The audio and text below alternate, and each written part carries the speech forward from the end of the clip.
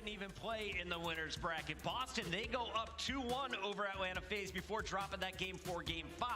The winner of this one, you're going to be playing against the Legion and Guerrillas, and statistically, you got to think you got a chance in both of those matchups. Yeah, especially if you're either one of these squads, whoever's able to make it out, going up against some of the bottom teams that we have in the league. Obviously, LG, ever since making the roster change, their hardpoint has been on point, but as of recent, they've been losing a lot of HPs, and that's been making their series go a lot more longer than they want to. But as we take a look at the stats here for both of these squads, it just hasn't been the best for either one.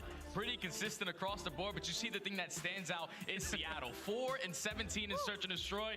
You don't want that game 2 or game 5. I was thinking Boston was cursed in that game 5, but now I'm looking at Seattle and saying, oh, we definitely could run this. Oh yeah, and we have to be realistic about the situation as well. I feel like a lot of us might be leaning Surge simply because of their Major 1 performance. I mean, they went to finals and they did get their revenge against New York Subliners, but the reality is they're 4 and 17 in Search and Destroy. They've looked abysmal all of Major 2 qualifiers, and I'm thinking, you know, we're getting to LAN now. Their LAN S&D record is much better, obviously, than got all 4 what wins they here. did. But we have to be realistic in this situation where Seattle, as of recency bias, just has not looked good.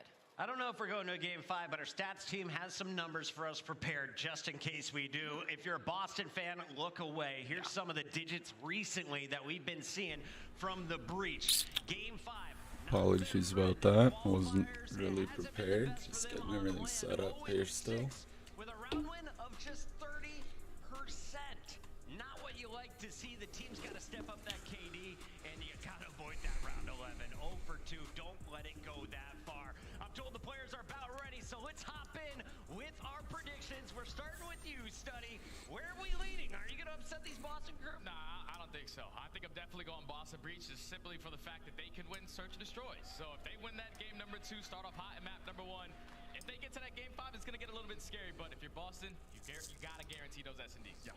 Allie, where are we going? I can't go against the hometown team, especially when they're in the elimination bracket. I'm going to go with the Boston Breach. I do think they have the edge in Search like Give me this. the map count. I know you're looking at your numbers. What is it? 3-1. 3-1? Yeah. I thought that I was going to be the only person going for this team, but it's a full desk. I'm going for Boston Breach, too. There we go. And strictly because of the S&Ds. It's got to be the discussion. It's got to be the thing to think about, looking at Nero specifically, Puggin. I would pick Boston, and yeah, you know what? I'm going to stay on it. That's what I'm doing, because I like my security guard, but I don't trust him. Let's go to the game, though. We got our man Guy Blaze on the stage, ready to kick this one off. Chris. All right, everybody, y'all ready to go? Oh, all right, you guys got me now? All right, let's go. Coming out to the stage first, Boston. Y'all ready to get this started? Yeah, it's the home team. Get ready, because into the breach we go. You've waited patiently for this moment. An event in our home city. But it's not our first year anymore. Let's crank things up a notch. What an unbelievable hardpoint methods. On the flank, it's to a P1. Nero. Oh my Boston, what's wrong? His tags are awakening as he is steamrolled. 23 Boston, it's time.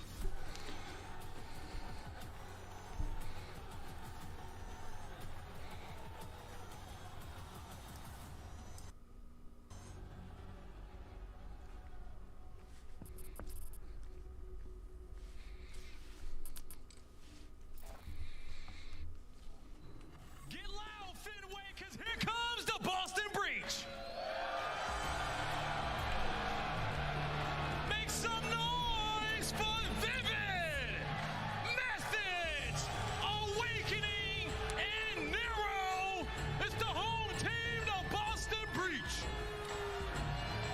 The hometown team finds himself in a do or die situation, but this entire venue is on their feet here to back them up. They have to get through the sea of the Surge, the second place of the Major 1, but I don't have to speak too much. You hear that crowd, Blaze? It's time to bring out their opponents. I hear that crowd, Allie, and I don't want to keep them waiting.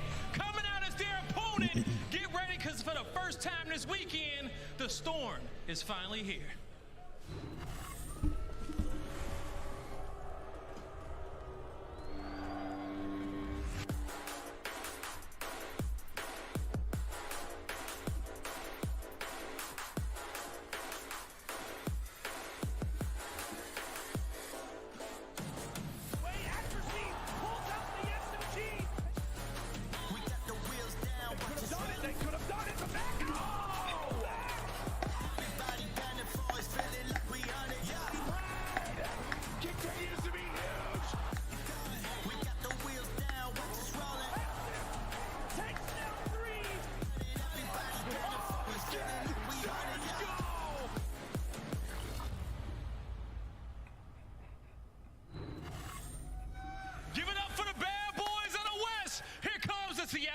Surge.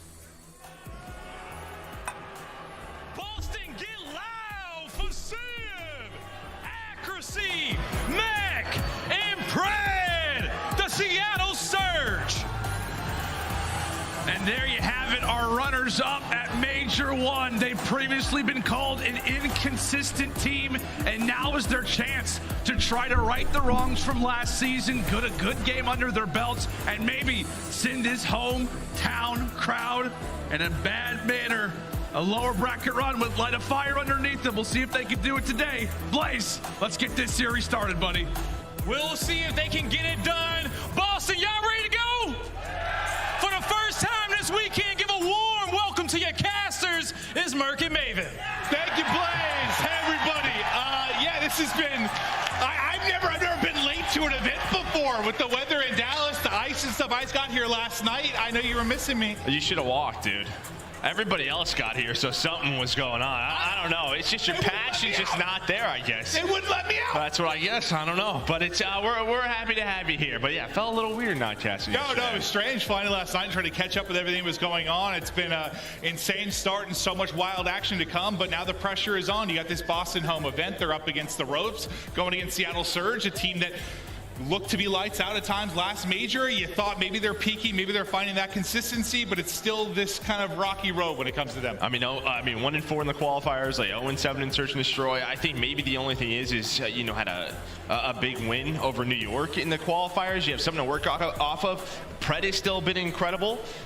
But it's just kind of the other pieces, everybody else. And we always feel like on land, Mac is the guy we always circle. It just feels like he brings it to another level, and that's when Seattle is at their best. But on the other side, for Boston Breach, I feel like, is a very good map set for them, especially around those respawns. All right, well, the respawn's going to be big, but I think the focus is going to be on Search and Destroy, just with what you said, not being able to find a win there. The Game 5 woes for Boston as well, but the crowd is pumped. We're ready to get rocking. I'm finally back in the venue, and I'm excited to get it rolling. It is awesome to be here in Boston. The fans of the city have been absolutely amazing, but now what can this Boston team put on the map, Joe? Yeah, I mean, we saw it right there, right? You have the #1 hold percentage team versus the #2 break percentage team, so it's to just be this back and forth battle. And I feel when you talk about Embassy, it's sort of that P2, P3. Can you combine it? Can you break it? We'll see what our teams can do, but I think our eyes are on that man right there, Pred right away. We know what this man can bring to the table. Is the rest of the Seattle Surge gonna, follow his lead? Well, one of many long-range fights you're probably going to see between accuracy and methods will go down. So far, accuracy the better side of that. Now, what can Big Wake do? So much behind this young man when he got on the team. We know the takeover ability that he has, but over to Vivid, looking to be a nuisance down low. It's Pred there. It's able to get the kills. Mac right through on the follow. I mean, this is incredible time already here at this P1. Already 30 seconds on the board. This is not easy to do on this map with all the different angles to get those players off of it. Finally, you're going to have Nero and Awakening find some kills, get some pressure. Now on a rotation, you have Methods trying to work towards that back parking lot, but he already gets spotted. Mac's going to take him down. Well, when you think about the pressure on Boston, maybe because you're the hometown the favorite right now, you want to get the win, you want to move on, you got the crowd behind you, but then you are Surge, you're on the brink of having the worst S&D stretch in the history of the CDL. Who's got more pressure on this map one? Oh, I think Seattle Surge, just because, they were the runners-up, right? And, we're looking at them to maybe go on another run. And I think for the Boston Breach, yes, it is their first major here in Boston. They don't want to let the fans down.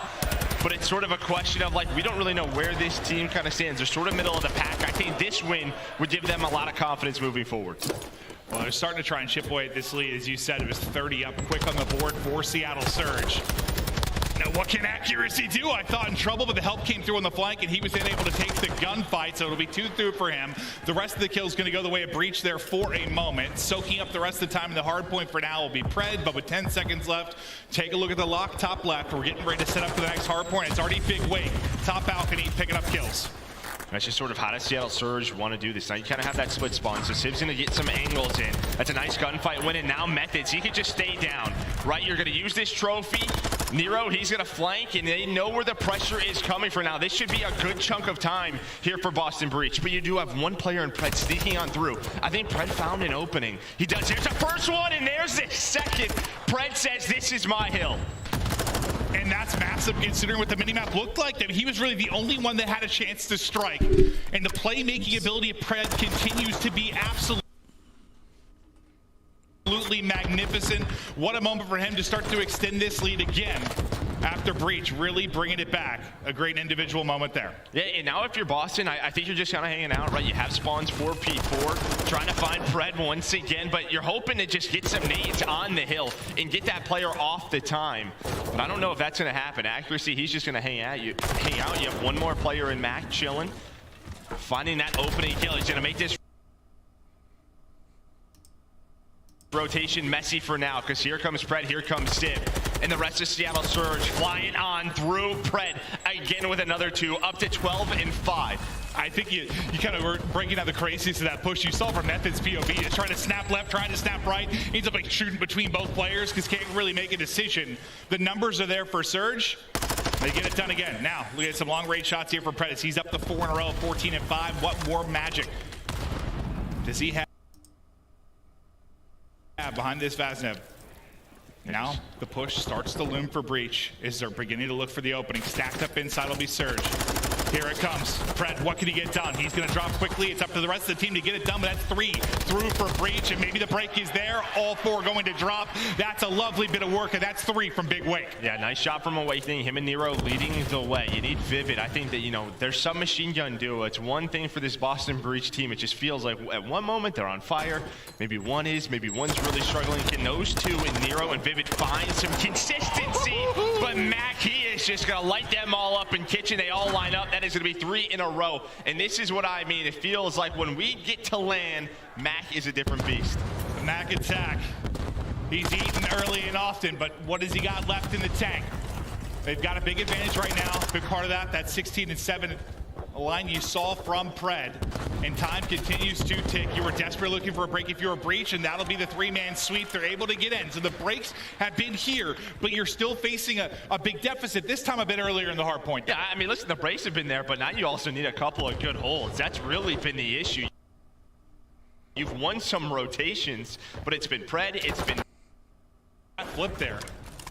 Yeah, over at P3. Yeah, when you think about the points they would have got, combined ends up being a devastating moment, but this time so far they're able to hold. And now we'll look at the next big rotation. They brought this down to 40-point game. Nero just trying to find the gunfight into the corner. I think they try to get the stun out around the edge. Chow's right before it pops off, so Nero at least able to take one, but Surge flowing through on the kill feed for now, Joe. Yeah, and this is normally what you see around P1. I mean, that first one, just such a good job by Surge finding that early time, but both teams just going to trading back and forth, fighting for map position, maybe to set up at P2. It does feel like Pred has a good idea that they could be coming up towards this staircase. He's just watching accuracies back so they can soak up that time. Well, Pred's going to fly on out. Nice trade by Nero. Again, just staying here because they have the rotation over to P2. You just feel like if Breach can make that run, if they can make this close, if they can get the lead, like this crowd is ready to roar. It's just been kind of this stagnant advantage you've had for Surge throughout most of this. They just need to begin to chip away at it. And you know, this place will start to come alive. But the Method's POV we go. The timing could not be worse. He looks right, they peek left. He will drop and it's Surge back into the hard point. But I mean, that's one of those things when you're playing at the home venue. If you're Surge, like, try to maintain the lead, try to keep them quiet, take the crowd out of it. Yeah, 100%. But again, on rotation, it feels like Boston, they have position and then what, 2-3 down right away. Seattle Surge probably won't count as a break because it was right at the hill as soon as it pops, but another right there on the map for Seattle Surge. Now a 70-point lead as that continues to grow. Positive 10 is Pred. As he's looking for more. Looks like Zenny might be the Chow on the edge. He comes forward, able to get the kill, not able to take the next as the trade is there quickly, but it's Surge that have been up throughout the entire game. 70-point advantage right now. Things are clicking in the hard point. Let's go to a listen now with Seattle Surge. Yeah, okay. Put a margin there. He's just laying down. He's just aiming at the gas. What is happening? Fuck, my bad. Put him orange. Nice. 2 orange, 1 orange. One more time, one shot. Nero's 1 shot time. I naded it. Nero's 1 shot time. I have a streak. He's still naded. Hold the cross, nice. Nero's on time, no choke, no choke. Orange, absolute. Trap him in orange. Trap him in orange. Zinni's front side. One shot at a time, one shot at a Trap him in time. orange. One tree block the mark, you're behind Tree him. block dead. Zinni was on orange outside. I heard you. On the AC, on the AC. I'm shooting if they run out of Missing orange. Zinni. Top orange in the stairs. Dead. One more. In the stairs, in the stairs. Zinni, dead. Nice. Go get gas. I'm looking at it. P1. P1. Dead. Gas Got dead. orange. I'm looking at top gas. I'm looking at it. He's not there. P1 again. I'm dead. I'm On not. the trees. I ran away. I only have top gas. I need to cut trees, he could be bottom orange. I'm on the gas. Put the gas. I don't know right now. Get top. The one you put him orange, Dante. I'm playing my life up Get that here. scrap, get that scrap. Listen, I'm putting my life There's up one on new, there's one on gas still. Gas dead. Glass, Dante. I'm gonna put him here. Awakening. We're missing awakening. Yeah, I think he's on new. I got a weird spawn. I'm checking stairs. What's there? I'm not peeking him. He's on the bottom. I'm looking back left. One Xbox. Okay. I'm holding I'm top. trying H2. Come on the top. H2. 2 holes. One more in the back, I'm telling you. One more H1. Where's the back? H1 lane dead. You have a trophy. H1 just lane dead. Thought the listening was fantastic. I mean, the small talk was there, not too frantic, just little things like who are we missing, where are you looking. I liked it a lot. Yeah, and on top of that, I mean, you gave Boston no time. You're up 100 points. Everybody frying now. Everyone was on a spree. The Breach do finally get in here towards that P4, but it's Mac again, almost finds another 5 spree. Sim now just playing for this position, trying to keep them off that hill, gives his team the spawns. Mac and Fred gonna be right behind him as they're gonna fly on through. Mac there with another 3. Mac is just frying right now. All 4 of Boston Breach taken down. What is coming out of this man's Vasev? Because it has been filthy and he loses that one. But he felt like he was 2-3 bolted every single fight. Just an absolute monster. Him and Pred just leading the way and doing it with emphasis. Only 10 more points needed, and they're throwing up this map 1 win. Yeah, it's nothing more than that. I mean, again, Breach have had opportunities to set up, but every single time it just feels like a multi-kill has come through for Seattle Surge, gives them that break, and that's the difference. You almost have 60 kills between Mac and Pred. That's submachine gun duo on Embassy going off. And when they've been so strong, I mean, someone's going to pay on the other side of it. Vivid, sitting around double negative, struggled to get it going, but they're getting pieced right now. Everything's gotten broken. There's the final second. Surge. They are on the board first, and they get it done with, I mean, you're talking ever since the Pred play, what a third. That gets you out to, what, a 30-point advantage? You're between that and then a 100-point win for the rest to go. Yeah, I mean, even the second rotation, what, the P2 that you broken right before it starts, then you had the P3 where they were in a position to hold again, and it's all 4 dead. Just the break ability of Seattle Surge. I think just one big moment, though, like if Boston could have made a little bit of a run, the crowd starts roaring, you kind of hear that energy behind you, maybe you get going, but they just never let it happen. They never let them creep back into it. Yeah, I mean, just early on. Yeah, you're hoping that. And we saw that yesterday versus Atlanta FaZe. I mean, Boston Breach, they had the crowd behind them. That's when they were able to take that map one. They came out swinging, but not this time. You see it right there, the stats on your screen. Mac and Pred leading the way, but accuracy not far behind. Well, now the search and destroy will be big as we start to look forward, because this is the one where what? Like, you're on a 9-game skid, I believe it is, for Seattle Surge. You're talking about maybe tying the CDL record and passing it within this series for most search losses in a row, which is pretty unbelievable. So you would think, for the Boston fans and the crowd, like, this is your shot. Like, come and take this. I think it has to be. Yeah. Right? Like, it has to be. You're relying on it big time. Yeah, this Seattle Surge team. And it's crazy because it's every single map. Like, they're trying everything. And we know this isn't the most, like, consistent. I feel like it's hard to be consistent in searching the team with just the way Deddy is, right? The way the sounds are, you're hoping. I mean, it's like a specialist, right? You're hoping to make a play with Deddy. If you don't, you have to track the opponents. There's just timings that can go your way, that can't go your way. There's these crazy momentum shifts we've seen all year long. You would think they would squeak out one, but that has just not been the case. No, it's just wild with, like, the talent on the team. Yeah, you would think just, like, you'd be able to just behind the Gunny. And like you heard the comps, the Hardpoint so good. You would think just behind that you'd be able to get a win here and there. But no, it's not been the case. It's one of those things where I think it starts to, almost like when a player is like 0-6, 0-7 with a particular map, it starts to, like, you feel that weight on your shoulders. You start to think about it a little bit more. I think when you're on a skid like this, that it's got to happen with the team to some degree. Like, no matter what we do, no matter what decisions we make, we just can't win a goddamn search and destroy. It just won't happen. Like, it has to start to be in the back of your head a little bit. It's got to be. No, 100%. But or you could look back at Major 1 where I think they finished 4 and 5, and in Search and Destroy, their respawn really carried them through. And they got a couple of clutch search wins. Or maybe you're relying on that again. We just gotta win a few, boys. Just win a few. You're not even hoping for 50%. You're hoping for 30, 25. Well, just give me one. Yeah, but I think it's a little bit different when you think about the format we had with like the Pro-Am. And you get a lot more matches, maybe you get in a groove and get rolling. Here, due to the qualifier stretch that you had, you're starting in losers. Like, you don't have like that, you have no breathing room, no wiggle room whatsoever. Yeah, the only thing I'll say, you have like, what, 1 match a day more than likely. Maybe in losers you'll have 2 tomorrow. But, if you can survive, we're still early in the day. I think for Seattle Surge or Boston Breach, the teams that win early, you have a whole day of land practice, right? The rest of the day, right? You get some food after this, then you're right back to practice. Can you carry that momentum into tomorrow and do the same thing? So it's kind of seems like one of those teams, at least to me, it's like if you win here, you have a chance to, who knows, make a run maybe to a final, or you're just bopped, you're done. That's it. That's it. It's kind of scary to think about it that way. But this search and destroy everything on the other side for Breach. You lose the map 1 in convincing fashion. You got to turn it around. You got to turn it around quickly. Who are you looking at maybe on Boston Breach to step it up big time in the search and destroy? Well, I think it's got to be Vivid. Yeah, Vivid is that guy. He struggled map number 1, but even just coming into this, if you look at throughout stage 2, Vivid and Nero, they're both around like a 1.2 in search and destroy throughout their qualifiers.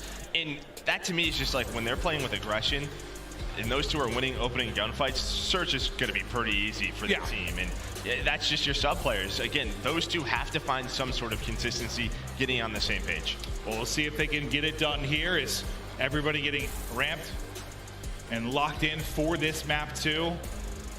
I mean, part of me hopes this goes all the way to game 5 and Boston wins this search, because then you'd have what, like the 0-6 Breach in a map 5 versus maybe the CDL record for S&D losses in a row. Like, not great records. No, they're but not. It's a record of some sort. Somebody's gonna bust through and get it done. Well, somebody has to, basically, is what it would come down to for the game 5. But for now, all eyes locked on this game 2, and it's just one if you're a Boston. Get an early round, like get the crowd into it again. Well, yeah, we're sticking on Embassy. So if you're Surge, you're like, all right, same gunfights. Mac's going to be in a really comfortable spot, getting that aggression, fighting middle of the map, and same thing on the Boston side. Your subs have to go out and win those opening duels. Is there a player, like, I mean, I know he can pop off like online too, but it just feels like he hits these modes at land. Like, is there a player like back in your time that just seemed to do that all the time? They just hit this. That was a long time ago. Yeah, right. Just like hit this level, you're like, all right, this is a different guy. Got to face this a little bit different. I mean, I feel like everyone kind of has those moments, but him even more so. Yeah. Just, I don't know what it is with him, but he lives for it. He loves it. He really does. Well, fist bumps are going out as we're counting down. So to get into this map 2, as you said, staying on it.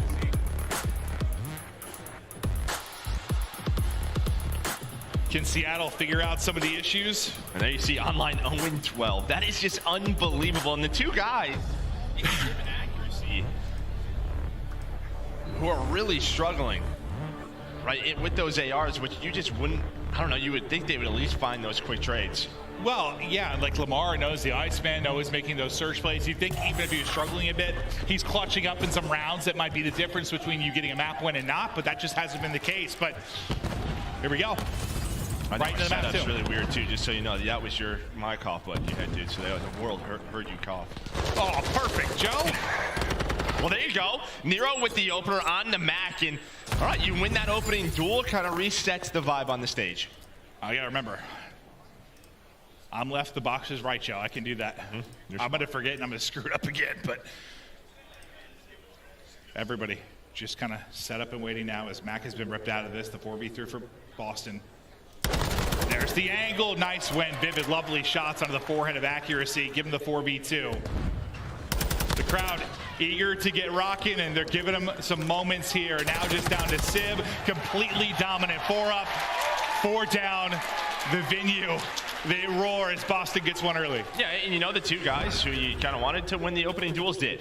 Nero on one side, Vivid with the other, Vivid with the tack, just winning that gunfight from the stairs. And I feel like when you have a submachine gun right in this position, it's just so difficult for the offensive team. They're watching the cross. There's a crossfire coming in from that P2 area with the tacks overlooking. It is not easy to do when you lose that first blood. Oh, I just realized I muted you while you were talking, too. We're good at this. Yeah, we are. We know we're doing it. I swear to God. Nero with the 2-0 start. We'll stick with his POV for now. Oh my God, he just watches Vivid and just get blown to smithereens, feet, hands, neck going opposite directions as all the nades are going to hit. So this time we man advantage for Surge. What can they do behind it? Accuracy keeps it rolling. Well, and you saw kind of, I think what Nero was trying to do, get in that position. You saw the nade kind of just trying to find Mac. It probably ends up weakening him. Maybe they're just looking for that trade.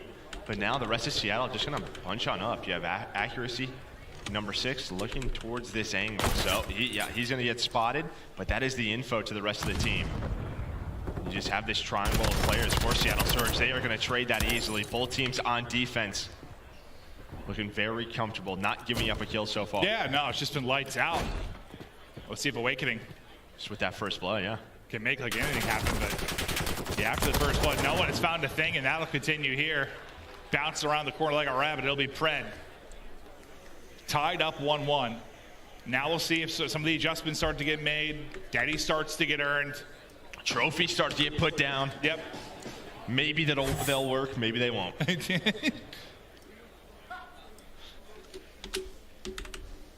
It's always a surprise. You can see the nades right there. I mean, just all connecting on that cross.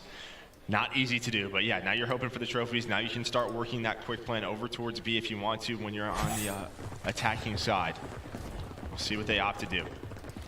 It looks like that's going to be the play. They're just sending it out. There's a counter here to meet him, though. That's Nero. This time, though, it's right, though. It's Sib that's able to get 2, gets out with 53 HP, but the difference maker there, bomb not planted quite yet. But a nice moment there from Sib. Now they'll work to get this down. 20 HP for Mac, and just able to get it done, see if he can get away with his life. But Sib is going to get caught as he has worked the backside. Now down to a 2 versus 2. Mac, just shots coming from everywhere, waiting for maybe the peak from Methods up top. He's just trying to play his life right now, just trying to buy time. That's it. Accuracy, he's set up in the clutch right now. What can he find? Methods with the shots, but this is not done yet. One of the clutchest players in Call of Duty. What can he do? 1 versus 2, 20 seconds left. It's Awakening and Methods. And Awakening, not a Denny player. Not a Denny player, but Methods. He's got 3 in the round. What a round there for Methods. And you can see just through X-ray, he was just holding the window. Gets first shot, wins the fight, defense holds. And what, it was Nero that got the first pick, I believe, but Sib that brought it back. But then I think it's on Sid there. He can't get picked by Methods, right? Like Mac, he's getting the bomb down.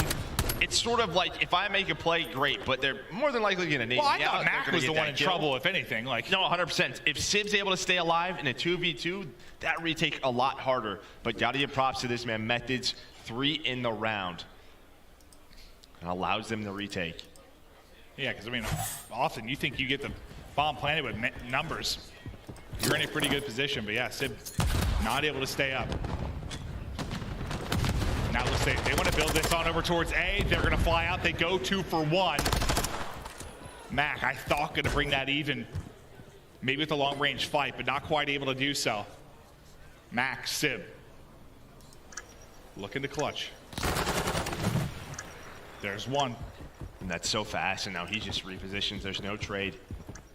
Vivid, though, does pop Daddy, so maybe he's looking for a play. He's getting the info.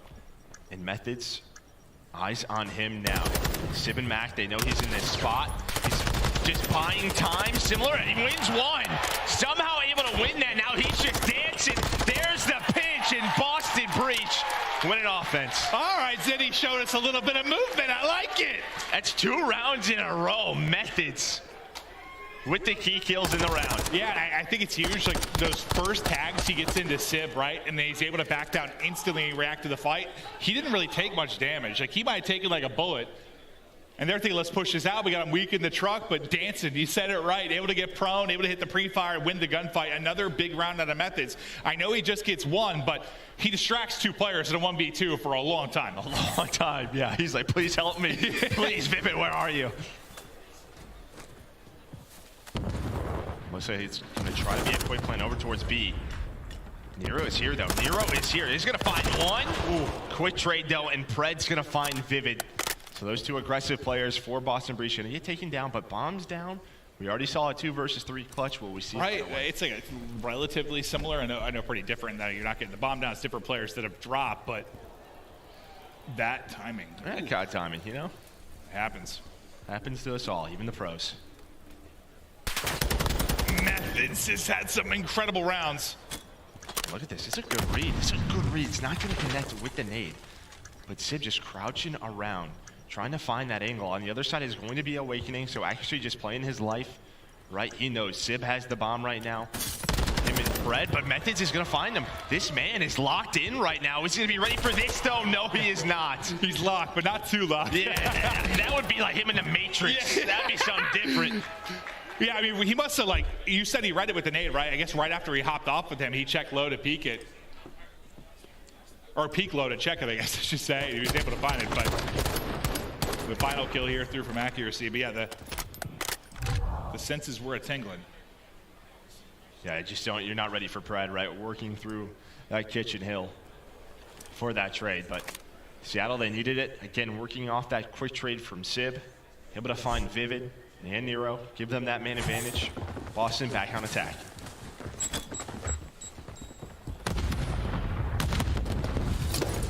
The nades slow him up for a second and do more than slow him up. Accuracy. It's the Simtex that's able to find the opener. Vivid is going to drop. There's a trophy there, right? Yeah, okay. I would assume so. I mean, they all kind of stopped for a second. Well, yeah, they just got stunned. Well, that one I think was a little bit shorter. The trophy, right? Like where you... Oh, Daddy Nero! Oh! I'm sorry? I don't know. My sincerest apologies. I got a little excited in the moment, Joe. Methods continues to beam. Reach out to the next. He's feeling himself, but 2v1 now. Sib. Can he clutch up? He gets Awakening and Nero. It's gotta be so tough being the trophy guy in the clutch situations. Like, all right, everyone is going to hear me. Maybe just trying to bait something out. Trying to find that kill onto Awakening, but 15 seconds left. They're going to be hanging out. He's like, please peek me, please peek me. He's not getting anything right now. Boston Breach locked in as Nero does get taken down, but he finds the difference in the round. Yeah, that's probably why they weren't peeking. Yeah, he shoots pretty That's not one of those guys you want to take a lot of one-on-one fights with. He can be so incredibly talented, but they play the clock well. They just bait it. Gets him to be impatient and frustrated, I'm sure, in that situation. But yeah, Nero, the one that makes the play in this one. Just a lovely bit of work as the Boston chants start in the venue.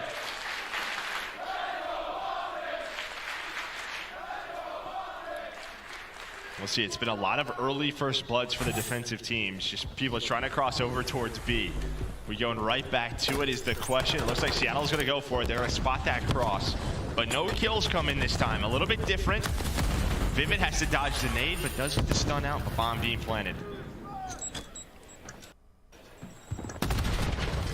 Nade hits, but no kill through, so they get the plant. They're able to get out. Big wake, though. He's finding the pixel over the place. Trying Mac, gonna drop. Now Nero coming through with a pinch and puts him to bed. That's a quick retake. 5th round on the board for Breach. And I love that from Boston. They spot the cross. None of their nades connect, and they say, okay, they're going to go for a quick plant. Let's get into our spots now. Nero instantly hits that flank. He's able to get into that staircase. Once he's in that spot, I mean, that's just easy 2 kills, but it's Awakening who dealt with the players near the bomb. The teamwork for Boston starting to show. And the woes for Surge and Search and Destroy continue to show. Sure do. Yep. One more round, you're tied up 1-1 here before we look to a control, but got to close it out. We'll see if they can do it on offense. But Nero having himself a map at 9 and 5. I know you said Sib and accuracy have struggled. Sib stepped up here, Max 1 and 6. Like, it's just they can't get that full team effort. But here comes the knock. Mac continues to struggle. Nice recentering there from Nero to get the kill. That's not an easy fight as you're flying through the doors. They've got a 3v2. They can shut it down now. Able to take down Mac and Pred, getting that early aggression, but Vivid and Nero there for the response, and that's what you need from this duo in those moments. So now you have a 2-on-3. You can slow the round down. What do we have? Do we have Deddy? Do we have a trophy? Let's try to find some information. That's going to be the play call. Accuracy in this spot. He's got Sib looking over him. I mean, this is correct if you are Boston. That A site wide open. We're going to know it here soon. Okay, they're going to line up for Awakening, and that is easy. Boston tied things up. Awakening just hitting the absolute beams. as that series got deeper. Nero making plays. They dominate the search and destroy. They answer, and they bring us to 1-1, but that is clean out of Big Wig. I'm not sure he misses a bullet. Just those are the shots that make you feel good. It's just satisfying. Yeah, and I mean, for Boston, not the cleanest, not their best hardpoint map #1, but they bounce back in Seattle Surge. Let me tell you, it's really hard to win in Call of Duty when you cannot win search and destroy. I don't know what needs to change, but something has to. Well, it's like one of those things now. You better win 3 and 4. I mean, I know 5 is possible when you take a look at the Boston records, obviously, but just I'd worry less about the Boston record, more their overall search and destroy woes, I think, right now. No doubt about it. There you go, Nero with 10 in map #2 and some just key moments. That 2-piece over towards that 8 bomb to really give them the advantage in the map, secure them that offensive round win, and they just ran away with the momentum. Well, and I think he said it, like, it's one thing when you can't win a mode, like, let's say you're at 40% or something, like when it's tough to win, like it's your weakness. That is one thing. When you can't win it at 0%. all. Yeah, when it's 0%. What in the hell are you supposed to do? But we are tied up 1-1. Boston fans come alive in the map too as they bring us to 1-1 and we get deeper into this series. Who's going to take it? Will it be Breach? Will it be Surge? Quick break here, guys, then we continue on. Do not go anywhere. We'll be right back.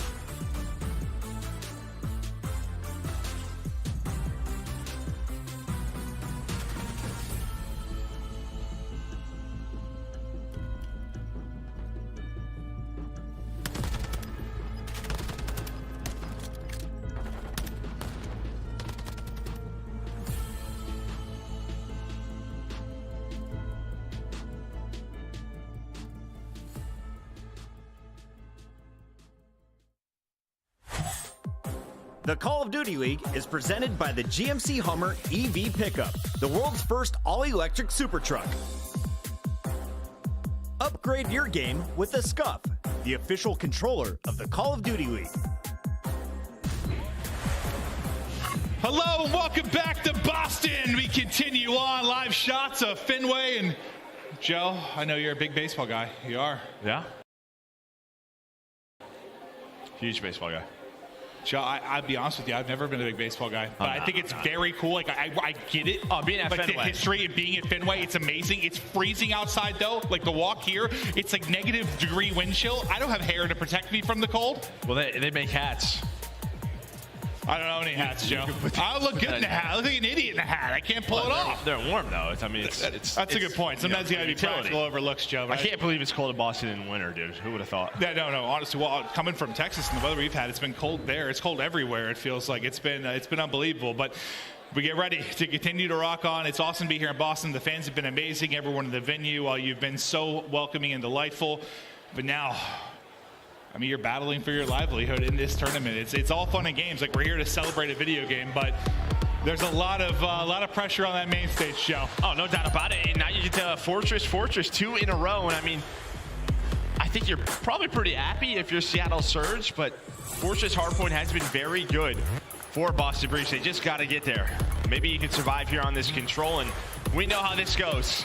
How many ticks can you get on offense? Can you maybe steal on offense? Or is it going to be all about getting that spawn trap down? Well, off to round one. Let's get it going. Awake. Pull-ups to start things off, but his teammates finding the kills, methods in the feed. That's everybody. 4 down, and that's going to make it tough to find openings on offense when you go 4 down to open up the round. Yeah, well, right into the spawn trap. I mean, I guess one good thing, you don't have like trophies down if you are Boston, so your nades should hit. Ooh. But Vivid, right outside of maps, able to find a couple of kills, but Fred trying to do what he can to get out. Now the trophy's starting to get a position, and well, that's just great timing. Right. But Fred playing his life, and well, he's going to find 4 kills in a row as Seattle Surge thinking about putting some pressure over towards B. Mac leaning over towards A. He's just going to pause the clock right now. But there is the response. 4 life advantage for Boston. Breach up to 5. This should be number 6. Mac not ready for it. Yeah, I mean, it's important to have those moments where you stop the clock, right? Where you get out and just make people move around the map. Try and make the defense panic a little bit. That's a person. Yep, unfortunately tucked away on the desk. That'll be Fred. Surprise. Now, is this their moment? Is this potentially their opening? They found a flurry of kills, but there's only 15 seconds left to go on the clock. They've got to get onto the point, and they're scampering across, trying to find it. There's the clock stop for a second at 13.4. Pred able to win the fight on it. Awakening trying to hold the cross through the double doors, but he's going to get gunned down to 21 HP. At least able to get 1 tick. You still have Civ thinking about putting pressure over towards B. Awakening, though, he's going to win that gunfight. Now you just got to deal with this. There we go. 10 seconds like Nero, though. That is just your teammate's name, but that's okay. There's a quick trade. Vivid can... Oh, my! He stopped shooting. We've all been there. He thought he was dead. He wasn't. Sim just turns and puts him 6 feet under. And now that's 2 ticks done at A. No way at that moment could it be what maybe gets them a point, but they get 2 ticks, you get a little bit of damage in. Nobody close. Was close enough, but he gets traded out quickly. And that's just, dude, we've all been there. Like, you shoot a few bullets, you just have the sort of the muscle memory at that time to kill. You think you have it, but you either miss or it doesn't finish. And then when you're playing as other Call of Duty professionals, you were quickly reminded to make sure you finish your kills. Yeah, Sip's had a couple of moments already throughout some of these maps where you just see his snap. There's incredible shots out of him. But what, you get 2 ticks? I guess if you're Seattle Surge, Boston, you don't give up a point. Maybe could have been a little bit cleaner, but I guess I just wonder if that 1 versus 2 ticks is going to matter in the end. Yeah, it might. That's a question. Usually when it's a defensive heavy map like this, I mean, it comes down to something like that, right? Like, it's not a whole lot of difference. It's going to be 3 dead for Seattle Surge. Just a nice break off for Boston Breach. You put some players on the point. Gonna have a take. No, doesn't get done. So close. But Pred with the timing. And then this is when he's at his scariest. Just roaming around the map, inside of your buildings, inside of your spawn. Has the Deddy pop, just trying to find anything. But his teammates, they got his back. Yeah, it's like, do you get a moment to clear any of this? I mean, it's still sitting so close to getting that first bit of progress done. But obviously on a map where you're so worried about spawn killing, so worried about being in the dominant positions, you want to try and hold as long as you can. Trying to sneak through is going to be Vivid. May have found an angle, and he did do just that. Now back onto the point, there was never the clearance that came in, so you get the first bit of progress done pretty much instantaneously. Now for the second bit, there it is. Boston making progress. Making good progress there. I love it, Vivid. Maybe just played his life a little bit more. They had so much worry on him, but he gets caught. But Nero trying to do what he can. One more player maybe here to try and stop this. Doesn't look like it's going to happen. 8 point done. So already a solid offensive round. They have the tick lead. Now does Boston. Oh, I thought once the stun hit, he was screwed, but they're able to get it done. 16 versus 16. So play a little TDM now if you are Boston Breach. Well, they have the advantage. That's going to be 3 dead for Seattle Surge. That's going to be all 4. Now the aggression is here. And still, this next wave of gunfights so difficult. As they're spawning up safe at the other point. He gets a couple bullets into multiple players, but not able to finish anything. Is Nero. Now Methods. No opening for him. You're kind of back to square one. You're now down 2 lives. Yeah, you're hoping for a couple of trades there, but it was just a clean wipe. Yeah, I mean, similar to what Boston did to them just, 20 seconds earlier in that round. But Seattle needed that, but it's still 9 versus 9. Well, it's like some maps, like you get that like 3-4 down, like you can kind of just hold forward and get to a pretty good spot where you have the advantage in the gunfight. Not really the case here so much, right? It's like you got to win another wave. I'll tell you who's frying right now. Since that search and destroy has been Methods, just playing really well. You see him all in the kill feed. 6 versus 7, 30 seconds to work with. Now things are tied up. So Boston still a chance to maybe win this round. Oh, I'd say Pred just nearly able to get out of that after taking a couple of shots, but not quite able to do it. 4 versus 5, 4 versus 4 now. No respawns remaining for either side. The advantage gonna go to Boston. 4 on 3. Sib's got to try to make the play. It's not going to happen. He's going to drop. Vivid on the play. You got the numbers here. 2-on-1 accuracy. Last guy up. There's the challenge, and he gets smoked. Boston Breach take the offense. And everybody in the building knows how big of a deal that is. If you have played Fortress Control, if you have watched the CDL all year long, that is not easy to do. But you got to give props to the way they captured that A zone. They give themselves so much time. Right around 2 minutes, they kept the lives close. Exactly. Like it's both things that are crucial, right? Because you said you can play TDM for a little bit, right? Like you can actually try to bleed them out. And I know that kind of got flipped on its head quickly, but you had time to play with. It's like you're able to make a mistake, get smoked 3-4 down, and still have a shot in the round. It's a wild one, Joe, but they're rare, right? Those rounds are rare. Yeah, I mean, I think Methods got them out of that spawn trap a couple of times, but then to close out that round, it was Vivid on the flank and then Nero, who has kept up the momentum from the search and destroy. He's on 4 in a row. And this is another guy. It just feels like when he gets hot, no one can slow him down. Yeah, his centering looks spectacular on some of these shouts he's doing around the edges, but right after we saw his lovely headshots, it was Surge. I believe they got 3 straight, so they start to bring it back to the lives department early on, but it's all on them to try and get this offensive round win. They've got to do something here, or they're 3-0 smoked out of this control. They're onto the point, they're making progress. They've got the guys forward inside the fortress. They are wreaking havoc. We are getting close to that 8-point finishing. You still have 2 players sitting on it. This has been a much better start for Surge than we saw the first time through. No, 100%. And I think if you're Boston here, you don't panic, right? They still have to work towards B, but you really need Fortress Control. Inside of here, top dark, you have to clear this out. I mean, you're on 5 lives and 2 minutes left. This is about, you got everything you need here if you're Surge to push this map deeper. Yeah, it's just a question of can they stay out of the trap, right? Just as soon as it happens, if they go 3-4 dead, all the map control goes over to Boston Breach. That could be the game. It could with them in the lead. And Awakening, he's starting a piece, and now you have Vivid off a spawn to find another one. So now it's just accuracy. Never mind. There we go. This is not what you wanted. Now you have Methods working forward. The trap is in. Awakening now on 5 in a row, up to 19 and 13. Hit your shots, kid. Set up behind a sail ship. Just looking to put the beams in. As Pred lurks out to mid-map, he's going to get dropped. Vivid able to find 2. Lives basically even, just over a minute now to go. You brought it back. You were down 5 lives if you were Boston Breach when that 8-point got captured. You brought it back now. You've started to take the edge. You're locking it down around the edge, not letting everybody get out. Narrow, nice bit of movement there to catch the player.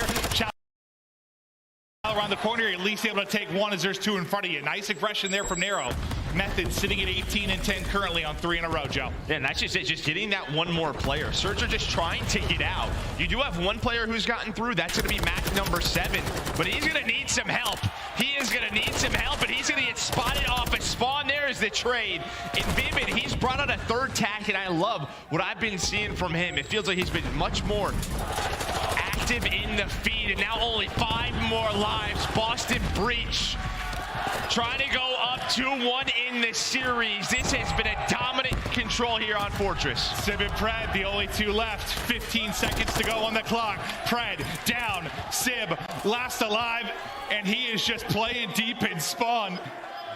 He knows not a lot he's going to be able to do here. Just trying to find what kills he can.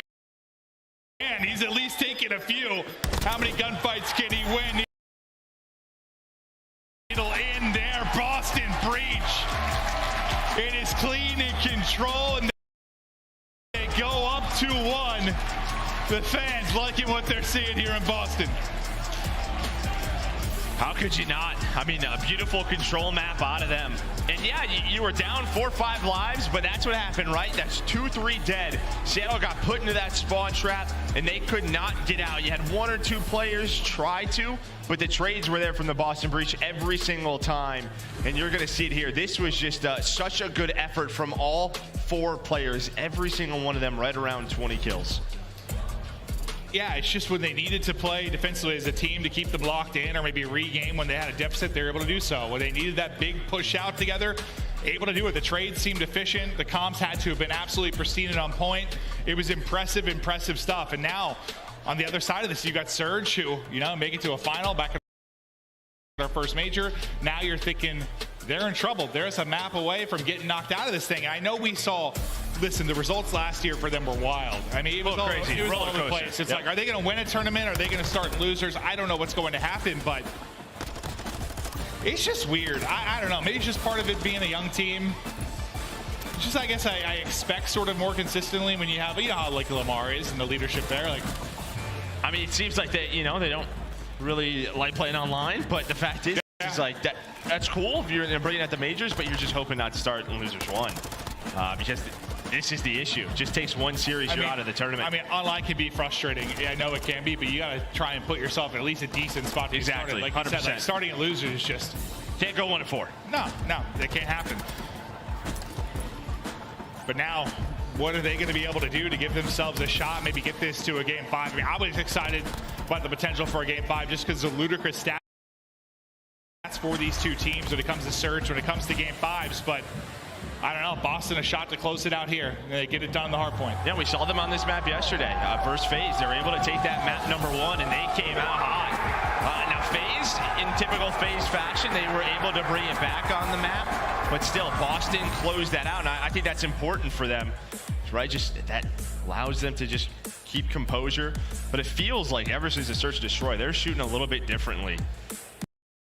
So what? 4 players. We're on to Fortress. Yeah, well, I mean, we talk about Face's comeback here. You know, you remember the incredible one they had against Surge when we go back to the last major. But this is, when you talk about coming out hot, though, I mean, we know Surge is capable of that, too. I know we're going all the way back to the last major, but, I mean, they came out up, what, 100, 150.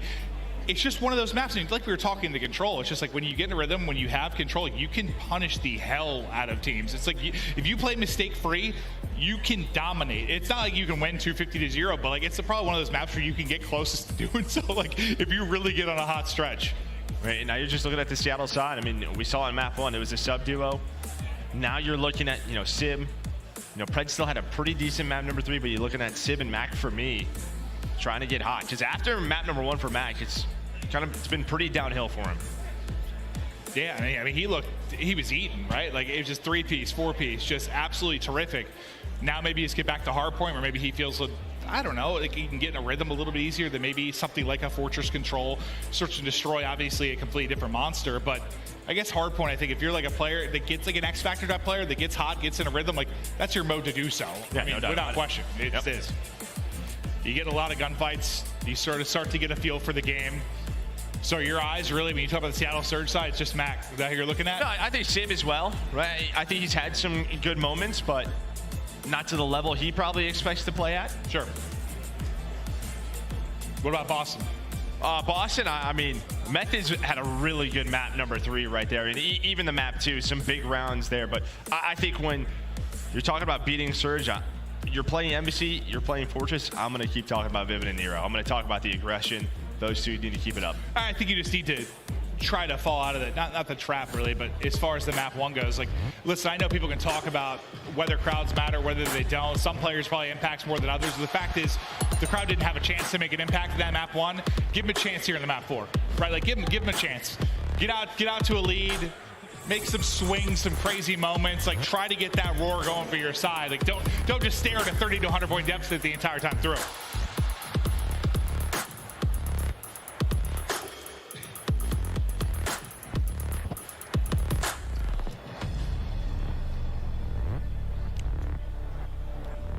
Will Boston move on? And can they get it done here in the Hardpoint as we stay on Fortress? All the pressure on these teams. The losers bracket match. Winner goes on, loser is toast. Nero, he's been feeling himself in these corner chows, and there's gonna be another one centering perfect right onto the forehead of Fred. Right back to it. Now they follow it up. 2 in a row for Methods. It is clean. They are on the point. The start you wanted. Yeah, I mean, you know, starting on that good side, you get a 4th down, and I like that. You had 3 players basically back up, make sure no spawns came in for Seattle Surge to maybe ruin their setup at P1 and at P2 with those spawns. But Sib and Fred, the headshot multipliers hitting. We've all been there. How the heck did I just die? Oh, yeah. Nice early 23 seconds of Boston Breach, but Mac, he's on the hill. I thought he was going to kind of win that fight, just with the camera battle, right? Like jumping over it. Nope. The headshots get through. And it was such a good start. You hold on to 23 or so seconds, but Surge, you're able to battle through for a couple of points. Get that trophy. Tries to stab. Doesn't get the whole way into the chicken, Joe. And I like the nice patience from the other 2 players on Boston Breach. Methods, he spawns up. He's just holding down P2 control alongside Awakening. Now Vivid and Nero dealing with the first push of Seattle Surge. There is one trade, some bad timing, but Deddy popped. He's able to find Mac. That's going to be the reset. Just trying to lock this down. What is the timing going to be? Not the best. But it doesn't matter because his teammates are on the hill and Vivid, his duo, there for the trade. Yeah, that timing was horrific, but as you said, the rest of the players step up. You're up 40 now. Looking a lot different than that first hard point. Can you keep it rolling? Awakening shots clean, and they are true. 3 in a row for him, maybe 4 if he can find the angle. Trying to do so desperately, but a second player to worry about up top. Now watch Boston. They're going to try to fly here. They want to try to flip these spawns before this hill pops. There's going to be one player that spawns out. You have a 2 versus 2 on the hill right now. Awakening's going to find one. This could be a huge swing for Boston Breach right now. Methods is going to take him down. You have control. Macdo already in a good spot. Over towards the hill is going to be Nero. He's going to win it, but there's a nade. And I know you don't have control, but you messed with the setup already of Seattle Surge. I mean, how many seconds is this going to be a mess with nobody in comfortably, right? Like, that fast rotation, that hike across the map. Yeah, he may not get time, but Methods is just centering on foreheads. There's been nobody able to be left up standing around the point. Now everybody's spawning in deep near the objective for Boston Breach, outside the double doors. Everybody looking to pound their way through for Surge. The big gunfight starting to go down. The tax, the lethals, everything sorted in, but it's Methods and it's Vivid that are able to line true. And I don't know who earned any time until right now. About like 25 seconds, I think, if you're Boston Breach, but you take that all day. Nicely done at P3 for Boston Breach. That was just a war. And already that lead starting to get a little bit dangerous. Surge gonna need a response here. As we head over towards B4, by this cannon, can they get into a setup? You have 2 players down right now for Boston Breach, so things are going to slow down, but they're going to spawn right on P2. So the pressure going to be here right away. Woo! Nero, like a panther, just flying out around the edge. It's not the easiest thing when you're shooting straight down, dude. We've been there. It's not the easiest of fights, but finally Fred will find his prey. Again, another break. This is the opposite of map 1. It was all Seattle on the breaks, time and time again, but this time through, Boston Breach are giving it to Seattle Surge. But you gotta think, when you're a team like Surge Show, and you had a match first phase, I know it's last major, but I don't know, man. You know, like anything can flip upon its head. Like, you witnessed it. You had that collapse. There's gotta be something inside where you're like, we can bring this back, boys. It's happened to us. Yeah, that was like a phase team who thought they could win the tournament. I don't know what this Surge team is thinking right now. It feels like they're pretty tilted. As you just see in the kill feed again, Boston Breach, they are gonna mess with this early setup. They're gonna get on that hill. There's still one more first in the fight on top of it, but Awake able to take it. Is he alive? Oh, God, that little dolphin dive into the doorway and then the snap on back. I thought maybe going to be able to take down another one, but the teammates are there for the reinforcement. As Vivid looking to fly on forward. The push through coming on the other side, though, for Surge. Vivid able to find the timing for the kill. There's another one mid-map. Method's already cleaned that up. Nesting away and playing his life for now. Eyes on one and able to hit the shots. 100-point advantage. Breach continue to hold. They are firing on all cylinders right now. Let's go right to a listening with Boston Breach. First guy go. Horson watching over front hill. Somebody left. They can front of me. I'm left, bro. I'm blocked. I'm getting someone's back. Yeah, I got it. Hit it, bench. One's open. Yo, cannon in front of Murray. He's on coming. Hey. Cannon in P1. Cannon in P1. Hide. Cannon in P1. Cubby 2. Sim's one off the street. I'll see him go. One P1 truck. Nice. More on top. Yeah, he tapped up. Tapped up. Yeah, backside time. Backside time, yeah. I need overtime. Plant top. I spawn Look down, bounce him down. I don't see him now. Nice, good shit. I need to Cannon. Probably watching the cross. I'm going cubby. Yo, top Bottom mark. stop single. He's challenging bottom mark, and there goes on hill. He's one of us on hill. He's challenging me. On the cannon. He's flanking you back right here. I can need cannon. Yeah, backside time and top rails. I need cannon. Single. He's not Single. one shot first side hill. Single, one shot. Nice shot. Single back up. He's topped up, really stunned Lamar. Alright, and one single. Okay. One's on near, one's single. Bottom mark, going cubby. You're back. With dub steps. Okay, take your time here. Okay, he's still dub steps. He goes single. It's fine. Top single, weak Lamar. Top single, weak Go back up. One's close. One's safe. Alright. Behind stage. I'm throwing my shit. They have a trophy. I'm gonna go close. Okay, I'm pretty much single. He's still being Some solid comms there, especially tracking maybe the streaks for Civ. I think it was Narrow that was calling out everything. His Methods was starting to push forward. He got the big kill, but out of the listening, it's Awakening. It's able to pop 2. But Joe, what was once a 70, 80-point lead, it's slowly evaporating. All right, listen, I'm not saying you said it, but this could be your fault, dude. We're in front of the home crowd. That's all I'm saying. But I mean, props to Seattle Surge getting right back in this game.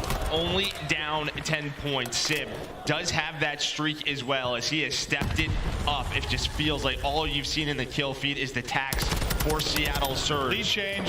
Lead changes in. There we go. But you do have Breach set up now towards P3. We saw this yesterday again, that an early lead versus FaZe, they were able to stay composed. Can they do it here to win this series?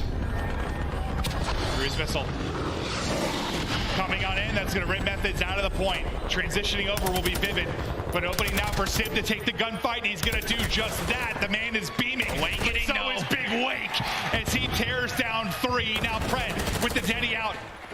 Looking to come through on the push. Not going to happen. Awakening and Arrow able to combine.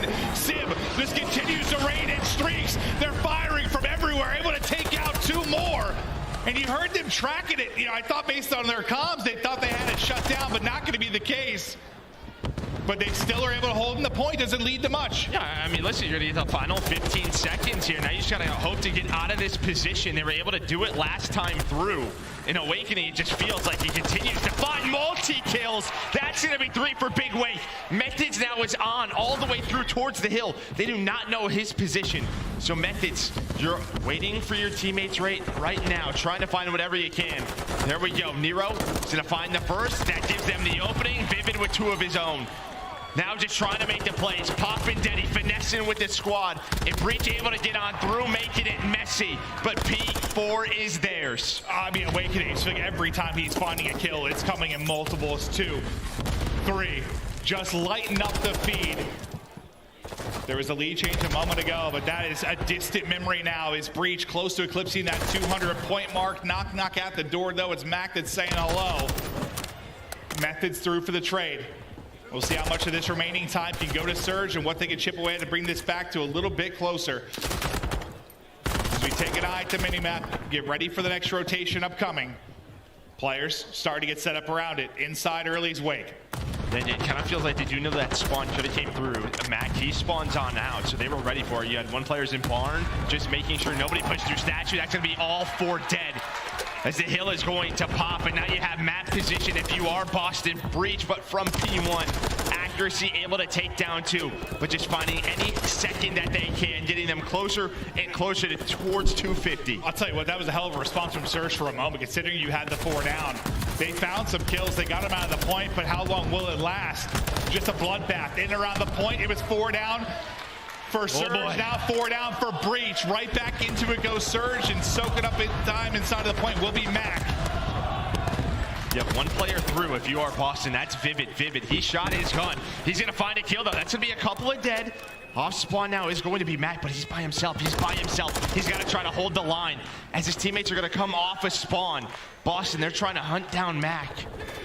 So they can set up 4 P1, you gotta think. Up to 216. Just trying to find this man. Oh my God. The timing not going their way. Surge gonna be set up at P1. 1 player left in Awakening. How big can Mac be over the course of this stretch? Next hardpoint is up. Moving over to it will be Narrow.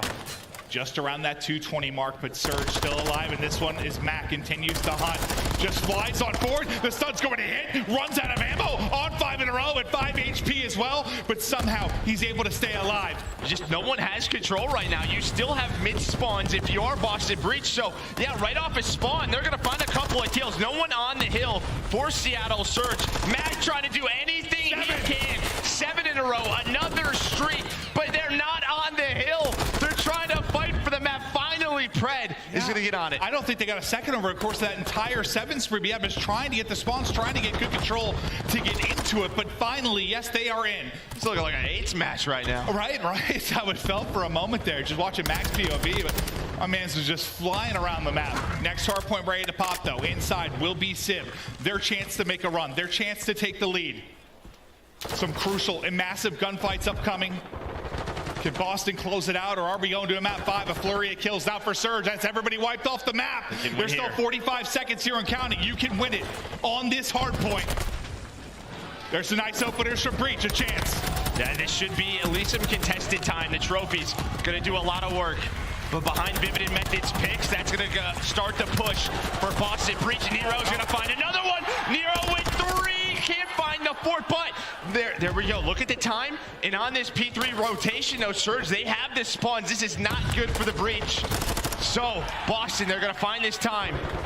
Now trying to push on forward. Yeah, it's like we saw earlier in the game where they were able to make it so messy. Do you have 1 player that's going to I think you have to leave this if you're Awakening. Yeah, that's going to be the play call. They got to go right now.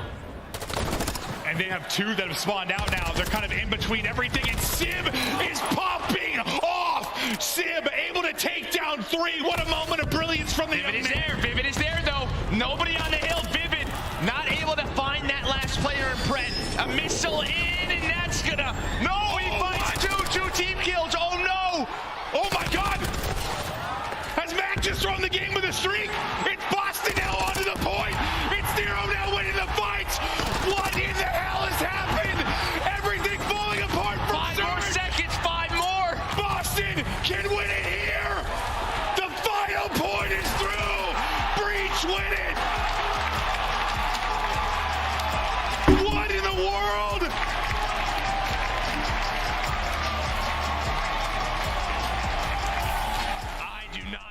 Mac really blew that for everybody there. He blew himself up and accuracy up. That is not what he wanted to do with that one, I'll tell you what. It's the Boston Miracle, Joe. The Boston Miracle, here we go. Oh my God. It looked like we were going to a map 5. Based on the mini-map, the setup they had, how difficult it is to break that point. Sometimes you rely on a streak to break the point. Technically, you did rely on a streak to break the point. It was just Surge's streak. You're not wrong. I mean, what was that map? I don't know. Nobody was on the hill for like 2 minutes, it felt like. It was so back and forth. It felt like 8. It literally felt like I was watching Ace at night.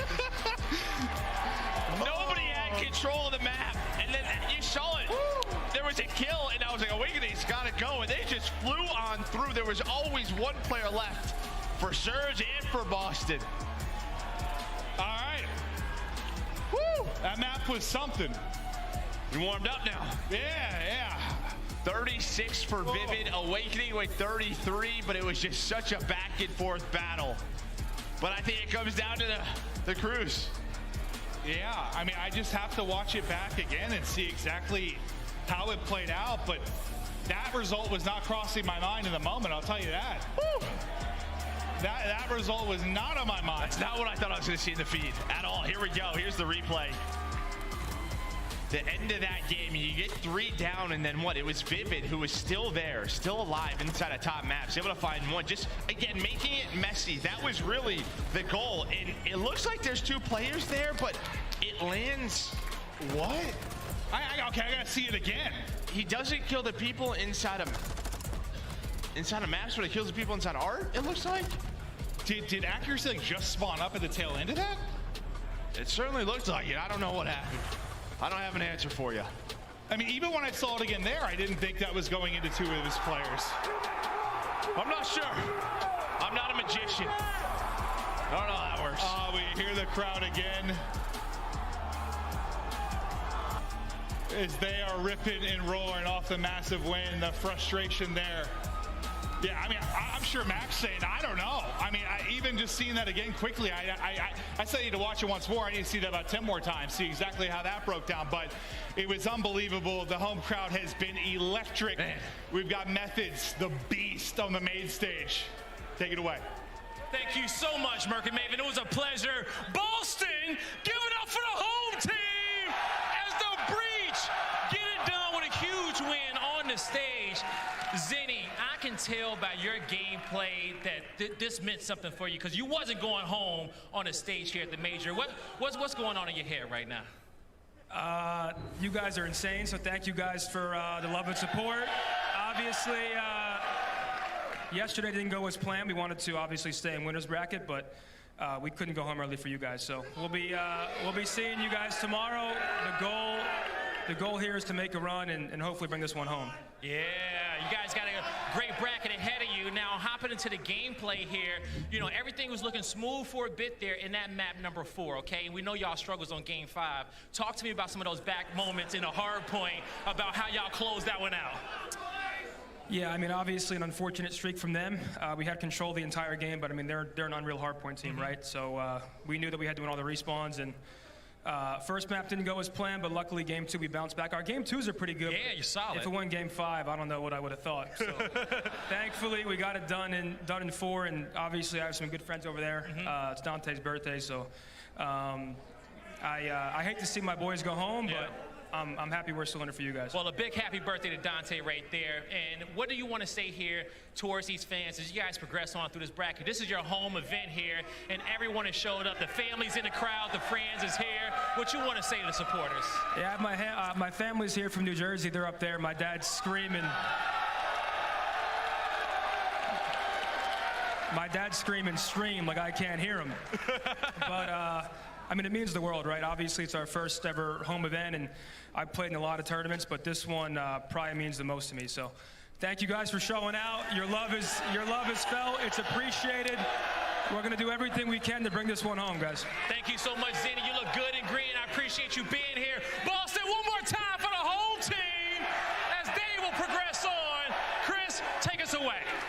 One of my favorite players to watch of all time. Congratulations, Boston Breach and Zinni, as they pick up the W. And it's nothing like winning in front of the family, Jay. Yeah, it's nothing like winning, especially in front of your family, in front of your home crowd, man. Like, I had the opportunity to at least cast an event in New York, and that was insane. But to be playing with your family here, man, it's no better feeling than that. We saw the vibes from Scrap. He dropped some record numbers. Today, Methods pops off, especially in the search and destroy clutches. Boston, though, could have been taken to that Game 5, and we'll revisit that cruise missile moment in a little bit. But let's start at the beginning of this matchup. Ali, what did you see good from the Surge? Because they came in here with a low seed, but we saw them make a run all the way to the finals back at Raleigh. They're now out at 9-12. I mean, at the beginning of this matchup, I mean, that was a dominant Hardpoint, I think, across the board for the Seattle Surge. It felt like the SMG duo of Pred and Mac were just unstoppable on that map. So you have to tip your hat to Seattle, but unfortunately, once again, it's just that search and destroy. They just cannot figure it out. It has followed them now to LAN, which is even more concerning as we tried to give them props like, hey, maybe it's just an online thing. It is not. They lose that 6-2, and then that map number 3-0 on Fortress. You allowed Boston Breach to get an offensive round, which is a feat itself. Right. It was a very interesting series here, especially with the Game 4, Lando. We actually ran down to the desk. We thought Boston was going to finish it 2 minutes before the game actually ended. Let's take a look at some of the highlights here. And tell me, who from Boston is dangerous moving forward? Who do you have eyes on specifically? Yeah, I mean, I think there's a few different players, but I'll be honest, like normally the typical pick is somebody like Big Wake, but I was very impressed with Vivid, especially in this closeout game. We often talk about how he is the X factor. He's the player to look out for. I know we'll maybe have the chance to kind of see his numbers as the series went on, but he was looking great, and I feel like he's one of those guys. We say the same thing when it comes down to Nero. When they are delusionally confident, when they're winning those fights, there is not really many players in the league who are able to handle that pace. I think moving forward for the Boston Breach, you're happy with the game that you saw here today, and you're happy especially with the turnaround this team saw specifically out of Vivid. 235, 231 and counting. Surge making a late game run. Sib having an enormous performance. Then it came down to a 1v1. Pred's gonna win it. And then of course we all saw it. The cruise missile coming down. It takes out the Surge. Boston takes advantage of the situation. And you know, it's kind of like getting a late call from a referee that goes your way. No one in Boston is gonna be complaining about this one as they move forward to the next round. But Jay, you saw it. You were shaking your head and you said, you know, I know exactly what happened here. We're gonna take one more look at this cruise missile, and Jay, I want you to break it down for me. What exactly went down, and how did this end up to come back and bite the Surge? It's just the radius right there, the cruise missile, because accuracy, he was the guy that originally spawns out. He puts himself in towards top bar. He's cutting off every single player trying to push over through those open arches. 2 players slip on by, but then it was Mac who spawns bottom arc. He was laying right by that doorway. The fact that he was laying there with the doors open, I'm pretty sure once accuracy picks up this kill, he tries to jump out of the window.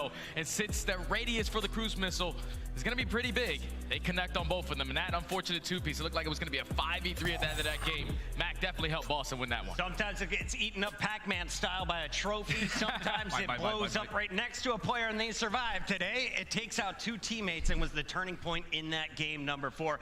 Ali, though, as we say goodbye to the Surge, what are you going to take away from this series, and what are you looking forward to tomorrow from Boston? I think we kind of forgot what Mackenzie Melts can do on LAN. You know, when that comeback did start to happen, I mean, Boston was up almost 100 points, and like you guys said, you came down early. You thought that map was about to be over. It was Mac who started going on these insane sprees inside of Art to pull Seattle back in that conversation. Of course, the cruise missile is an unfortunate situation, but Seattle Surge still can be such a dangerous team at events. Yeah, chat, stop the hate if it even started right there, because Mac is always the first one in, putting his body to enter for the rest of the team. Let's take a look, though, at our scuffed play of the game as we revisit some of the highlights from this series. And this has got to be the finish of our control, right? You're looking at Boston.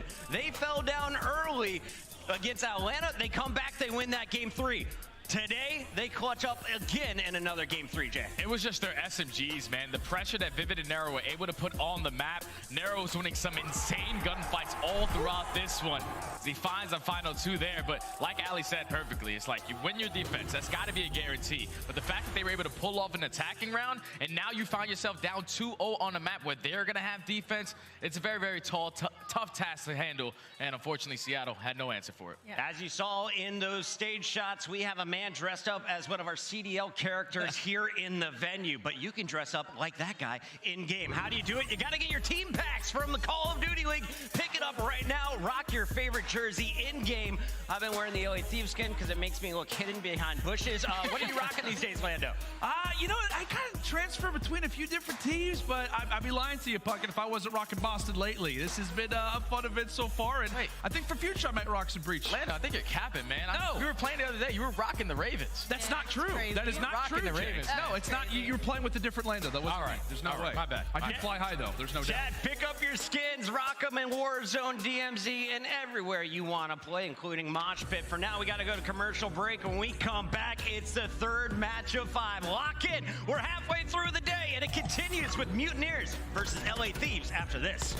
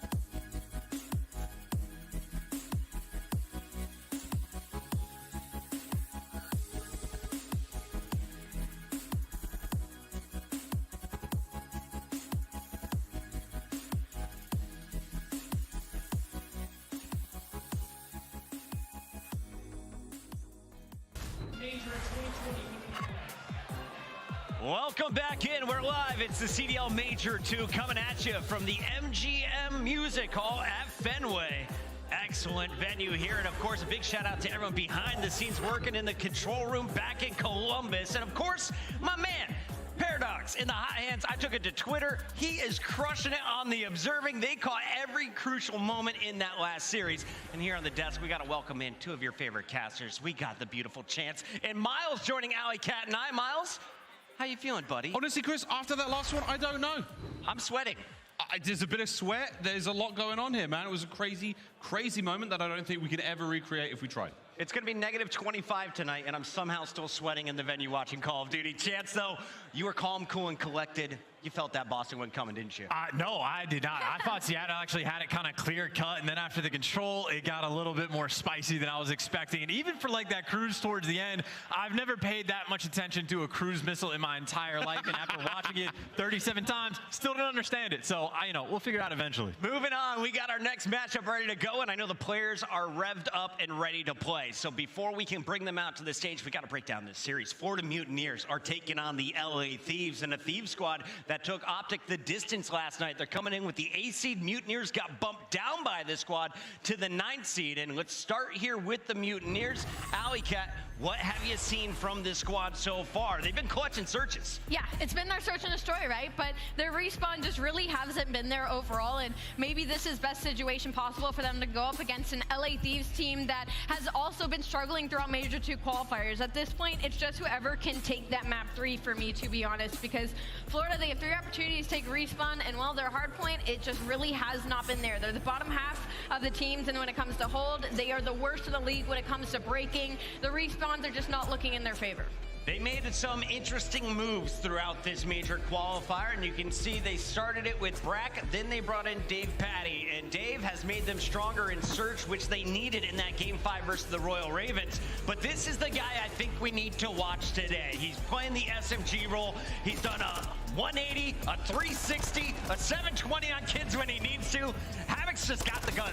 He is like an eternally underrated player. I feel like the conversation every single year is like, man, Havoc looks so good. Like, I wasn't expecting this, but we have the same conversation every single year, and it truly is not just the search and destroy. He is a pretty respectable slayer in the respawns. It's just a bit of a team effort, but S&D is obviously his bread and butter. He is one of the clutchest players in the league. He is like one of the best SMG playmakers in the league. You can't sing his praises enough. I mean, if anyone has ever done it before typical CDL matches start, Havoc does a 1v1 stream where he plays individuals on any number of search and destroy maps. He walks you through the gameplay. He walks you through his decision-making process. He is an absolute warrior in those moments, and it translates so well in a game. Yeah, check out his stream. Drop a few subs on him. And I know you're already subscribed to this other team. We got to talk about the LA Thieves. They're your world champions from the previous title. A slow start, much like last year so far in this title. And the Thieves, though, they look like they're starting to warm up. Always more comfortable in front of a crowd. And Sam LaRue, Mr. Octane, he was on his game again last night. Well, he's going to need to be even more on his game for this one, I think, because I always agree with Ali's take for this one of, like, at least last year they had the hard point. Like, that was almost the lock, and it was about building in the other game modes. This year, it's a little bit shaky across the board, and if you're going against Florida, who if you get to a Game 5, you're going to be shook against them. Like, you have to lock down the respawns. We love the energy we had from Draza, but I think if you're looking in-game, this guy might be the X factor today, Ali. Yeah, no, I'm right there with you, and the problem is, though, he does have to go head-to-head with Havoc, like Miles touched on, who is a warrior. He can be a one-team army at some points, but again, the LA Thieves, the human turret was in fact turreting yesterday, so should we see that Octane looking over him today? LA Thieves should have a pretty easy time when it comes to this series. One of these teams is going out 9 through 12. The other is moving into the top 8, and we got to take a look at the maps and modes for this 5-game series. Chance, I know you are crunching some of the numbers upstairs. You are looking at the maps. What do you like here for both teams? We're going to Hotel, Fortress, Hotel, Embassy, and LSU. I mean, fuck it. You don't even have to get map specific. It is game mode specific for me. It is the 2-5 is going to be dangerous no matter what the map is for Florida, especially if they don't have to play on the Embassy search and destroy. It's just a matter of which respawn can Florida look to take. It's looking at that Hotel control for me. I know you said the maps don't matter, but that's a win that LA Thieves have over OPTIC Texas, which is one of the better control teams in this league. And also, Florida is 12th in attacking round in the the entire league. So to put them on a map like Hotel, LA Thieves have the game plan on lock. Quick picks across the board. I'm going with Florida. I always ride or die with the Gator Boys. LA Thieves. LA Thieves. I'm just happy to be here, Chris. LA Thieves. 3 LA Thieves, and someone had to pick Florida, and not just me. There's another guy in the crowd. Let's get to the games, though, as we have Blaze on the stage. Bring him out, buddy. I'm happy to be here as well. Boston, you guys happy to be here also? Yeah. All right. Let's get this one started off. Coming to the stage first for the first time this weekend, decked in green, ready to survive this storm. Here comes the Mutineers.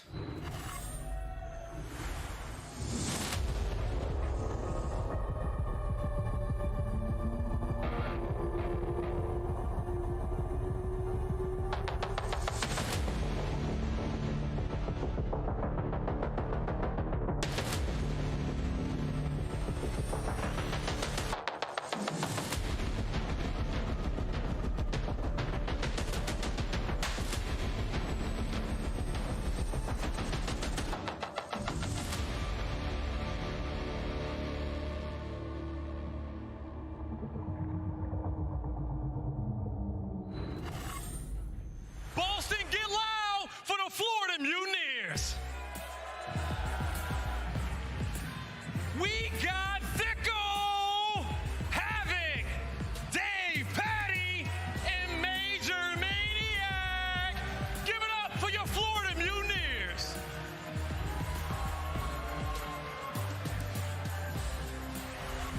Search and Destroy has been their wheelhouse. They have dominated teams from start to finish. Can the boys from Florida find a respawn this series? Will Patty the Batty be the man to lead them there? Let's find out, Guy. Right, Miles, it is time to find out. Coming back to the stage, Boston, get loud for your 2022 national champions. It's the LA Thieves. So what's the plan? Same crew, but this time, we take everything. Dylan Allen has picked up 3 in a row, looking to take care of the entire squad, and he's done it. Long. Here we go. Number 2.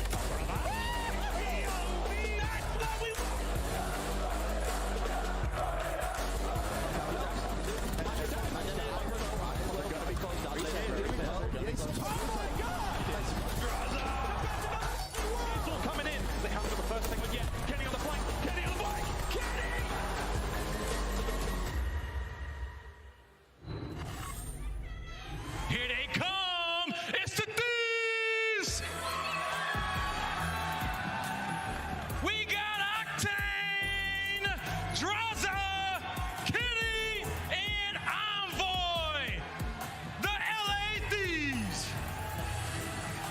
If anybody can take down Dave Patty, I'm looking over at the Sam LaRue Octane, the main AR on the side of the LA Thieves, but he can't do it alone. Next to him's gonna be Draza, the Alaskan assassin, and I know he's seeing red. I'm thinking Thieves, Blaze, but we gotta get the match started. I know y'all ready in the chat. Boston, y'all ready?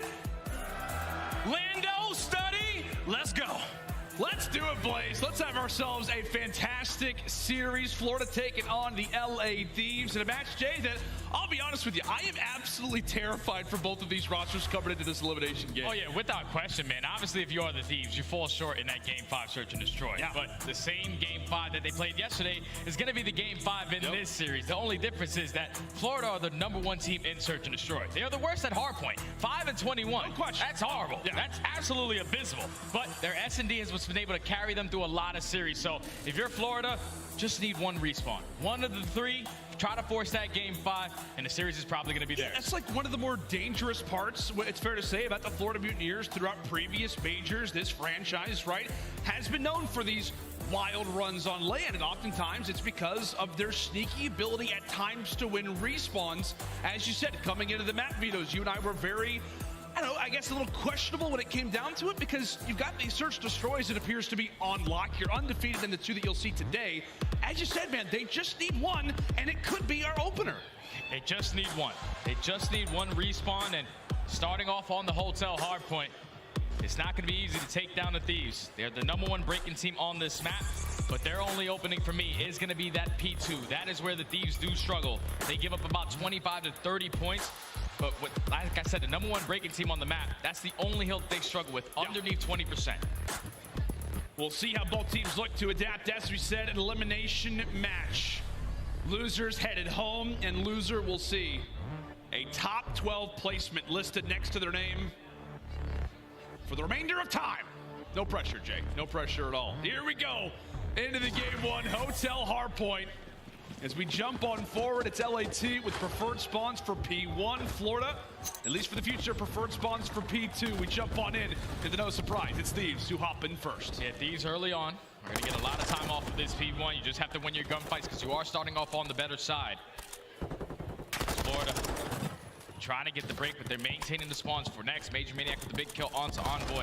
Keeping control of that P2, but LA Thieves doing a great job just soaking up a lot of time off of this P1 hardpoint. You like the aggressiveness that you're seeing from Kenny here off the rip. You can tell Thieves, they're trying to strut their stuff. Nice nade comes in from Envoy on the outside. So Thieves, they're getting time, and Jay, they're starting to press Florida a bit.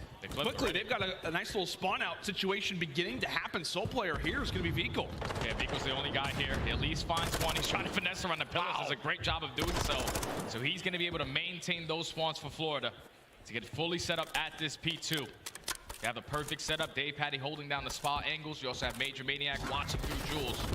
These gunfights can be big. And then you also have Havoc, who spawns on the pinch, so he's going to be ready right through single arch. This should be a clean 4 dead, but look at the spawns. LA Thieves are going to spawn in towards the back. Oh, Kenny gets gifted one, nearly finds the second. So Thieves are here and ready for the break. How about SMG Kenny coming forward? And just like that, behind those few kills, the rest of the Thieves jump on inside of the hardpoint, and now that lead begins to expand. They're already threatening at getting closer to that 100-point mark. Florida, they've worked so hard for this P2 rotation, and they've only been gifted like 5 seconds of it. Yeah, that's not good right there if you are Florida. You won your gunfight, you just allowed LA Thieves to spawn behind you and break your entire setup. So now LA Thieves able to chain 2 hills together off the rotation towards Kitchen. Not a single player from Florida in that position yet, so it's going to be an all-out battle in towards Diner. And as we get ready to head in toward P3, a hard point, as we said, the Florida got to hold. You're already taking a look at that score, and it is not pretty to start things off. I mean, we talked about it, right? Florida, horrible hard point record, by far the worst team in the league. What are some adjustments you want to see them do in this match, and however long that they could be alive here at Major 2, Jay? Well, they definitely need to start rotating because they are 11th overall in the league, and their break percentage is also a 5th, dead last. So you have to just do the fundamentals correct. You get the better spawns, the kills will be easier. And so far, they do a great job here at this P3. You know that all of LA Thieves are going to be sprinting right in front of you. It's all about these gunfights. As long as you keep the trade stagnant, it's all going to come into your fruition. As Florida, they find 3, all 4 dead in the feed. Great hold. Indeed, that's what you said they needed to do. They needed to get that rotation. They needed to hold, and so far they're able to do it. We've talked about it a lot as well for the other side on the LA Thieves, a team that typically is known for their fundamentals, but lately in Hardpoint, so far throughout MW2, it's been all about their breaks. Rotations, not exactly where you'd like. Number 12 when it comes to rotations, and now they're going to have to rely on one as we head in toward Bar. A lot of players to look out for. And one of those guys very well could be Major Maniac. He's got the Vaznev in hand. Yeah, he's got the Vaznev. He's just waiting for his teammates to try to set up this pinch. That's not an easy gunfight. Challenging Octane on the Godhead he is. That's going to be LA finding 3 kills in the feed. This is now going to allow Kenny to get aggressive in towards bottom bedroom. As long as he's staying in this position, Florida cannot sprint forward. They have to at least take him down, try to find the opening, but Kenny's just finessing. He's dancing around the map. He finds another one. That's all 4 dead in the feed. LA Thieves, so far flawless on the whole. You can see Kenny's face. He was just like, oh, they all died. Perfect. This is exactly what I wanted to happen. Final 30 seconds look to go very much in the way of Thieves, and a lot of it is based off the spree that Kylo Ken found himself on. I don't believe he earned the cruise in that moment, but he can be happy at the fact that this lead is very well intact. Florida, thankfully, are able to jump in for a moment, but still, you've got a few Thieves arrows around this location.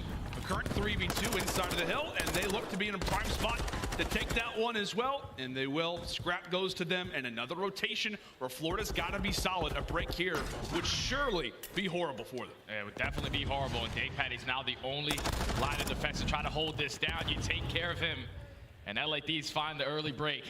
50 seconds on this P5 hardpoint. They're trying to hold it down. All the spawns for Florida trying to tunnel right through kitchen.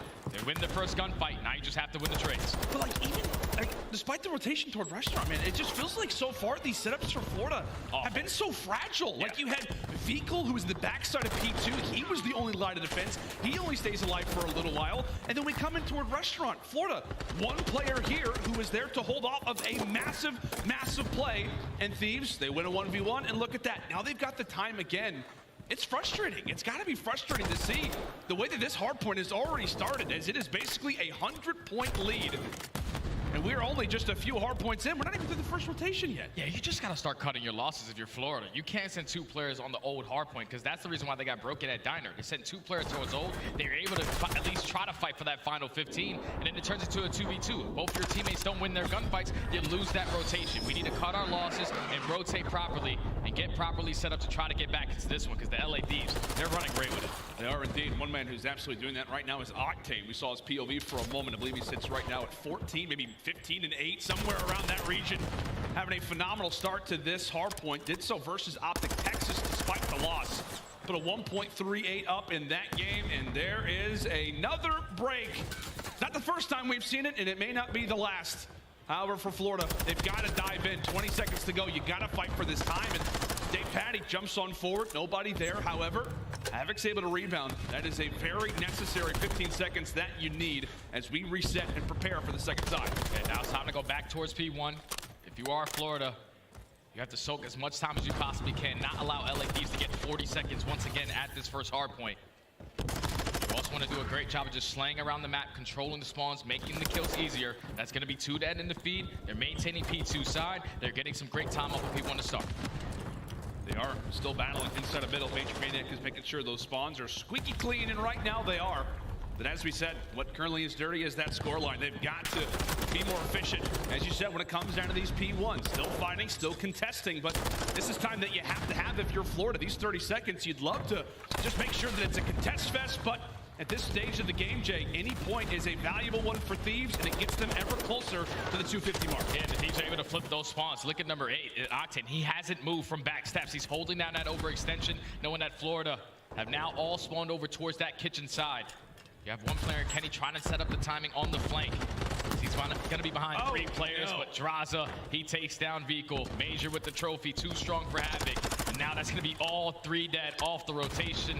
LA Thieves not making any mistakes. They can win the game here. I mean, Kenny's just having a blast. It feels like every time we're on his POV, he's going on a spree. The cruise missile that he doesn't earn earlier in the game, well, now it looks like he's got it. He's constantly going on flanks. You can tell the Mutineers caught off guard. Their heads are spinning. And there's something to be said, I don't know, maybe about their first game, trying to get a little momentum underneath them. A little bit slow to start here in the hard point, it has to be said. Shout out to Ton for that. But 35 seconds still to fight for Florida. They're able to break one of their first ones of the game, and it couldn't come at a better time. Yeah, right now if you're Florida, you're basically warming up your guns. Guns are starting to get a little bit hot. You see Dave Patty on the fire spree. So far, they have found every single kill in the feed, so getting closer and closer to getting himself back into this game. Now you just have to win that rotation over towards kitchen. You had success on the first rotation of hard points, but this time you don't have the bodies in the positioning. These gunfights are going to be big, and Octane, he starts off with the first, so it's going to be LA Thieves winning that rotation. Yeah, that 1v1 just makes it a lot more difficult for the Mutineers. You can tell the wheels were turning for Major Maniac, needed that pick, not able to find it, and now the SMGs still somewhat eyeing up the flank. Dave Patty and co trying to lead the charge. He's now on 6. Tosses down that trophy himself, gets rid of that one, and now the break is possible here for Florida. They're knocking on the door, and Dave Patty slides on in. The trades, well, for a moment, favored the Thieves. Vico able to stay alive. Only 8 more points, though, for Thieves. Florida, they've got to remain perfect, and it feels like, Jay, they've started to turn up. They have started to turn it. They're making this scoreline look a little bit more respectable. They find the break on towards kitchen. 25 seconds. Some good time still remaining on this hard point. As LA Thieves, they're still going to contest this. Octane, unfortunately, with the team kill. Not able to find that final kill. So LA Thieves are not going to be forced off the rotation. There's only one player in that position. Is going to be Draza. But LA Thieves, they're spawning at bedroom. They're going to be able to set up the crossfire. Yeah, the Thieves, 3 players instantly spawn up in bedroom. So you do have a few scouts, if you will, for the Mutineers, who are very much eyeing up this bar Hardpoint because they've got to win these fights early and they've got to win them fast. The streaks comes in for Dave Patty. However, not a lot of damage that ends up being done. Final few seconds, Dave's got to rush on forward. He drops as well. Final few seconds, Havoc. He's able to hold it off for a moment. Draza still here. Does he have the beams? You bet he does. 2 more points and that will be game. A well-controlled Hardpoint from start to finish as Thieves get out of the gates quite hot. The fundamentals right there for the LA Thieves. Exactly what they needed to do in map number 1. I think the game started to get out of hand, Lando, when that P2 spawn came in for LA. Florida were fully set up off the rotation. I said that that's the hill that they needed to win. They want to try to take this map number 1 from the Thieves. But they get those good spawns. They start up at basically 100 into this Hardpoint, and then we're running rotation after rotation. Florida just looked like they weren't really warmed up. You know, this is the first time on the stage for them, so they had to get the guns a little bit warm. They started to turn up towards the very end. You can feel it. Yeah, it was a little bit more respectable of a scoreline, but it was just LA Thieves doing their things right, making the game easy, taking map 1. And you called it perfectly. It was like off the very start of this game. What terrified me the most is that LA Thieves were able to get 44 points off of P1. That's like disgusting. off of the very opener, where this is supposed to be a contest fest, a crazy back and forth Hardpoint. Thieves basically got a money hill to start, and then they braked on top of that.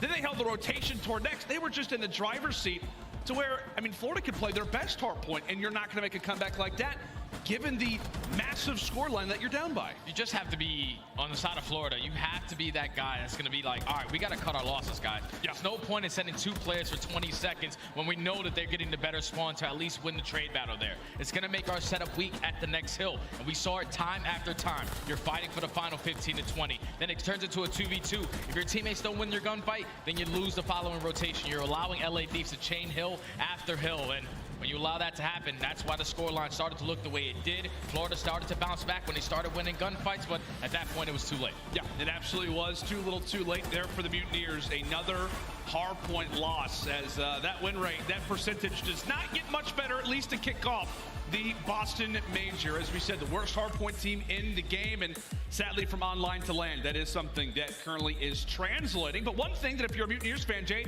that you hope translates is your S&D performance, because we've got a Fortress Search Destroy coming up next where they are perfect on. Oh yeah, they are perfect. Sitting at 3-0, the best team on defense, second on their attacking rounds, and also number 1 in retake situations. So if you are LA Thieves, they tend to struggle with this map. It's not going to be easy for them. One thing that really stands out for me, though, is their attacking rounds. That's something that they struggle with tremendously. Doesn't matter if it's post-plant situations, even in the first blood column on their attacking rounds, they're not going to be able to get it. So if you are LA Thieves, at least for them, their defense usually is stellar after they find the first blood. Once they get that first kill, it's 100% win rate on the defensive end. So it's basically a complete blind counter. It's great for Florida on both ends, but their attacking is final. And then on the opposite side, LA Thieves, great on defense after they get the first blood. I also think this is going to be an interesting barometer, not just for the Florida Mutineers, as we said, the team that we're obviously looking at coming into the Search Destroy, but it's also a good barometer, depending on who wins this series moving forward,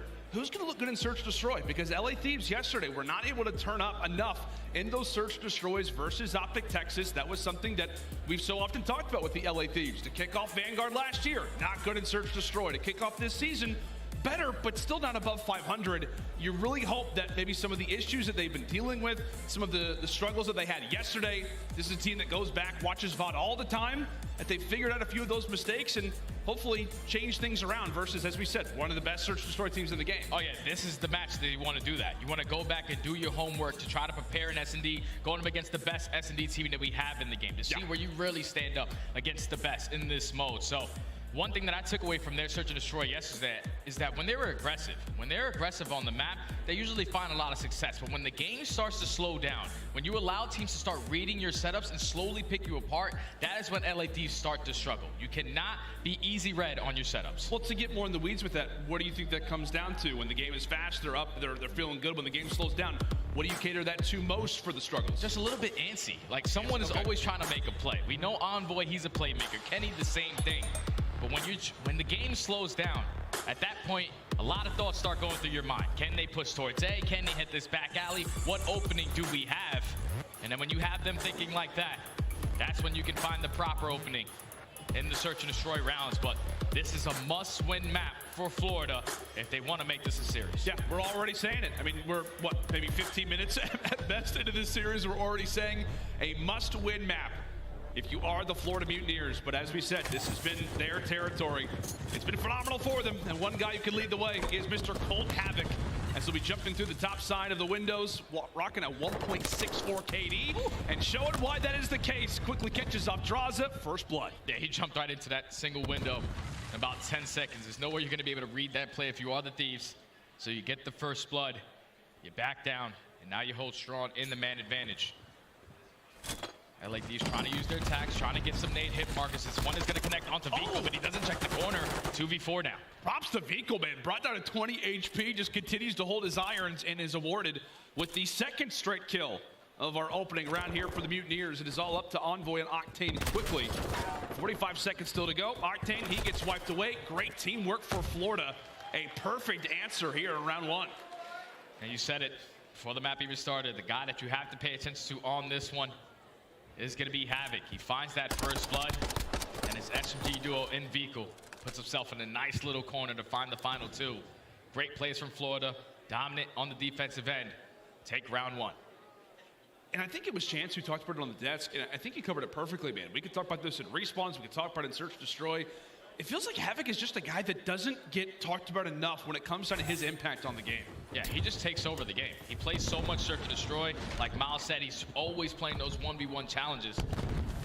He's just knowing, he's starting to understand the timings, where they can potentially be, clutch spots, and everything above that. So now it's going to be Florida, though, on the attacking rounds, playing it super patient. This is one thing that I love about them on this map. They like to put pressure on towards the P1 side, basically show they're going to attack towards B and try to break their setup. But Kenny's able to find the first blood, draws it with the second. Oh, an unfortunate team kill, but hey, it is a worthy transaction in the end, a 3-for-1. But hey, at least the guns are firing for the Thieves. And as we said, all up to Havoc, a 1v3, and Jay, there's not many players in the league who you feel a lot of confidence about in situations like this. Jumps down, cuts away Kenny. Now 2 more to go. However, Envoy's right on his heels. If Havoc has a bit more HP, maybe a little bit more intel on where everybody is, he stands a better chance. But Thieves, they notch one up on the board. Yep, they get the first blood. Before the map started, you get first blood on defense, 100% round win. It showed right there. 100%? Kenny, yeah, 100%, man. They're 1 and 2 overall, but 100% on defense when they get the first blood? That's pretty good. That is phenomenal. And we see that be the case quickly here for the Thieves. As they've leveled the score at 1-1, as we said, can never be sure. When it comes into Havoc in those clutching situations, but the Thieves able to neutralize them. As they they will jump on the attack. No surprise, Envoy bombing his back. At times you'll see that rotate between a few different players, but oftentimes it can be Dylan-handed. With it indeed, Draza, wonderful work to cut away Dave Patty, but you still have quite a bit of presence here from Florida. Vico in that same spot that he was just a few rounds ago. Bomb is going to get planted, so LA Thieves have the man advantage. You have 2 plays from Florida trying to work this late flank. And Vico's just going to play it patient. Wait for his teammates to try to get back into the play.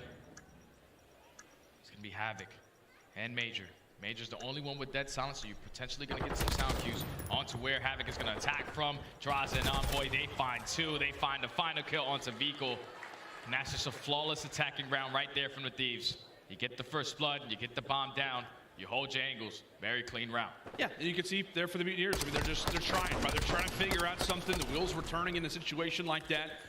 And that's just what it comes down to, right? On Fortress Search Destroy, you're the team that's trying to retake. If you have no presence whatsoever, so many angles, so many places where the attacking team can be located. The Thieves take advantage of that, now find themselves up 2-1 early here in this Search Destroy. For Florida, 2 players need to get things going. Dave Patty, Major Maniac. Currently an 0-4 combined. We'll see if they can get going, but Octane bringing out the big guns to kick off this round of first blood awarded for Thieves, and a nice shot on top of it all. That's a big first blood coming in from Octane, but Dave Patty, he answers with one of his own. Major finds a second onto Kenny. So now in the 3v2, bomb is going to be down over towards that A bomb. But it's going to be Florida in the man advantage, so you can slow this one down. Play for the trades. As you know, Octane is still stuck in hand with that sniper. Just don't give him the pick, Havoc. Don't peek this window. Does he? He could. Oh no. He could. Oh.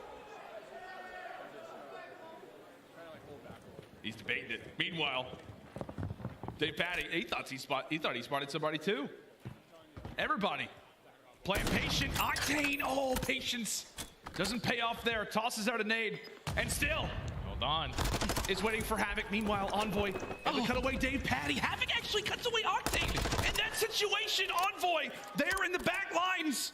A 2v3 that now turns itself into a 1v1. Envoy versus Havoc. And if Envoy picks up this kill, he's going to earn that cruise missile, but he's playing it super patient. Havoc invested that dead silence. He might have read it beautifully. Envoy with the chow. Takes his time. A couple of friendly shots going down. He said, Havoc, I know you play a lot of 1v1s, but none versus me. I'm going to get the better of you this time. As he picks up that final kill, LA Thieves secure the round. And now they have a cruise missile to work with. Jay, if you were to tell me that in a situation where Thieves is down in man count, Octane, who's been so patient with the sniper, finally gets taken down by Havoc, and somehow they still win the round, is absolutely bonkers. I would have just told you, like, it was the first blood from Octane. Yeah. First blood on defense, 100% round win. There it is. It showed there, even in the 2v4. It does indeed. Envoy having a phenomenal performance. As we said, the extra shots. Feel confident. They'll line up those pre-nades. We'll see if Florida can handle them or if they will just strictly get out of dodge. It appears that those arrows move a bit. Just a slight little rotation. Nothing too bad. They'll be able to weather the storm. Thieves try to keep up this advantage, keep up this lead, slowly but surely making their way into A. Yeah, Thieves, they're just waiting because they know that Florida, when they have success, it's in the SMGs being aggressive on the flank. Alright, I'm back. Sorry, y'all. I did disappear for a bit there because still got stuff to do today, but trying to fulfill my commitment to the stream. LA's kind of popping off right now. Run it back? No, it's a Thieves thing. Oh, at least the run it back thing is. Here comes the streak. Envoy getting a nice bird's eye view. And Dave Patty made of steel. Not a chance that a cruise missile's going to take him down.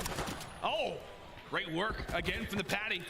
Cutting away. Kenny draws as well, will fall. So what started off as a great beginner here for the Thieves starts to turn around a bit. 2v2, 15 seconds on the clock. It's 15 seconds. Someone at least has to go back for the bomb, and it's going to be Envoy to get this one planted. Trying to find the timing. Vic was able to take down Octane, and there's no way. He's going to be able to get this down and get out. How in the world does Envoy manage to do that? Takes a few shots, 9 HP. Vico hot in his heels. The SMG duo for Florida. One call out, and Havoc is able to spot him. And he's going to go for some pulls. Oh no, dude. The disrespect. Get in that work. Jay, you know, it's difficult. Tournament time. The disrespect. It definitely is. You know, when the bomb is clicking down, you're waiting for your dead silence to be earned. He's hitting the reps. The crowd is in it. Just couldn't go for 10 right there. Like, I don't know if Havoc can join the military with that. Wow. Oh, good, no. He clutches the 1v1. Big plays. His thumbs are working. His thumbs are working. There's no doubt about it. I was wondering if we were going to see a few extra shots, but I think the pull-up, I mean, the pull-up. If you were a player, Jay, if you're a player playing Fortress Search, I lost it's got to, like, throw you off a little bit. If I'm losing a 1v1 and a guy's hitting pull-ups on me, it's like Doug's sensor in-game. Like, that is demoralizing. But Florida finally are able to stop the bleeding. Now down 3-2. Going back on the attacking rounds. Just don't allow the Thieves to get that first blood. See how it goes down. Aggressive as ever. Aggressive as you like here from the Thieves. As you've got Envoy and Octane all kinds of comfortable. Already inside of that A site. Kenny off screen, able to cut one away on the Major Maniac. There's been a lot of first deaths, I think, so far here for Major. We'll see if the squad can try to clutch it up. As they are out of options, it's strictly back to A again. Look at the positioning that Envoy's in.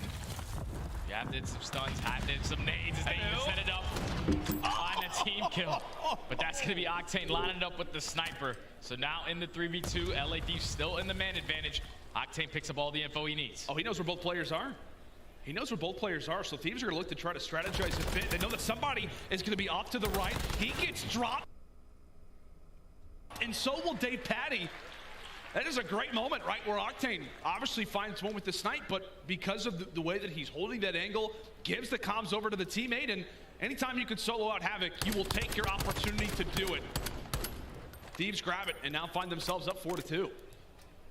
Another first blood right there for LA. Kenny shuts down that push over towards that B site. Another one on to Major Maniac, not having the best performance in this game. Number 2, 1 and 5 to start, but in a blink of an eye, he can turn it all around.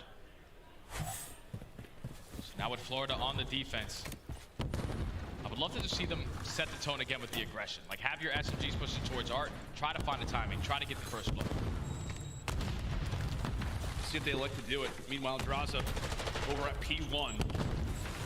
Some shots begin to exchange. Some nades are tossed. Utility as well. All over that A site. Draza somehow drops Havoc.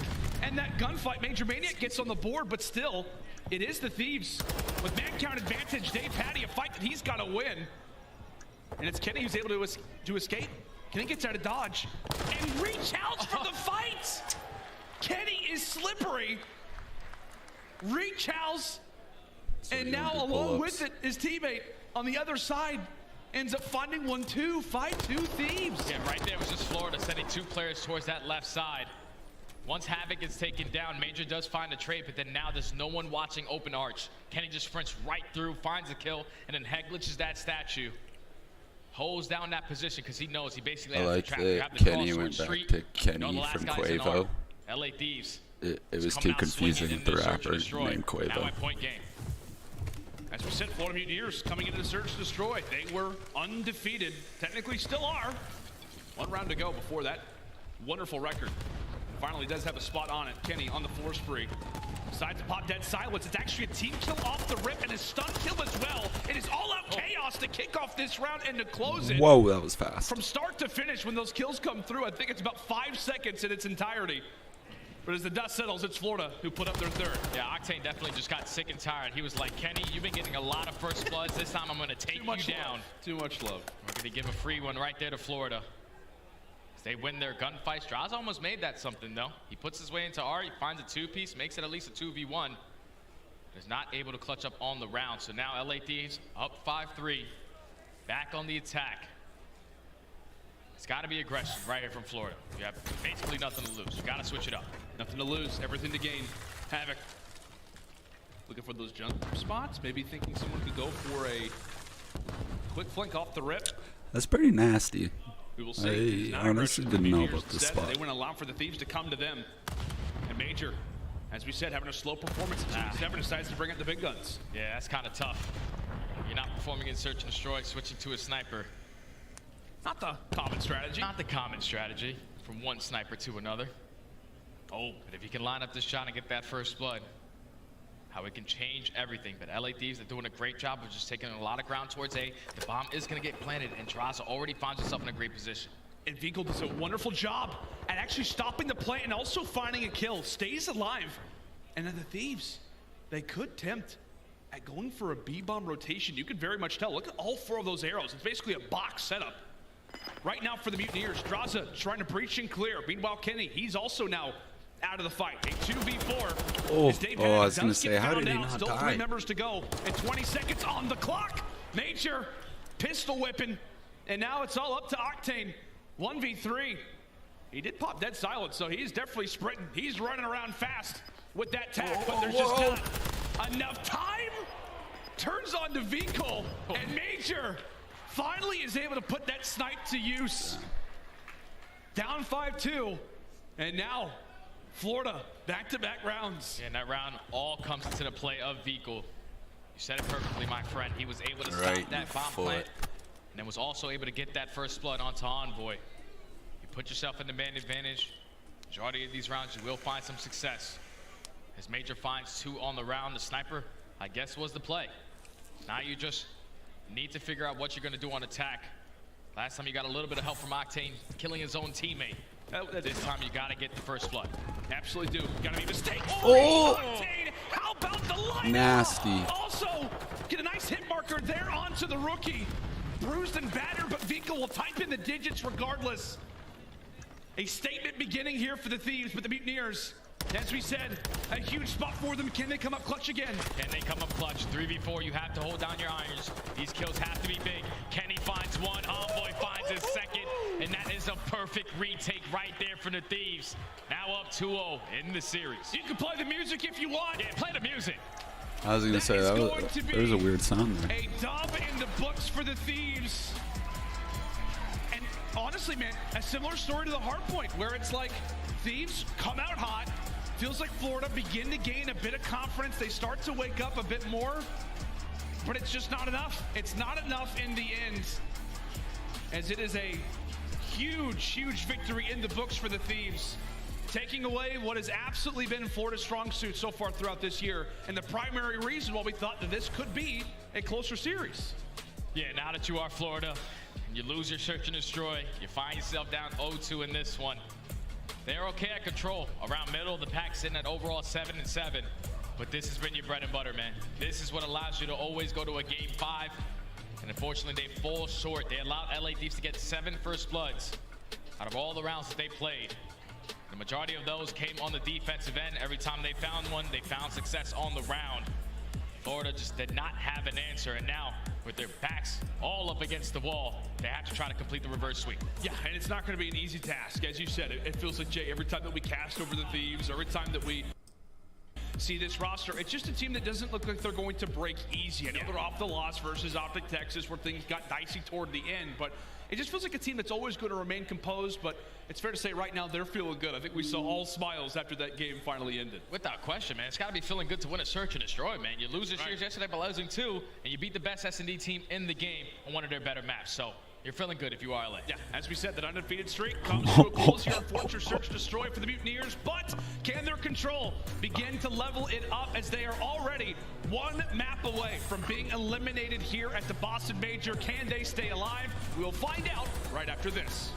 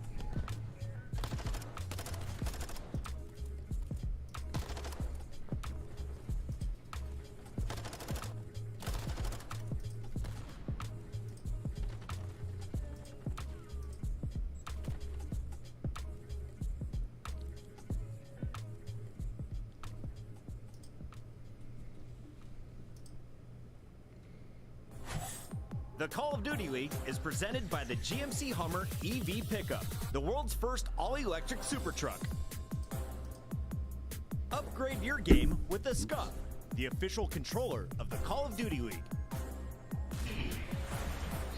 Howdy, friends, and welcome back to another day, another series here at the Boston Major. Currently, it is the LA Thieves taking on the Florida Mutineers, and so far, it's been a pretty one-sided affair. The Mutineers desperately needing to try and have a bit of a comeback here in this next control. Why, Jay? Because their tournament life resides on it. Yeah, everything's on the line right now for Florida.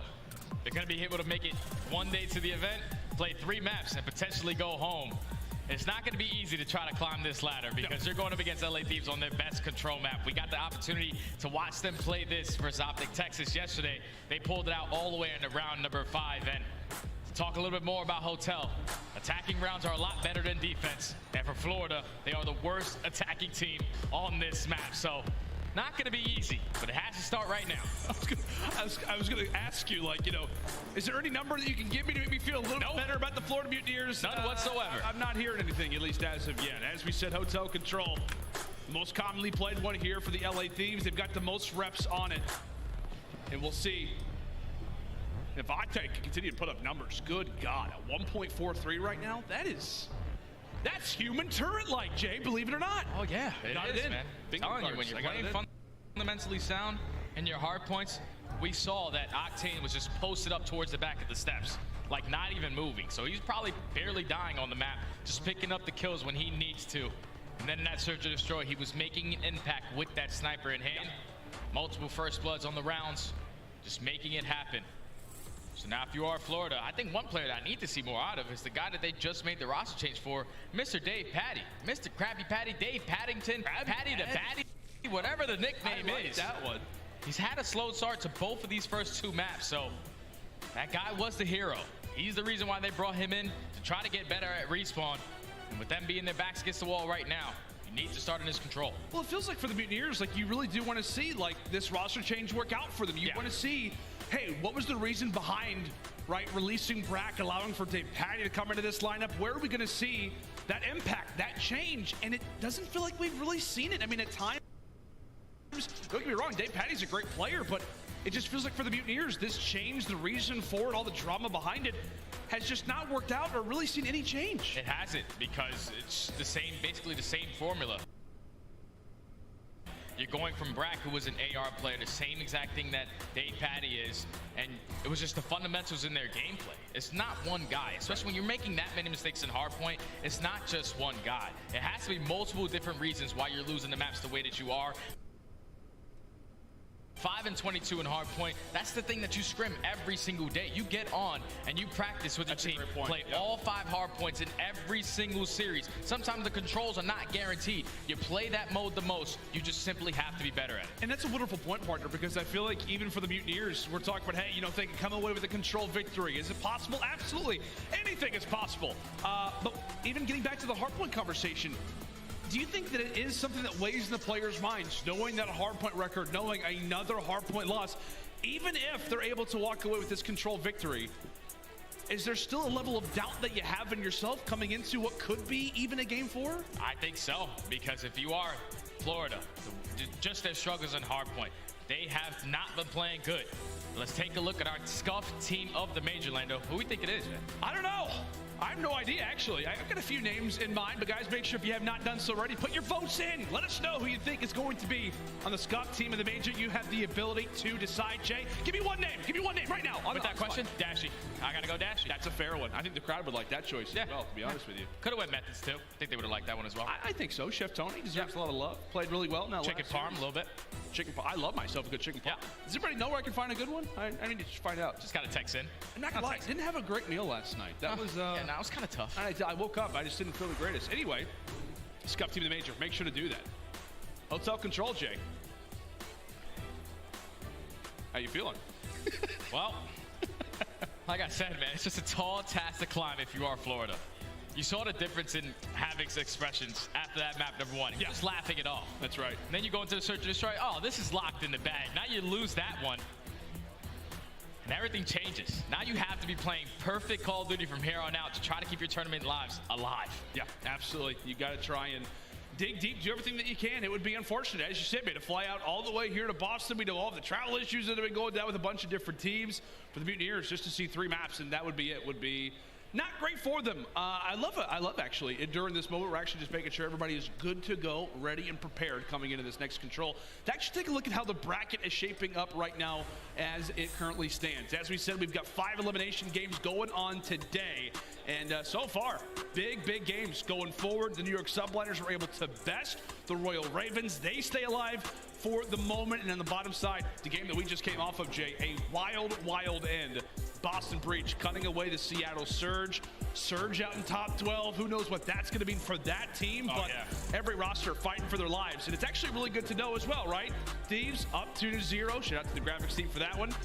Winner of this game faces off against New York, I think actually for the last match of the night. Yeah, that's going to be a big match because I'm pretty sure if LA is able to complete this series, that's going to be a rematch of Major 1 where New York were able to eliminate them at that event. So should be some bad blood between both of those teams. New York versus LA, East Coast versus West. That's right. That's always a banger, man.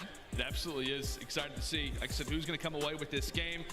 And there's a lot of things to think about, right? If you are either of these teams, you're thinking about this victory, you're thinking about trying to come away with this W, and then trying to refocus and get prepared for what I'm sure is going to be a very big fight versus the New York Subliners later on in the day. We do apologize, folks, for this quick little tech delay, but we're making sure that everybody's good, making sure all those controllers are plugged in. You know the deal. But we are going to throw it to a quick little break. When we come back, as we said, that hotel control is up.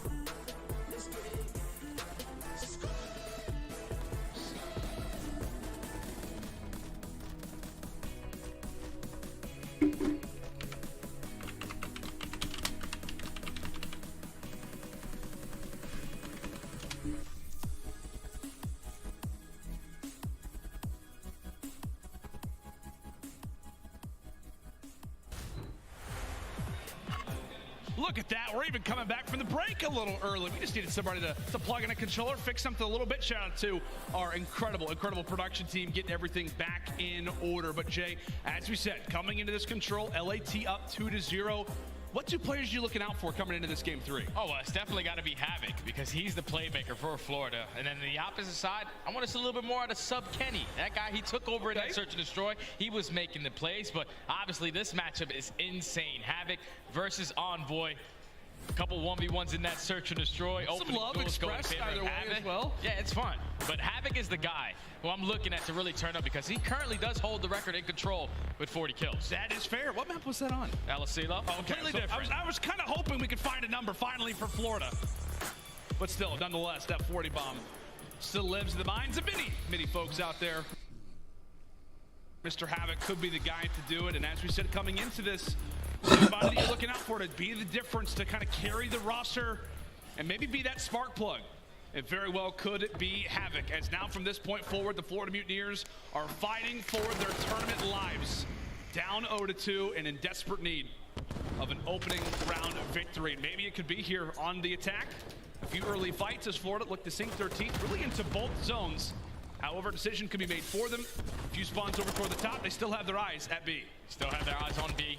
They were winning their gunfights. They were playing it super patient right off the rip, holding down the middle of the map. But unfortunately, Havoc is not able to win that gunfight. The trade doesn't come in. Octane finds 2, shuts down that early pressure over towards B.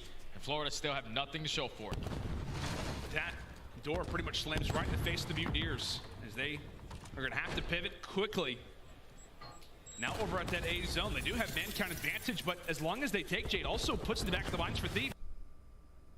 Hey, it's a little quiet over at B. Maybe they're making the rotation now at A. They clean house. They know, hey, B's obviously clear. Bedroom is open, and the Mutineers finally begin to jump on forward. They technically do have those close calls. No. You gotta get going. It's a team kill on top of no other kills found. Yeah, that's a collapse. That's not good right there. That's a breakdown. You had 3 players in kitchen. There was only 1 guy in Draza sitting behind Diner. They did not push him. They were playing it patient, and then eventually when they decide to push, a team kill comes in, and they go 3 dead. But now they're at least able to stop the clock, get on towards the B point. They just don't have any map control. LA Thieves 10 seconds away from basically a flawless defensive round. They still have a chance, though, to get to that B zone. We'll see if a few players can stay alive, but they just have no idea that Octane still happens to be over at the top side of the bedroom. That was not a good-looking attack there for the Mutineers. Not what you wanted to see, Jay. Yeah, this ain't pretty. That's not good right there for Florida. And that showed why they are the worst attacking team on this map. Just gotta speed it up a little bit. You gotta know your situations. It's only 1 guy behind Diner, 1 guy sitting behind the booth. You play it patient, you wait long enough, and when you decide to challenge, a team kill comes in. Very frustrating watching that play from Florida. The comms have to be hectic. That is a sexy hat. This is tough, man. This is tough so far. It absolutely is. It's all smiles for the Thieves as we come into round 2. And in fact, let's step aside and see how the comms are sounding right now with them. A listen to the Thieves. I'm laid down. Not stunned. Make a jump. Jump a little left. Take it out 1 for a second. Nothing I want. Nothing A, bro. Nothing A. Nice, right? Nothing A. I'm secret. I got a point, though. You can play here. They can be double. This is the slowest fucking break off. They can defense, yes. I'll look at defense. Can you get my double now? I can right now. You look at pitch up. Everyone. When is Brooks on glass? Farther point. He's on top of the chest, on the desk. I'll challenge white. I'm looking for. They let you that double chow. They let you that white double chow. Solo heavy. I can't. Oh my god. I'm checking. I'm checking. They're spawning. They're missing mine. Listen, I'm checking. They have BP to me. Missing mine. We're checking. Zig, do you want the bar? I want Zig again. Zig, kill up. He jumped out. No, he got me. I'm here. D2, done. Mine's bro. Mike has to be bed. That's not big. Mike has to be bed. What the fuck? Bar, D1. I hear D1. He's like, D1 on the stairs. Secure. Don't just fuck I'm going in. That's fine. Okay. I'll still have couches. Oh, dub. I killed off dub, Dave. I'll say dub. He's still dub. He's back in. I'm chalking him. I'm going to point. I hear you. I have your 1 second. I don't point. Vic could be behind me, catch. I'm holding freezer. He had me on mid. That's one there. I want him. Vic's behind us. 1 week. That's it. He's there's that one. There's that one shot. Almost there. Yeah, I do have a streak here. We can get him. Yeah, I have a streak too. I'm only P2 sec. Could be close. I don't see anything. I'm only playing mid. You guys let me know. I will streak. You guys let me know. Go ahead. You should. I'm streaking now. Let me know where your piece of comes. Couches, then good done. Nice. Check in. D1. It looks like you're zigzag. Check in and look at check in. Backsteps. Other guys in bed. I think it's like check in. I'm gonna help you bet. Check in. He's still checking. One shot P2. Go and check in right now. Okay. I'm playing. No, he pushed up P2. He pushed up P2. Vic to left. They need top. I think he might go white. Vic is left. Lobby. They're in couches. Lobby and couches. He's 100% couches. In lobby. Here. Couches absolute.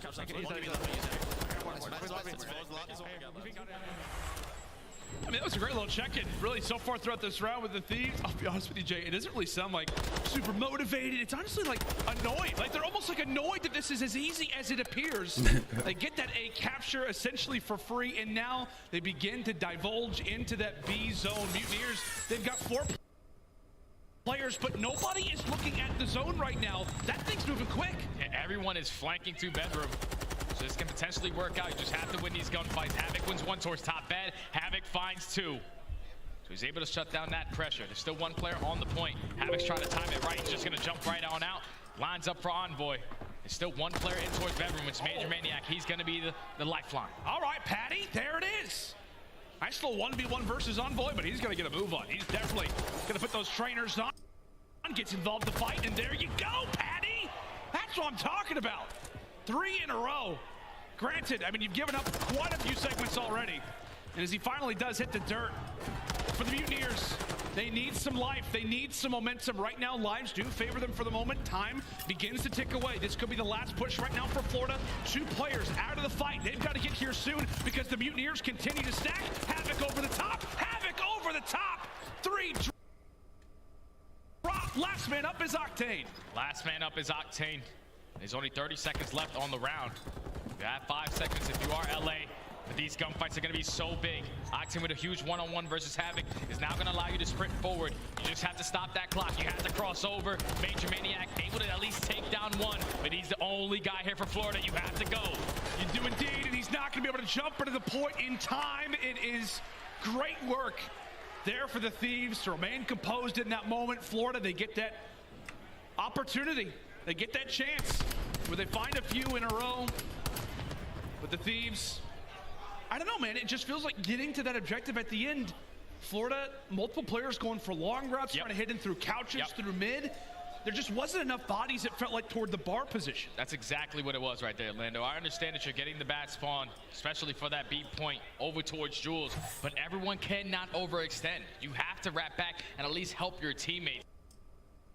But with everything on the line for Florida Mutineers, let's step aside and hear their calm sound with the listening.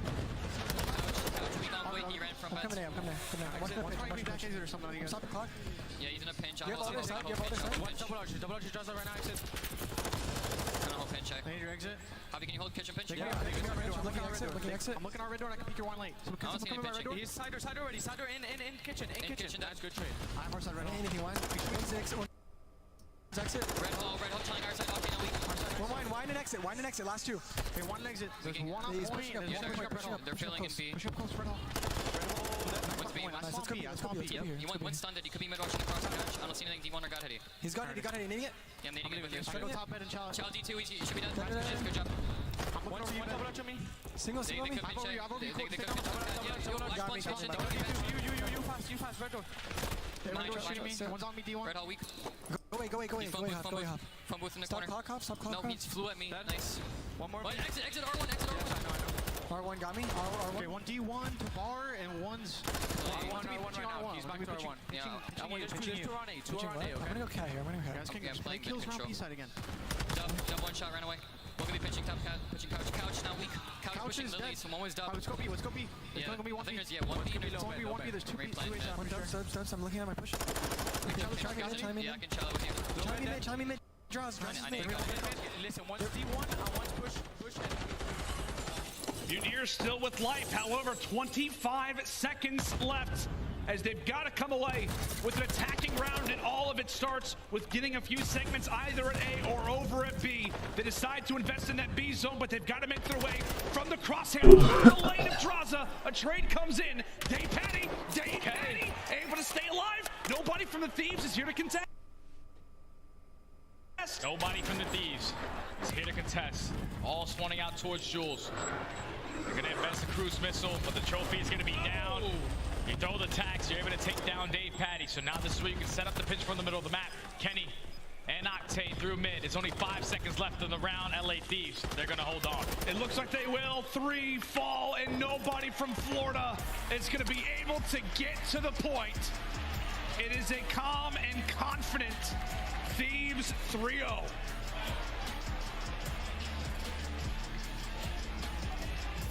It's got to be very frustrating if you are Florida. You lose a search and destroy, which is your bread and butter. You find yourself down 0-2 in this series.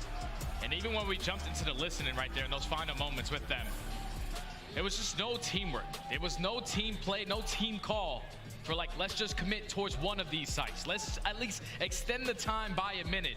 It was always 2 players going over towards A, while the other 2 were going towards B. Yeah, nothing to work on. You lose your gunfights. You're all coming off spawn. LA Thieves kept you in the trap.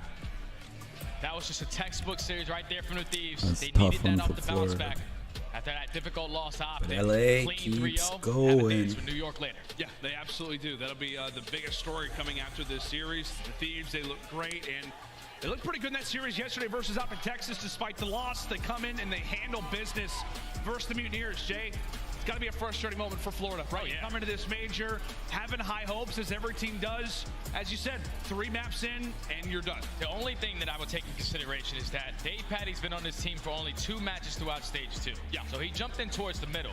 Now you have some more time potentially going into stage 3. We just simply got to get better at Hardpoint. You have to have some confidence there. Where you know your S&D on any given day can be one of the best in the game. But if you get one of these respawns to go a little bit more on your side, that's when you can be one of those complete teams. It has to start in Hardpoint. Well, on the other side, for the LA Thieves, as you said, you highlighted, you touched on it earlier. How do you now feel after seeing a victory like this? You know, you and I, we had our questions. We said Mutineers, they just need 1 respawn. They absolutely have a chance to win both the S&Ds. Seeing a clean 3-0 win here for the Thieves, how better does that make you feel in their chances in taking on NYSL for the final match of the night? I think there's only one thing that you take from this, and that's that search and destroy. Beating the best team in S&D is never an easy task, and you were able to do it in a 6-4 fashion, so you got to just take that forward going up against a stellar New York team. Yeah, it's not necessarily job done today by any means here for the LA Thieves, but they do handle business. First, the Florida Mutineers. That's going to do it for myself and Jay as we send it over now to Blaze, who's with Draza. Thank you so much, Lando and Study. Boston, give it up for the LA Thieves as they get us with a nice 3-0 victory over the Florida Mutineers, and it was a quick victory, Draza. What was the key to success in this one? Because you guys looked like y'all was in championship form. Yeah, I feel like going into this match, obviously we lost against OPTIC yesterday, so it was really focusing on our S&Ds. We lost both S&Ds to OPTIC, and I think that's one of the bigger reasons why we lost that series. Yep. So I think focusing on our S&Ds and playing our game and playing our pace to be aggressive when, you know, sometimes we weren't. So I think that's our key to that map and the rest of the tournament. And the rest of the tournament. That kind of almost goes into the next question too, is, you know, for you guys getting back to that championship level form, we saw you guys go back to back, and I know you really want to do that one. Do you guys feel like y'all can get it done at this event?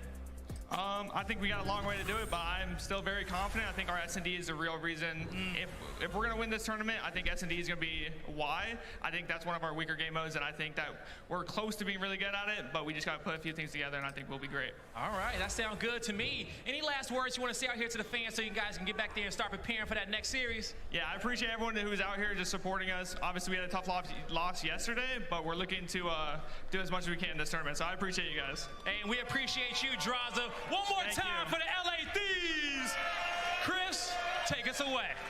Thank you so much, Draza. Great to see him with the W, the smile, the interview. They didn't get it last night, but today they make quick work of their opponents. Welcome back to the desk. We got Chance, we got Miles joining Alley Cat and I. And Alley, I want to start with you because we now have our bracket starting to shape up here at the bottom half. The elimination bracket is starting to look a little bit dangerous for who might be dropping down next. Oh, absolutely. And our first 3-0 is definitely not the one I think anybody could have read or had on their bingo cards. LA Thieves with a hot respawn as expected, but I think that S&D, that map number 2, is what really took most of us by surprise, and the fact that Florida has looked so solid in the search and destroy. I know you guys are excited about these stats, but wow. Yeah, they're getting fired up. Everyone noticing that second round elimination match, Thieves versus Subliners. Somebody's going home top 8, the other is powering into the top 6. But let's revisit how we got here as we take a look back at that game 3. This was the exclamation point on a pretty controlled series. Talk to me about this map in particular, Mr. Chance. Florida just didn't really have anything to offer. There's not too much to break down, in all honesty. LA Thieves every single round. Like, honestly, the listening might have been the best part, where, like, the pace was so slow that Octane was getting a little bit bored partway through it, acknowledging the speed, and they just had time to break down everything every single step of the way. Just no pressure on LA, it felt like, in the response. The absolute deal breaker for me was the fact that LA Thieves won the search and destroy. As soon as we saw that come through, I mean, I ran over to Lando and Study and I said, boys, put the house and the kids on the 3-0 right now. It is done. There's no way. You broke the back of Florida by winning that one, and that, for me, sealed the deal. You win search and destroy. I don't know if Florida has many other cards to play. LA takes this one convincingly. 251-92. The 6-4 in search, though. Draza said this is our weakest game mode, but they finished it in 10 rounds. This was the game 5 they lost to OPTIC last night. So is this the game mode moving forward that you guys are still concerned about for the Thieves? It feels like the team is starting to think that might be their weakness if they have one. I feel like it kind of depends on who they're playing against, right? Like, it's going to be S&D a concern against certain teams, but I know their next series is going to be against New York, so I know the Hardpoints are going to be a concern against a squad like that. So it's map to map, it's mode to mode. It depends on who they play. Let's take a look at our scuff play of the game. This is how they sealed the deal. The final round of Search and Destroy. Miles, walk us through it. Oh my goodness, Chris. I mean, look, it comes down to a couple of key moments. It comes down to some crazy bits, and typically I'm not the guy to do this, but if you cast your eyes to that mini-map, ladies and gentlemen, no, I'm kidding. It's all the room, the boomstick. He don't miss! Sometimes he does. Hit markers, though, have been a bit of a thing this major long, but hey, crazy stuff. We didn't have to see any shenanigans with streaks here, but it was all LA Thieves all day, baby. LA Thieves are now moving into our top 8. How deep do they go? Do you have them in your top 6? I mean, yeah, there could have them in my top 6. We're talking about the back-to-back champions from last year, so I mean, some respect does need to be put on the LA Thieves name, but again, it was just Florida. They went through one round. Can't wait to see them in the next. Florida makes some changes during the qualifiers for Major 2. We'll see if they make more changes as Roster Mania is known to kick up after Major 2. We're going to a quick commercial break. When we come back, Clayster's been waiting to play. He'll be taking the stage with the Las Vegas Legion as they take on the Guerrillas. Don't go anywhere. More Call of Duty live from Boston.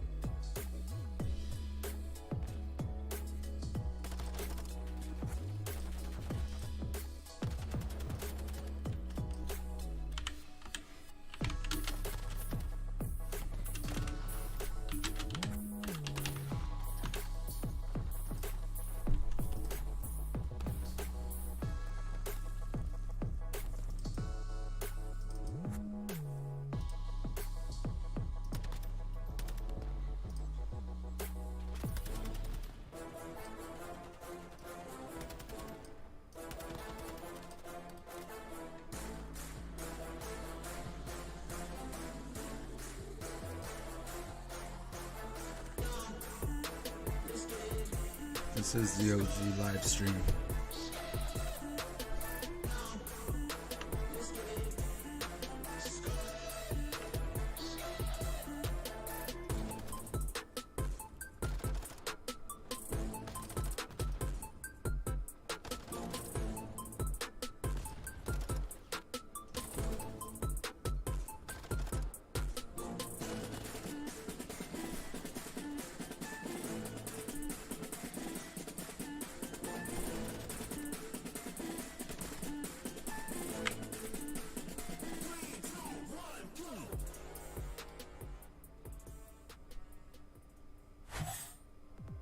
The Call of Duty League is presented by the GMC Hummer EV Pickup, the world's first all-electric super truck.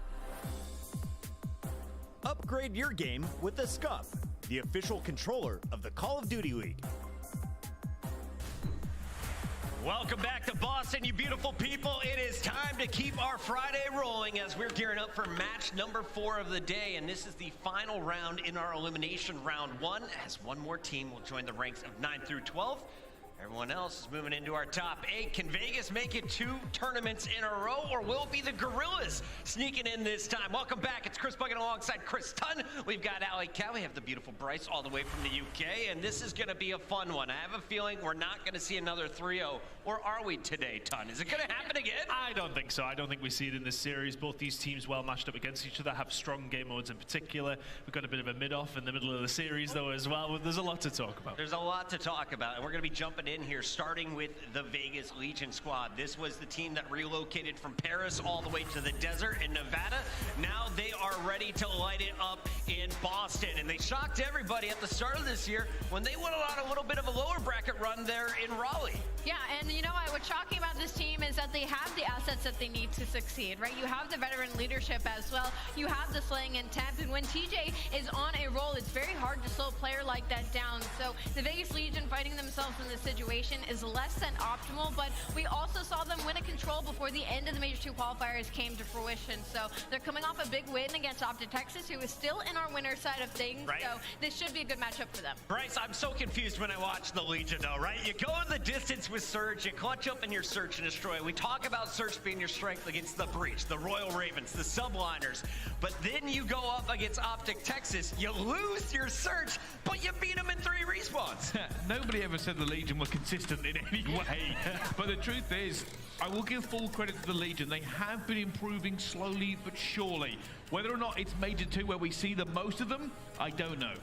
Now, if Nameless was on the desk, we'd be talking about the snipers in Search and Destroy, because he and I love watching Clayster. But we also have to show some love to the guy who's been calling the shots in Search and Destroy. It's not the old man. He gave up that role to Prolute. The youngster has been leading this team, and he doesn't just do it with his in-game calls. When this team is winning their respawns, he is putting up those positive numbers, Allie. Prolute can certainly be one of those explosive players, and I think that's what makes him the player to watch in this series, and he's going to have to be explosive against players that he's gone against in challengers. He's matched up with before. Last year, when he was put into the league, when he had to sub in for OPTIC Texas, he was like, these players don't know how to play Search and Destroy. They're playing scared. You know, this is nothing compared to challengers. And now we see him on the main roster for Vegas Legion, leading them in those 2 game modes. So a little bit of pressure on his shoulders, but should be a good series. And you can see Prolute going backstage. TJ about to join him. Real quick on TJ Howley, I feel like we haven't been talking about his name enough in the qualifiers. Has some of the best S&D statistics. Can he light up a respawn, though? Well, that's a big question. We know with the Legion, their respawns can be a little bit iffy, and the problem is they seem to play very well for the majority of their respawns. And then I don't know whether it's the pressure, whether it's the comms, but something goes wrong each single time. And maybe TJ has his own role in that. We're going to keep our eyes on TJ in this series. He may or may not be my X Factor and also the best player in my fantasy football league. But let's talk about his opponent tonight, and it's not me. It's the LA Guerrillas. And these Guerrillas, well, they looked hot at the start of our qualifiers. They were dangerous. We didn't know what they were going to do regardless of who matched up against them. But here in Boston, they had a cold start. We wonder, is it nerves? What was going on? Or is it just a testament to how strong Toronto is? You're playing a different tier team right now. now, and I feel like this is going to be our first shot of truly seeing how strong the Guerrillas can be. We got to give some love, though, to the youngsters, right? Joe Thieves coming right out of rank, people say. Skipped the challenger scene, comes right into the big leagues, and now he's playing on the big stage again, Ton. Yeah, and he's a player that we have seen plenty from, but we just need to see it on a more of a consistent basis. We've seen him have some decent games against some of the teams who are maybe towards the lower end. I don't know if I've seen it against one of the big boys yet, and that's when we need to see it. But against Legion would be a good time to start it again here at the Major. The Guerrillas, they're going to need to come off with a hot start. That is going to be my expectation for game number 1. They're looking so strong in Hardpoint leading up to yesterday. They won 8 of their last 10. Let's take a look at our maps and modes, starting with that game 1 Hardpoint and where they'll be playing. Allie, do you like the picks and bans from the Guerrillas this time around? Honestly, when it comes to the series, I don't think the maps truly mattered. I think both these teams are really inconsistent across the board, and from what we saw from LAG, for them, it's just going to be about getting Joe and Exceed hot. All right, guys, it's time to make our picks. Let's start with Ton. Where are you going on this one? You feeling Legion? You feeling Guerrillas? Who moves into our top 8? I'm feeling Legion in 5. I think we go all the way. Legion in 5. Allie? You know what? I think I did LAG my pick'ems, but I think I'm gonna lean over towards the side of Vegas right now. I think I'm gonna flip flop. All right. Yeah, it's Legion. Legion. I gotta go Guerrillas, and 3-1 is what I'm feeling here. Let's get it over to Blaze, though, to kick this baby off. Blaze, take it away. Thank you so much, Chris. All right, everybody, it's time for another elimination matchup. Only one team can stay in the tournament, and the first team coming to the stage decked out in purple, looking to get the warfare started. It's the LA Guerrillas.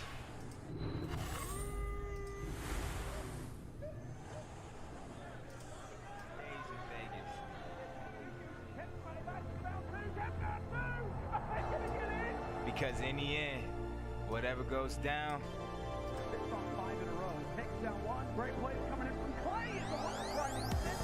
Whatever you get up to.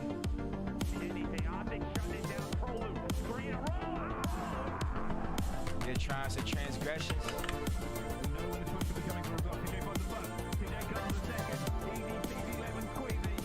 Nobody actually understands what it means except for you.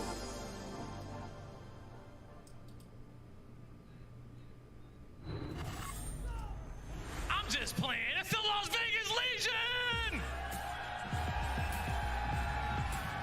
Make some noise for TJ Haley, Prolu, Tim, and Clayster. It's the Las Vegas Legion. Well, there seems to be an awful lot of swagger coming onto the stage. They've been looking forward to this, getting off of online and getting onto land. Can the Las Vegas Legion really level up at the Major and show us all that potential that they've kept in the bag? Yeah, we're gonna see all that potential, okay? But the next team coming to the stage looking to shake them up, and I'm officially saying it, it's the LA Guerrillas.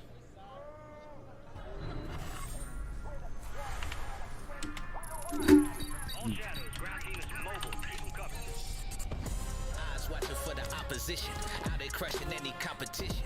Long range, yeah, I got the vision. When I'm in the trenches, anyone can get me. I'm with the team when they need me. Or out on a dolo mission. Nigga rocky riding on this road to riches. If I catch you slipping, then it's over finished. War, ready, crew, coming through heavy. Aim steady, lights out, it's the Guerrillas. Not any winner, one out of many. Side talents empty, lights out, it's the Guerrillas.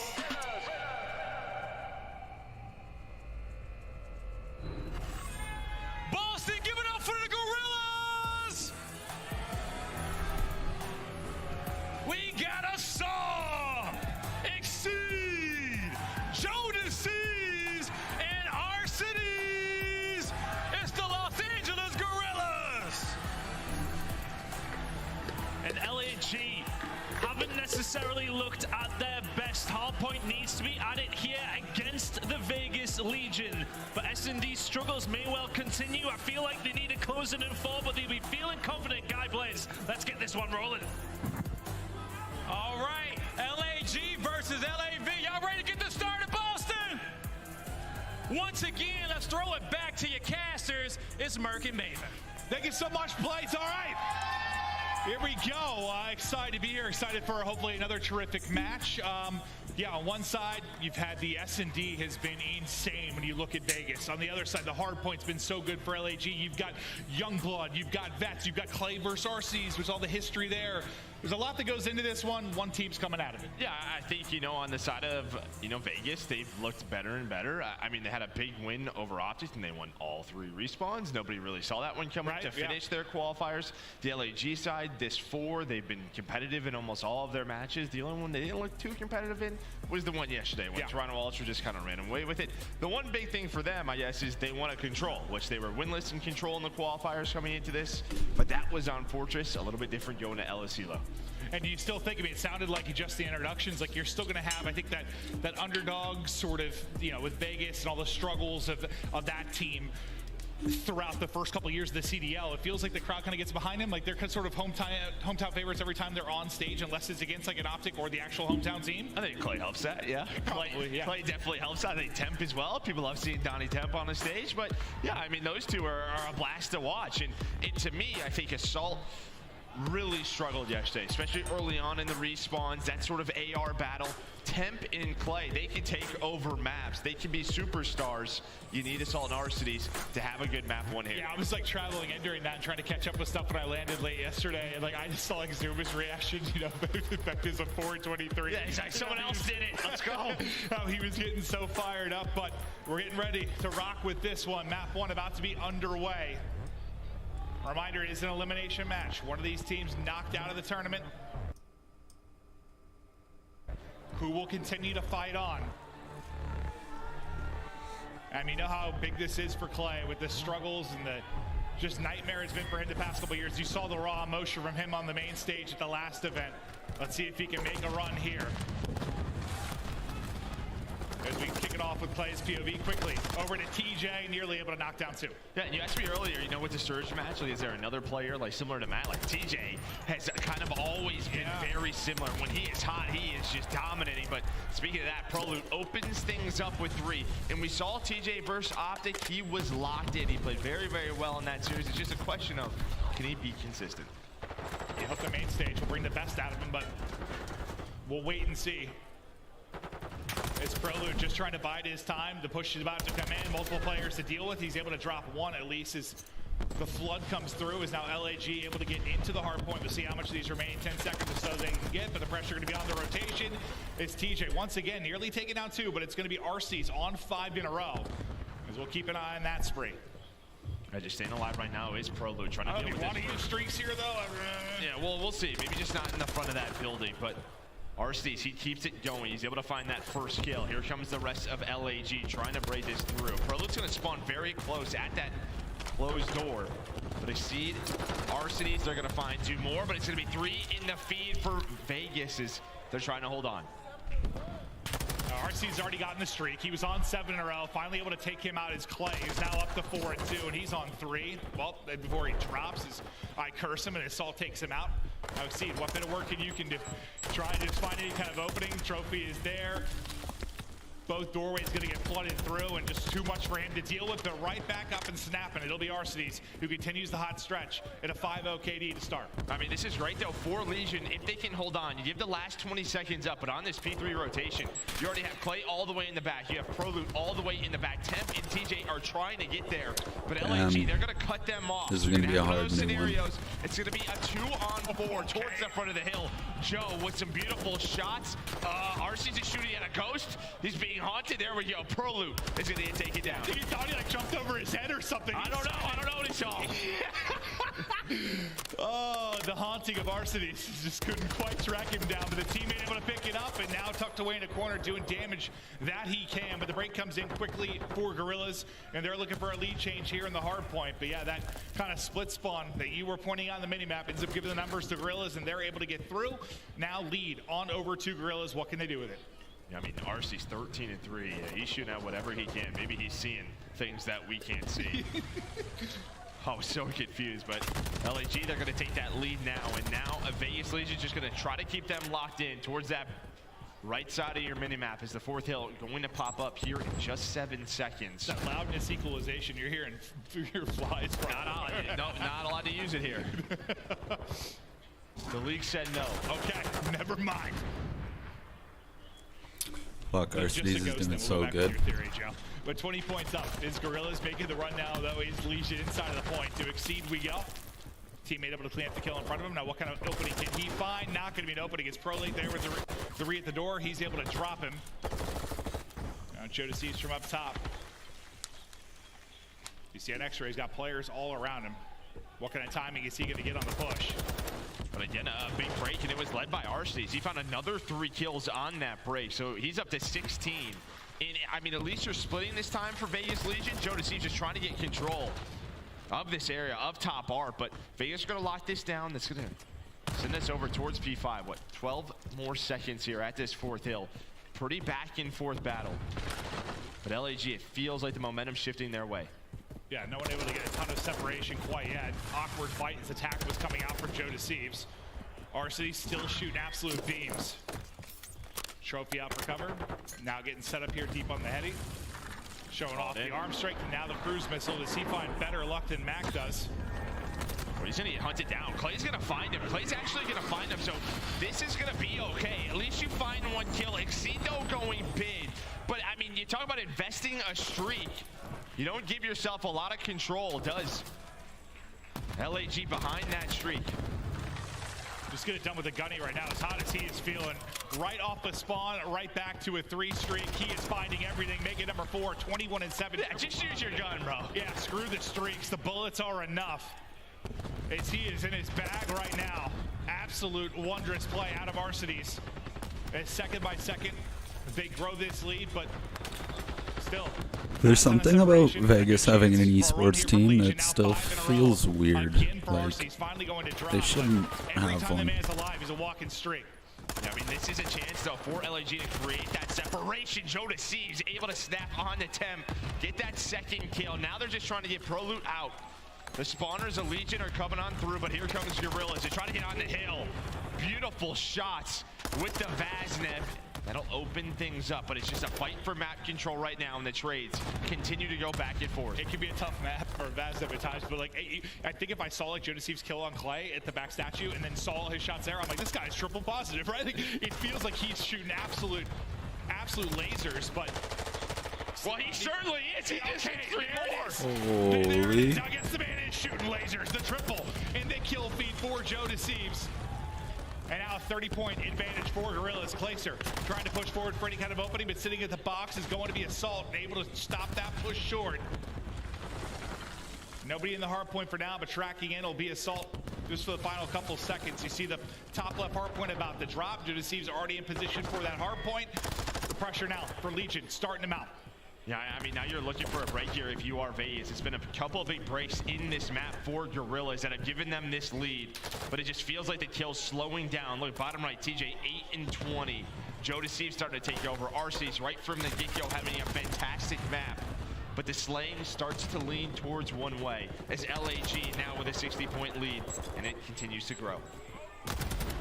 Temp continues to hold it, chains together a second, but yeah, now you're starting to get a hole. It's like, we're gonna need to make a rally, make a run here. And maybe it's a chance to be the start of it. They get the final 25 seconds and maybe make something wondrous happen on the rotation, but it's not gonna be easy on this particular rotation. RCs wants to take another gander at the point. Oh, I thought he was gonna get the tags in there to maybe win the fight, but it's Temp that'll be able to take him down. Now we're off to the races, Joe. Yeah, I mean, you saw Temp early on, like 30 seconds left, and we were on board with him. He kind of knew that as spawns for P3 we're going to start to go towards Guerrillas' way. But Vegas have done a really good job to find the scrap time, to have some pressure here. One more player there. Clay's going to find the 2nd one. Now, only down 40. We know how difficult it is to break at Courtyard, and Vegas do a wonderful job chaining P2 and P3 together so far. Yeah, you saw a Pro just kind of swan diving, just playing his life, and it was the help from Clayster over the top that was going to be the difference. Now they're starting to line up in front, and you probably get 2 players there, one shot, and they're followed up. I mean, Clay, once again, what Pro Loot sets up, Clayster's putting down. Streak starting to come in. Able to stay up in the back. 5 in a row for Clayster's going in there. 3 through on the kill feed for Guerrillas. Still getting to the point, but you brought this within 20. You got a chance to make a run. Guerrillas going to surge up this lead a bit, but Legion, have you done enough to make this competitive down the stretch? Let's go to a listen in with Vegas Legion. He's hiding back there, bro. Maybe assault. Top boat. Went to rails. He may be top boat camping. I don't know where he is. Get out of the back door. Back door. Back door. Just play tight. We don't have to chase him. Remember. One's bottom mark. Bottom mark. Play tight. One just went close. One just went close. Stage door. Weak. There's two stage. Two stage. One back door stage. I'm running to time. I'm top boat. I need a time. I'm gonna go one more. Time. Weak. Time. Weak to a nade. One shot. Time. One's top door. Let's go. Time at top door. Top door's weak. Nice work. Bottom mark. Hold on. This is big hold. This is big hold. Trust on me, right? Wait, one's on P1. On P1. Back door if you need to, dude. Just make them push you. I'm in the corner looking bottom mark. One shot. No, first truck. I ran. First truck and on top of the first truck. What's P1? P shot my right. There's only one. Make a push. This is a pretty great. Alex top Sean mouth. He went gate. He went gate. Yo, He went gate. Alec and assault. P1, I think. Yo, one might spawn on you upstairs. P1 one Yo, shot. one's in new, I think. Cool. One's on P1 right now. I'm holding up the cross. I think one's in new. Told me out. Bottom R and top 2 on 0. 2 on 0. Just get a new. I'm saying. One shot, Alec. Fuck, bro. I have your map stage. I think the one thing I liked at times was just people with the comms to rein him in, sort of like let him come to you. We can play it tight. We don't have to chase. Just sort of trying to calm people down at times. Yeah, I mean, right at the beginning, a little bit nervous. I think it was Assault they were trying to track down. They just could not find him, but they had a big break. They got majority of the time. But it's Arcitys up to 33 kills, and LAG now just fighting for map control over towards this final hill. It's a very back and forth game, but still a small lead. Goes the way of Guerrillas. Yeah, but Lead should have been fighting. Just trying to get this lead change. Hasn't quite been able to happen yet. And back into the point. We'll go Assault. Joe Thieves at 16 and 20, but he lights up the feed. That will be Legion now. I mean, you're looking at seed. Let's see what kind of opening the back. What is happening? Just trying to stay alive. Mates spawning across, just trying to stay up. Full map control for doing. Everyone's are going. He's able to spot one take. Hold on. I don't know what's going on here. Oh, now we got an ad, of course. Right in the middle. Right in the middle of the game. It's tax season. Don't forget to do your taxes.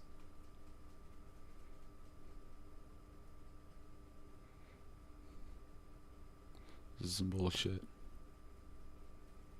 2 fucking ads. And we've seen it at times these last couple of years. Not often, but it feels like at times he can just take over. He does it right there. 4,500 damage. Leads the way, and still it was an 18-point game. I mean, he doubled a lot of people's damage. Like, the man was an absolute beast. Started out like 10 and 2, and you think maybe it's just a hot start, but he never really looks back. I think the other one stood out, he's like 21 and 7 still. Triple positive, just continues flowing on the map. Winning 45 and or 42 and 25 from Arcitys. They get the map one though, and that's where they've been solid. It's been the hard point. Holy but now we shit. get to the bread and butter for Vegas, and we look forward to the search. Yeah, I mean, you know, still, you just look at the slaying. I mean, TJ has a really rough game. We talked about that, his inconsistencies, but you only lose by 18. They probably feel like they had a chance to win that one a couple of times. And again, it was just this fight for map control on Fortress that just goes back and forth. And sometimes just that scrap time that just starts to go your way. But it's these teams fighting for P2 over towards P3. LAG, they kept that lead, able to hold on. And it just felt like at times for Paris, like, I know it's not the hugest thing, but like, when the multi-kills needed to be there, it felt like LAG was getting them. Like the double, the triple. A couple times we'd be on TJ's POV, for instance. He had one, a good chance for 2, a tough gunfight, but a chance for it just fell a little bit short. And sometimes those multi-kills, those little swings in a moment can be all the difference. Well, and even just like that one player staying alive longer, and you can see just messing up the Legion setup, right? Because if they're able to get set up there towards that P1 at the end, right? Exceed, you know, he doesn't make that play, finds that one kill. You can see what it does when you pop Deddy, you're playing your life, everyone is scrambling, trying to track you down. He's heard at the comms and man. Like, they're just trying to figure out where he is. It's like, you don't need to chase him, but then some people want to chase him. Like, and then I didn't need him. It felt like there was a little frustration right when we went into the listening. I don't know if it was play towards Temp maybe, but he was sort of like, we know, Tom, we know. Like, it's just intensity. Yeah. You know, it's just how they both are. They both want to win so bad, but it's not gonna, you know, it's not gonna work in map number 1. We'll see if it works in map number 2. Well, I mean, the search has been they've been nuts. I mean, where the respawns have been, I don't know what I'm going to get. The search, they've been so consistent. And you have a lot of search players in this team. When you think about Temp, when you think about TJ, what Clay can bring to a team, and especially with maybe the pace and play style more of this title. But in search, they've been so good. But after that map 1, you got to come out here, you got to get the victory, really give yourself a shot in this series. Yeah, they've also been clutch. I think they have like 25 clutches. Like ProLoot has like 11, which is more than some teams combined. That's so, I mean, they've relied on some of these big moments. LAG, maybe they know that. Maybe they have some strategies. A team that is struggling in search and control. You know, you have a new lineup. Things might just take some time to click, but hopefully it starts to click soon. Yeah, I mean, if you're Guerrillas, you kind of had to win that Hardpoint, right? Like, you just do with the way things are going. But now, can you win one of these? Can you win one of the maps 2 and 3 to give yourself the edge, stay up 2-1 in this series, or maybe run away with a 3-0? But you had to win that Hardpoint. That's been your go-to. That's been where you're finding the victories, and they do just that. Albeit a tight one, and you needed a monster game from Arcides. But it's just fun to watch him sometimes. I think, you know, when he was on that phase roster, that wasn't really necessary, like those monster games. Like, he'd have them from time to time, like you said, but it wasn't really needed. No. It's just fun to sometimes to see the skill there and just show that he's able to absolutely dominate a map. Yeah, I mean, you know, I think a lot of the times you rely on his leadership, and they've kind of talked about it with Assault coming in. Like, you brought in a trio. Like, you've just kind of added Arceus to a core. Right. Let that core work, and Arceus can just go be him. He can be that sort of main slayer that you need. I mean, I just think that's sort of what Slasher needed to be at times when he was coming, a different role, maybe not the main slayer, but I think he kind of said it when we interviewed him on the podcast, just sort of, yeah, I mean, it's 3 guys and it's me, like, they just want me to play me, and they do their thing, and we'll hope we find success. Don't overthink it, but there you can see there. 42 and 25. Well, that is the kill record. Ties it, it's right around there. Might have tied it. Might be the kill record. Either way, it was ridiculous. I mean, tie or take it. I mean, 42 is absolutely absurd. What a map it was. The damage, I mean, I think the thing that stood out the most to me is when you looked at the rest of the players in the lobby, but he's got to be feeling good. Oh, he sets it. Oh, the Fortress one. Okay, there you go. I was wondering if we were talking respawn entirely. We were talking specific Hardpoint, but that'll be the Fortress Hardpoint kill record, 42 from Alec. Absolute beast. Now, what can he show us in the Search and Destroy as we get ready to get loaded in here for Legion versus Guerrillas? Map getting ready to load. We are headed to Mercado. I'm excited to see how this one plays out. Yeah, you know how he's feeling. He's just like, get me back in the game. Yeah, like, give me some gunfights, man. Yeah, I'm ready to go. But not the easiest one all the time with an AR on this map. A lot of it just comes down to those early grenades. Playing for Cantina control. Really, a lot of the times you're just relying on your subs to try and work the map, and you're looking over them.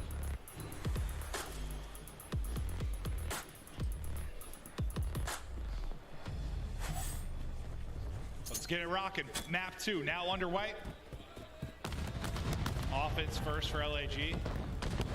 RC's probably desperately want to get back into the mix, but the nades are going to connect. Joe Deceives able to get that first pick, give them numbers. Now can they play their lives? Look at number 2, Exceed on the other side of the map, looking to take a fight, and it's just Clay, patient, ready, and waiting. That's going to be a frustrating death because you throw away the 4-on-3 advantage. Yeah, I mean, he was just trying to play, like, I don't know, maybe see if the B-bomb's open, you can rotate on over, but he's going to end up getting caught. He's thinking nobody's home. Just the way he's just trying to play that lurk roll. Hopefully they force a rotation with that nade that lands in, but Assault able to bring it back, give them that man advantage. It's Temp and Clace are just trying to find anything that they can, and I think Temp knew that Arceus was in that position. Certainly felt like that based off the comms, then the nade connects. So now a 2 versus 2. Just the way they were playing it, they had some kind of info, right? Certainly. With 30 seconds to go here. See if they can clutch up. Clay able to win another one. He's working with the ace too.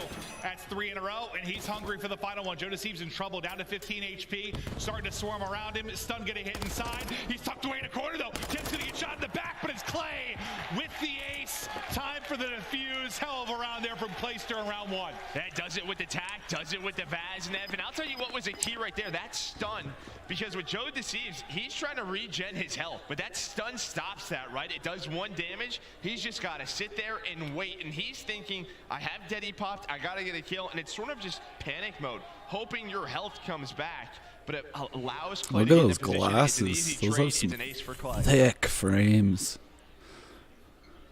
Just Alec and Clay, the old teammates trading blows between the map one, now the start to this search and destroy. He's like, all right, U-turn. Like, I've never seen circle glasses that thick. Speaking of the old teammates. Oh, that was close, the timing. But B is, yeah, B's open. They're not going to know it. They're going to have to take their time to clear it, but they can start to work the plan.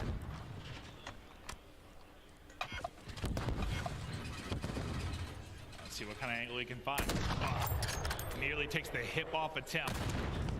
Can you not just, like, hop up Still on just that? trying to look for the But angle. you have Now they to run on the retake. wall. Everybody kind of grouped up together outside of Exceed, who once again kind of a man on an island.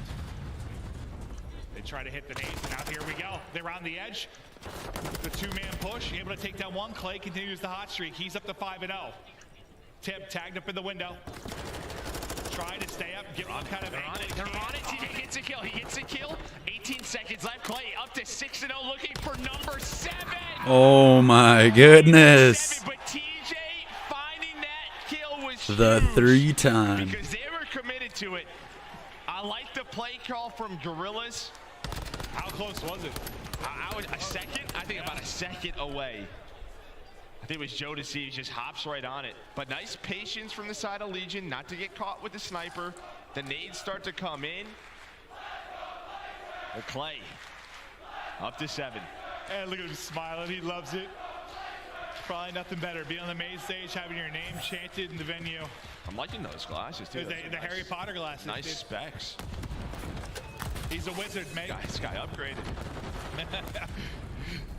Once again, it's a nade that'll open around. This time from the Legion side. But as TJ flies on forward, he'll end up dropping. Bro, there's a Things come to couple of standstill gunfights for now. already. Joe has won throughout this match where you could tell he is shooting well. Even just the start of last round, finding that first blood. Not easy. Does it there. again. Holy. So give them a man Fucking nice sniper. trade, and now it's a 1-on-2 for Clay. Can he keep this round up? He doesn't have Deddy. Why not? Doesn't have Deddy. He has a Vaznev as well. Oh. What was Showing that? off tips and tricks on the stage, huh? Well, now the plan will get down. Can he get out to 9-0? Can he clutch? This crowd will go insane if he can pull this off. Uh-oh. They just get Daddy's together. getting close. 30 seconds to go. Uh-oh. He's giving the info. That door got destroyed. Ah! What's gonna happen? It's Guerrillas that are able to hold on. The streak from Clay will stop, and around on the board now for Guerrillas. I mean, if he has Deddy up a little bit earlier, maybe a chance to try and make a play. Yeah, like maybe if he has attack there, he catches a player on the bomb, but he has the Vaznev over towards B, right? Sort of the island player. Yeah, if he has Deddy, what's the timing like? But doesn't. And honestly, they give him no chance. Even when those initial shots go down, the players on LAG, Exceed and Joe Deceives, they just back on up. Joe, up to 5 kills. And you got to respect the hot hand, too. When you got a 7-0 start, you Yeah, know do he's whatever you playing, want. You know he's feeling himself. Yeah. Like, played smart. And Legion are thinking going right back to B. So here's an early adjustment for LAG. They're going to play into this, but there is the fly through. TJ able to find the first blood, but now it's Joe's turn. Not easy to take down players behind this table. He keeps fighting, goes for number 2, try to find number 3. Yeah, it's 4 in a row for Joe Deceives as well. Well, it looks like a great opening there for TJ and ProLoop, but That's a shitty things fan. slow down. What can TJ and Clay do in the 2 versus 3? Clay just trying to find an angle on top of that wall, hoping maybe somebody will peek, but again, just a lot of patience. You have Assault making sure there's nothing going on over towards A. There's the wide peek, and yeah, good luck with that gunfight. They're going for the trade, and Joe, he finds an ace of his own. Yeah, he's set up here at his workshop, going to work. Just putting him down as they continue to cross. The bit of cover here enough to just shut everyone down.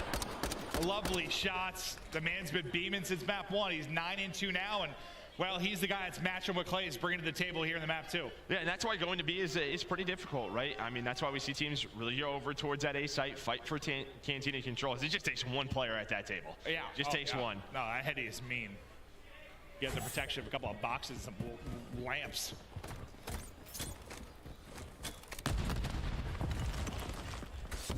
Waiting for the utility on the other side. They're crossing in front of him. ProLoop Prolute going to kind of be the bait in this push again. It's unfortunate deaths for him. TJ falls as well. Down to a 2v2 now. Joe Thieves tried to push it out, able to do it. Now Clay left in a clutch scenario yet again. We're doing it again, baby. 1v2. This time we got Daddy. We have Daddy. Did he get spotted? No, I don't think he did. He does not get spotted. Bomb goes down. There's one. He's going to be ready for the second.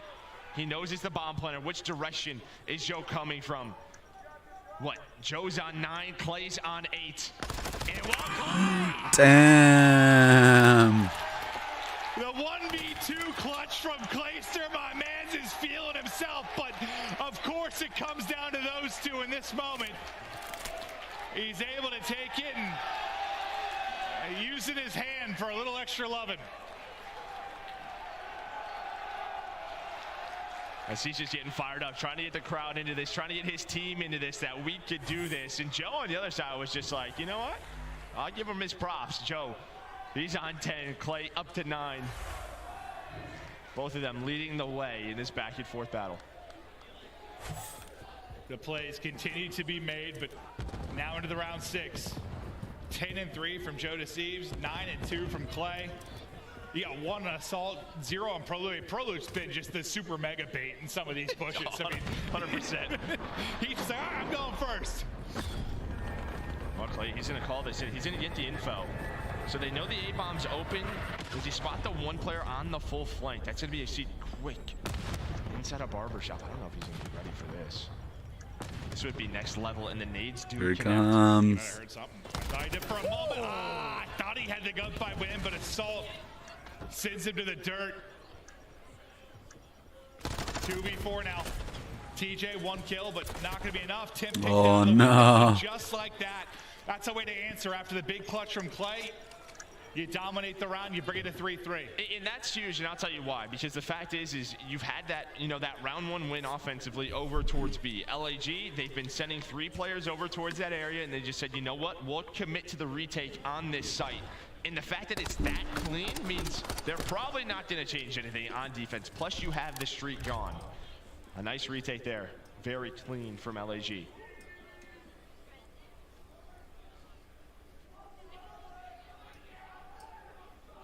Let's see what they try this time around. The Joe Thieves continues to pump up the numbers. Through 6, averaging 2 a round. This goes the whole way. He's dropping 20. We see another map record. Arcades through the window, through the wall, through everything. The shots are there from Arcades to get the kill. Yeah, first blood coming in. But it looks like Temp. TJ gonna go through tunnel to tie things up. 3 versus 3, but Arcades is able to find the second in the round. As everything just kind of slows down now. LG want to work this bomb plant, but they do not want to get caught. And Arcades on top of the umbrella. Clay looking for him, trying to spot him. Reminds me of Clay in the tree back in BO3. Unintended sight line. Yeah. Oh, they're winning fights. They have no right winning, and now it's going to be down to Assault at 1 versus 2. No Daddy. TJ's just laying and waiting, and they take the round. We talked about the clutches and how many they've had on the side of Legion. Another one. A 1v2, a 2v3. They continue to win rounds. When the numbers are to LAG. You should just tell, right? LAG's just worried. Is there someone on the full flank, someone hitting through tunnel, right? Just getting that bomb down, it's not easy. They're hoping to use their numbers to trade, but it just doesn't happen. The props to TJ and Clay. And I love Clay running that extra Vaznev, right? It's coming handy. Multiple rounds so far.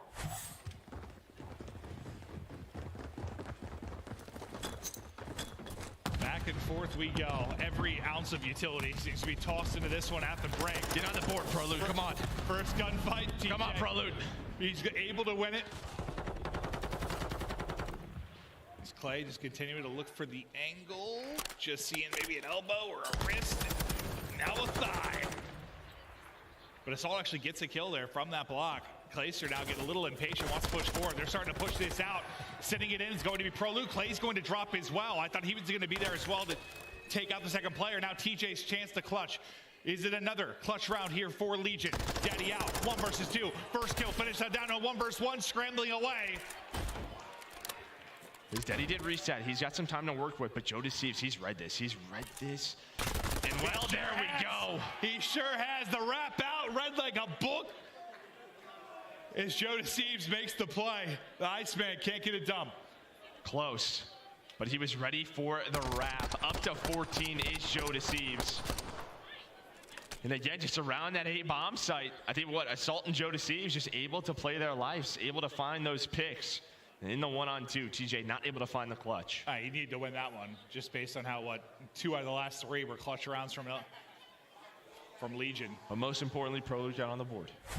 Yes.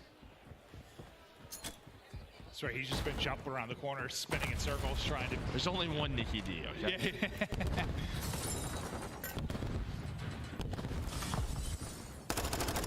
Well, Clay will be the low man on the offsite. RC's be the man, continuing to find his picks. TJ's in a good spot, though. The question is if they know he's there. Kind of just been lurking around.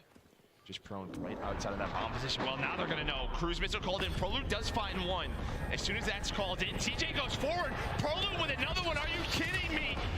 Now it's going to be a 1-on-2 for Joe Deceives. Does find one. His entire team just dropped. With the streak. That is not what... Oh, man. The timing. And that was just a full-round collapse for LAG. Listen, we've all been there, whether it's in Warzone, whether it's in multiplayer, the stairwell pushes. Like, you'll just get this timing where you're sure the top is clear. The way you see it is clear. And they're just there the whole time. Like, oh my, we've all had that, dude. It's so frustrating. Oh, he just, I don't know. So frustrating. I think you should have saw it, but that is a tough one. Just no doubt about speed, it. Though, you know how yeah, it looks. I know. You know how it looks. But I don't know what happened as he called that in. Everything happened. I think they just ran at him. They just ran at the Guerrillas. Oh, like that? It continues. Like that? Just like that. A first blood. TJ's on 10, by the way, matching Clay now.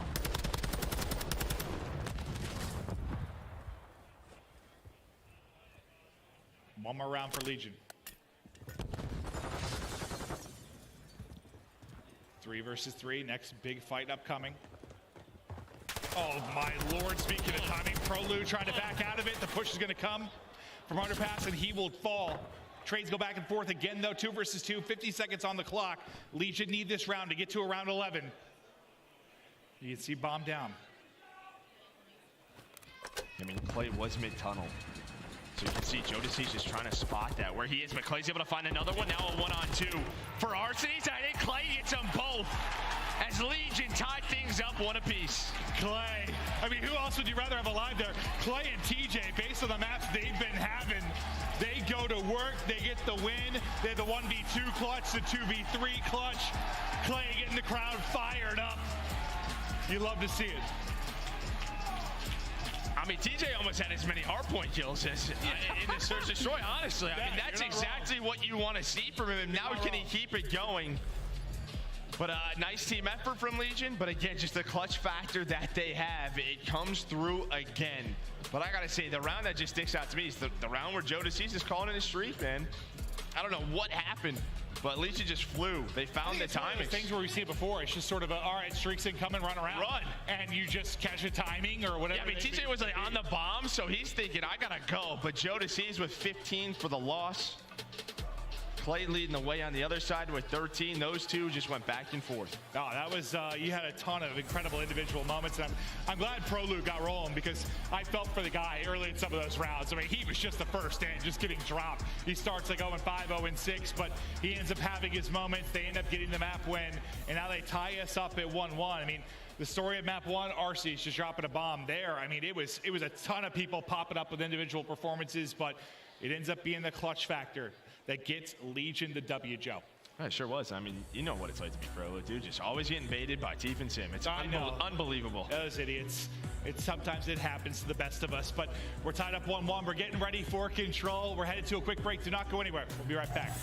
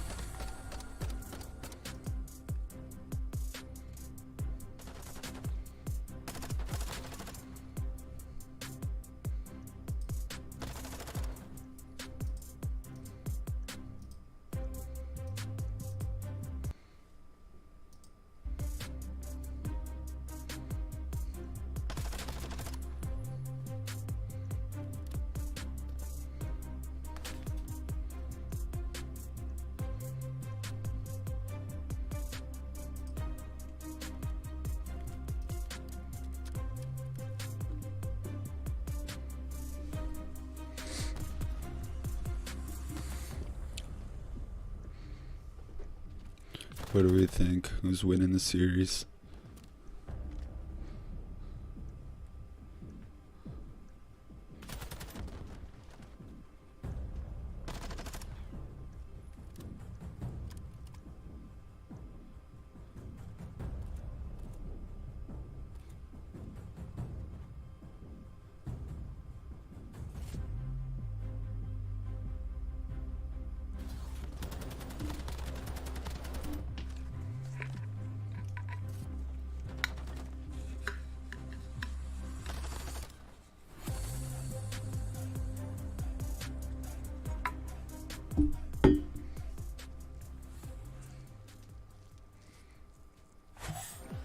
The Call of Duty League is presented by the GMC Hummer EV Pickup, the world's first all-electric super truck. Upgrade your Dang, game that with is Scott, bold. the official controller of the Honestly, I think Legion might take it. That's kind of where I was leaning. Welcome back. We are tied up 1-1 as we continue on in this best of Let's 5. go. I mean, Joe, on paper, it sort of seems like one that might go the distance, just when you think about the control woes that you've had on the side of LAG. Their success in Hardpoint, you're probably thinking about 5, but they did manage to win a control yesterday. You never know. But both these teams winless on LSC low control, so somebody's got to win here. Not great. Not great for either side. We will see. Well, so yeah, something's going to change. But you think for the momentum shift, I mean, Vegas, TJ played a lot better. Play really stepped it up. You kind of cooled down RCs, which I think was big. But you saw it at the end of the Hardpoint. Joe Deceive starting to play really, really well, and he brought it into that map too. So look out for him in this. Yeah, no, I gotta think it was a confidence booster for some within that search and destroy. But now all that matters is this control. Who's going to get the edge 2-1 and maybe run forward to win this series? Again, it is an elimination match. One team maybe continues to be a Cinderella story as you go on. The other one, you are out of it. But easy. It's not great. 0-3 on one side, 0-2 on the other. At least your like KD's a little bit better. I guess that's the one thing you can take. Yeah. You've lost it one more time. So I'm not taking much from that. Just no. Entire thing. They both stink at it, but maybe somebody will win it. Well, somebody definitely will. That's not a maybe. Unless there's some sort of just tie forever scenario. Prelude, whose struggles were really tough at the beginning of the search, gets his head popped off there by Exceed. His temp is now tucked away, and the pressure is starting to mount. Joe Deceives once again sending it on forward, and he's kind of the bait down low. The peak comes in up top, and Temp gets cut down as well. It was a flurry of kills there for Guerrillas. Still Prelude back off spawn and into the kill feed. You just kind of see with RC's in that position over towards the tower, it's just tough to work that zone. So what do Vegas do? They say, you know what? Let's just work field side. Let's get on the beat. Force them to start to rotate on over. At least maybe get a take done. Worst case scenario, we just go back inside, work over towards that A zone. But TJ, he's just going to stay alive. Hopefully his teammates watch over him. RC's very weak, but there is the trade as Exceed flies on through. Yeah, you talked about forcing the rotation over. They do that. The collapse comes in. That's 3 dead. But then, they line them up. The reinforcements get there, and the reinforcements pop off, Joe. It's this decision now. What do you want to do? Yeah, you had one player touch A. It's not really a stack on a B. Still only one player on it. Is they're just waiting for the nades. Goes on forward. That's going to be 3 nice in a row double for him. Just trying to get done with this zone. Is Assault going to be the last player to try and stop this? He's able to win the first, but that is just a little bit too late. So Vegas, very nice job over towards B. Lives-wise, still basically even. You got 90 seconds to work with. TJ wins that fight. I think the stun came from Joe Deceives because he tries to stun back just in case there's a second and nobody home. Now the first push in transition. It's Exceed that's finding all the kills, just trying to back it up. He's going to catch him reloading. He will, and I think a teammate's stun combines onto that right as he wraps the corner. So an easy setup for TJ. Now what can they find here? Yeah, you see, you really have nobody on the outside part for LAG, so they're going to have to fight from the windows, fight from inside. Assault, that is just not going to be easy for him with the attack. Exceed, the last player here, trying to do what he can. At least finds one. That was maybe you stop a 4-man stack, a 3-man stack, whatever it is, you buy your team time. That was some nice movement. He had no right getting a kill there. I thought TJ had a freebie, and Exceed puts him on skates. But they're getting close to getting the point down. It's going to be contested now. Just a little bit over the second bit of progress. Now we continue to fly. Snapping around the edge is going to be Prelude, able to take down one. One more is here. Joe Deceives going to drop, and that will be the point. Legion on the board first. And yeah, you said there was no presence really outside. They started to find the openings. You know, I mean, it's just their execution over towards B. You gotta think early in the round, you don't have a lot of trophies. You saw the way they were playing it. They kept one player on it, pause the clock, you start that progress, but you're just waiting for the nades to hit. You're waiting for the nades to hit. You saw as Prolute got forward into that 2-story. He was just playing his life as they crossed it. They get mowed down. That gave them the numbers over at B. Now let's see if Guerrillas can answer back.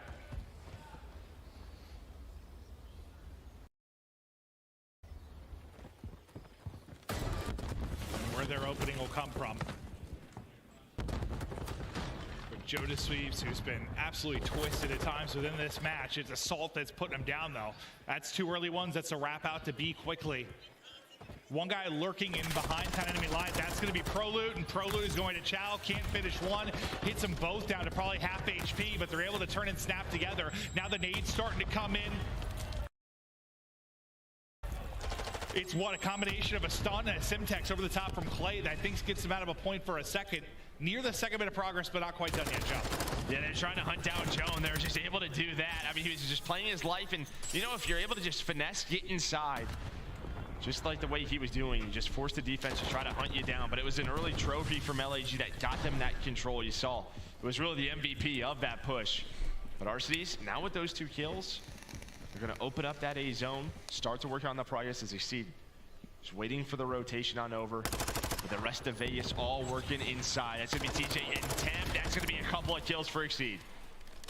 That is lovely from Exceed. To stop any kind of pressure across, to stop them from getting A. That's going to be A done. That's going to be Deddy out now from Exceed. He's been the annoying one in the hard point. Oh, God. I thought he had one there, but Prolute. Little drop shot and snap. Able to rip him off the map. Now, you already got some progress done at B. Just 2 more ticks to go. Yeah, but you have a lot more presence, map presence-wise.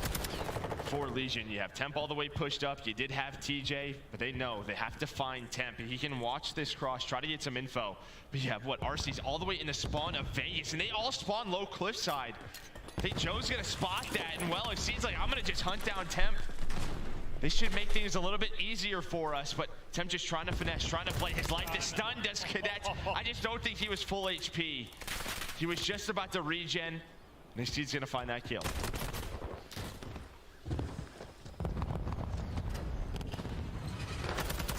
I say Clay just kind of holding this top peak, but RC still able to find the kill. You got 48 seconds to go. Now you're slowly starting to work the progress here on the point. You've got 3 players kind of in position around the point. Working the long way around the flank will be RC's. He's taking his time, maybe trying to distract some players. Maybe when a gunfight through on the fight, not going to happen, but it'll set up Joe DeSeeves for the kill. Now time is starting to dwindle, but you've got the lives here. You're up 17-11, but there's so little time. Yeah, 30 seconds left. That's really it. And TJ, he was able to find 1 kill field side that got them off the point. Now they're just picking them apart 1 by 1. And when you're staggering this push, it's just not easy to get done with this zone. You have Temp now working up. There is a quick trade, but again, just slowing things down. Exceed trying to find any spawn kills that he can. He just flies on through. Well, and they just can't get together. They cannot get together. You have 1 more push at this with a couple of seconds left, but there we go. Another staggered push, and Legion now up 2-0. Nice. Yeah, I think Exceed was thinking, like, I gotta, with the time left, I gotta take the fight. It's just a reposition there for TJ, I think, in the back. Yeah, it's just tough. I'm maybe trying to do a little bit too much, because if he stays alive there, backs up, they have like a 3-man push over. I mean, it's the final push. Yeah, I guess he's just thinking. He's just out of it. Sends it for glory, and maybe hopefully wins it, but not going to be the case. Clay's chirping a bit. Wow, 89th pro tournament, 2nd of all time is Clay. That's a few. That's a lot. That's a lot of tournaments. I mean, he's now with Scump's retirement and Krim and Pat, and like he's just out. Man, he's got to go to Father 100. Time, dude. Like, Father Time. You think about it, there's like 5 tournaments in a year. Like, Prolute starts to work up and just trying to get inside. Now can he use Deddy? Just a little bit longer, dude. Can't win the gunfight though. It's seen Make able it to a take him perfect down. Probably need 100, one more bullet, and then but retire. just not quite enough. But now you're up against it if you're Guerrillas. You've got to get a hold here to extend this control. The control hasn't been great, but I'd like to get around on the board. Oh, nice. Yeah, I mean, Legion They go right back to B. This is what worked for them on the first offensive round. Just getting presence over here, forcing LAG to have to rotate from their position. But at least this time through, you could probably have a couple of trophies on the point. But Joe on the flank is able to find one, but it's a team trade. It's 2 in a row now for Legion, and you have Clay. Again, not only are you on this point, you're also pausing the clock, just trying to play his life. Starting to regen. All right, HP now back to full. He's kept the clock stopped throughout that time. Ready and waiting is TJ, up to 12 and 12. Second bit of progress now going to be done. Last time they got beat on first. Pretty quick success over at A. And they've kept the lives advantage here. They're doing a great job just chewing away at the lives on the Guerrillas side. Can't quite get the Denny off and get wrapped outside to continue to be a nuisance through on the push through. I'll tell you what though, it was Pro Loot in round number 1. It's now TJ in this round. Their ability to stay alive, all they're doing is cutting off the reinforcements for LAG, so they cannot get a good push over at B. Just keeping one player on it was Legion. They do it again. Nicely done from Legion. Now just have to rotate over towards A. You do have Assault all the way top tower. He does get spotted. Temp now on 5 in a row. Thought he was gonna get him nice too. Team effort from all of Vegas Legion. Trying to go up 2-1 in the series. Can he get Assault out of this spot? There's a big fight for Clay. Not going to happen. The timing is not there. Holding left. Push comes in from his right. So Assault now should be on 3-4 in a row as he's just been tucked away at top tower. But you've got a minute to work with. Lives, you're all right, but well, that's starting to disappear as RC's popping off of the feed. But this outside control that you have for Guerrillas is something that never really happened in that first round. No, 100%. Yeah, and then, I mean, yeah, you have the couple of lurkers, whether it's TJ or Pro Loot, trying to find any kills inside. They're just given nothing. It has been all purple. He's got trophies everywhere. Yeah, this guy's got a lot of trophies up top, just hanging out with that AR. Such a tough position to take back. And now Jodeci's playing so cool, able to take down 2. The fact he gets both there, just full stunned. And okay, he gets 3. Now on 5 in a row, down to 2 HP, but truly unbelievable stuff. And I mean, the fact that you've had Assault in that position the entire time, you haven't had a chance at this. You might have, I feel like you got 2 to 3 kills total for Legion, like since you flopped to try and push right. That has not been easy for them. And I mean, there's a way to sort of ignore that player tower side. You just have to get some control inside, right? You can avoid some of the angles that player could take, but Joe has just been locking it down. Arsenes and Assault looking over him, and LAG still alive. I know I'm exaggerating. It was quite a bit more than 2 to 3, but it just felt it felt so dominant. I think it was only a couple. It felt so dominant. And yeah, just that kind of the hillside of the map not being nearly as open this time. They just couldn't find their plan of attack. And Assault, you saw he had 42 trophies down covering, just snaking the hell out of that cement block, just set up to deliver the pain. But you get the round if you're Guerrillas, you stay alive now. Can you push it to around 5? Yeah, 5 in a row for Assault. RC's with 4 in a row. So maybe they find a streak to work with, some extra utility on this map.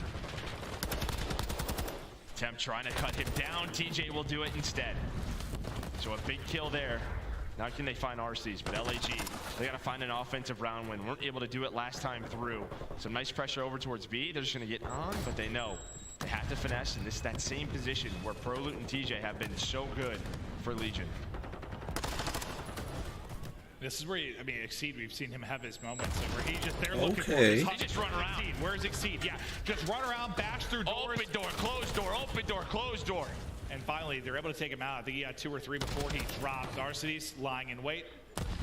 The prone shot they're able to connect, and that will be B. So now you've got 2 full minutes, couple life advantage. And you see right number 8, Clayster is set up where we saw Assault find the success. How are they going to deal with this? Where are they going to find the break? 2-minute hold, not easy at all. Arsenes going to try to put some shots in. Exceed's just going to get on the point, try to force some rotation for Legion. TJ going to get spotted, but inside, they're trying to hunt down Temp. They look for him. I thought they would look for him. I thought maybe the call out. Oh, whoa, my goodness. They're able to find the kill. It's now the point is open. You have multiple players on it. We could be seeing a round 5. This is the chance to do it. 2 players going to drop. You've still got 1. Make it 2 here as Assault will be the follow-up. Second pitch just so close to being done. Can you win a couple of key gunfights? Trophy out there for coverage. It's going to be a big trophy, but I think still some damage done to Assault and Thieves as they do end up falling. Now Exceed going to be the next man to try and follow this up. He wins 1, Exceed does on the other side of it. Second bit of progress now done. Still 90 seconds to go. Still relatively even in the lives department. But this is going to be so tough to do. They just have to send it time after time, just able to stop it with about a centimeter to go. Yeah, I think Clay found a double kill, which kept them off of that point, but they are not out of trouble right now. Assault off spawn up to 27 and 14, and there we go. We are headed to a round 5. Holy smokes. This is a close I thought series. Legion went up 2-0, just the woes you've had from Guerrillas. Like, this is dumb. But remember, both these teams not great on this particular control. It was 0-2 and 0-3 coming into it. They're not good at control at all? No, at all. Yeah, that's a good point. This is some good competition to watch. Where somebody's going to walk away with a win. We'll see who's got defense. It will be Guerrillas. I mean, Legion, what's been their go-to? On attack, going over towards B, getting that done right away. Maybe they're going to try and switch it up because they did not have fun taking A last time through. And it looks like they're going to head over towards A. The push to A was just so different both times for them. How could they try and get a better transition across and not allow them to get set up in the way they were and make it a little bit messier? Oh, he almost had him through the wall. 27 and 14 on 3 in a row coming into this. Through on the flank, though, it'll be Exceed to take out Clay early in the round. Because they're looking to build this pressure.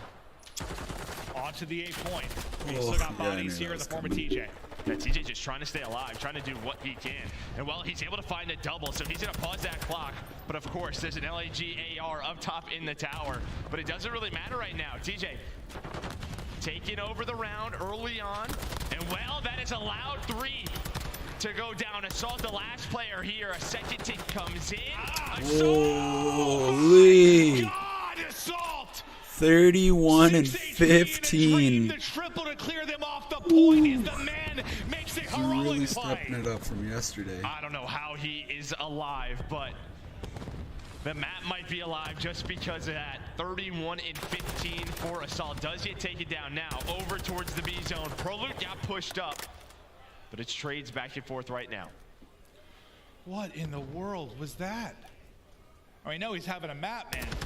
He's on 31. Oh, that was a long shot. Just snap, snap, snap. Unbelievable. And now you feel like if you're Legion, I mean, 30 seconds. That just breaks your back. Like you thought you had the point done. You're thinking about the push to B. Now, how do you regain and try to go big in this moment? Again, who opens it up? It's a multi-kill from TJ. He was able to find 2. And both of those players were on the Vegas side of the map.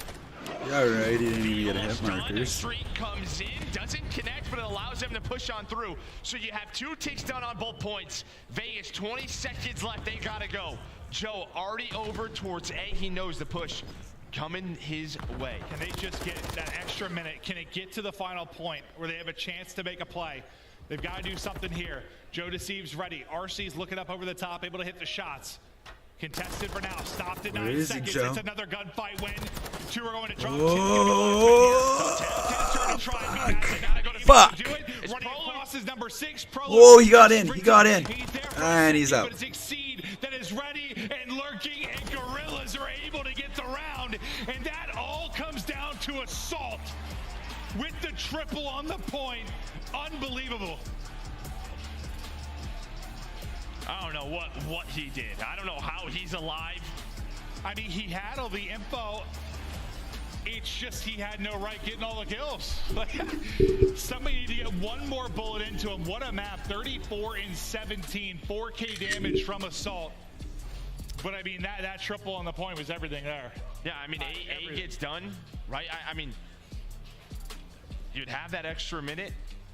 And then even they're over towards the end at B. I mean, they almost get done with the B point. The cruise gets called in. I mean, you might still close it out if you're LAG, even if you don't get that play. But that just cements it. I mean, it just makes gave them all map momentum, dude. It gave them the map control that they needed.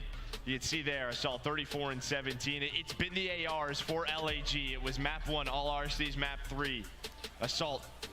And I think that's just one where you just probably lose full a little bit in the comms. Like, how does no one trade that type thing? I imagine. Well, yeah, I mean, just this Legion team in general. We know with some of the personalities on the squad, could be a bit of a roller coaster. This does not help. I would love to hear what Tempo say after that. I don't even know which kill he was in that whole mix, but I'm sure it was a how. Maybe he wasn't. Yeah, no, that would be worse if he wasn't. Yeah. Who knows? Yeah. But just unreal stuff there from Assault.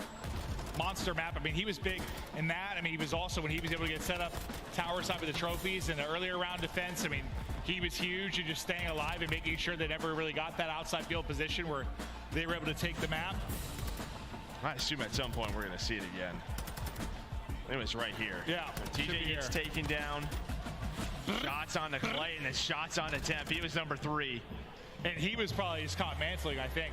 Was he mantling over the top? Yeah. He probably got a hip fire bullet out. That's about auto mantle on the one of those poles. We've all been there. Yep, sure have. Down 0-2 was LAG. Rip off 3 in a row. Unbelievable. Now we get ready for a hard point where, I mean, it was a pretty back and forth affair. I think it ended up being, what, about 18 points, I think it was? Yeah, it separated the two teams, but we get ready to go now. I mean, I guess I would think if I was LAG, if you told me 2 and 3, I was going to win one of them, like, okay, cool. We got a shot to win the series. We got a shot to win the series. The way their hardpoint is looking, and I mean, again, it wasn't the cleanest map number 1, but it feels like everybody else now. You've had Joe had a big map. You've had Assault had a big map right after RCD. So now I think all 4 players kind of locked in. Yeah, and I think, you know, just the crowd has been behind this Legion team. You heard it from when the players were coming out on stage. Now is when you got to talk things through, brush it off, and go to war here in this map 4, because your tournament hopes and a chance to really make a deeper run in this tournament, it all relies on this. And it's maybe a series you felt you should have won. You think if it gets to a game 5, they got a really good chance to win it just based on their success in Search and Destroy, but you got to get there. Yeah, it's what they were able to do in Major 1. Just get it to that game number 5. You just can't always, yeah, as you said, rely on that. So they need a big hard point here. It's been sort of an individual series, right? Like everyone sort of stepping up or taking turns. I think if you're a Legion or a Legion fan, map number 4, I'm kind of looking at Temp, right? He hasn't had like the craziest series, but I think we all know what level he can play at. No, I mean, talent-wise, absolute freak. I mean, he can be just one of the best players on the map at any given time when he's feeling hot, but can he get there? I mean, you can't let, not that you let him do it. I mean, he's healing himself, but yeah, the RCs have a map like he did. He got into his comfort zone too early. Like, just one of those things where he pops off like a 10-2 start, he's in his bag quickly. You can't let that happen. You got to slow him down. But I think you can kind of see a little bit, maybe in the body language, there's some frustration there, 1,000%, yeah. You just kind of have to move by it, but it's just not easy to do, right? They know the pressure here in losers round 1. You lose this series with how the qualifiers went, you are out. And that can be difficult, right? It's tough to just show up and travel for a day, play one match. Yeah, I'm sure. Gotta get locked in. If you're Clay, I mean, you've been here so many times, you sort of know. One of those maps is what might cost you the series. One moment like that, like it should. 100%. Small things. This is small things. Yeah, Call of Duty at this level, that's all it is. Here we go in the hotel. Joe Deceives having himself a series, but especially in that Search and Destroy, a map lost, by the way. He drops 15. But he stepped up in big moments with that submachine gun. See if Legion get us to a map number 5, or if Guerrillas are going to move forward. Here we go. Map number 4. Can Legion do it? Or can Guerrillas close it out with all the respawn victories? XC just sending it. Takes one with him before he drops. As each team vying for position now around our opening hardpoint. It'll be Legion that are now able to get in. Oh, I see. Yeah, he's going to flank, but he's going to get taken down. That's going to be 3 dead. So at least a nice start here slaying for Legion after, you know, probably that throw. But the spawns come in. Well, it's going to be good spawns for LAG.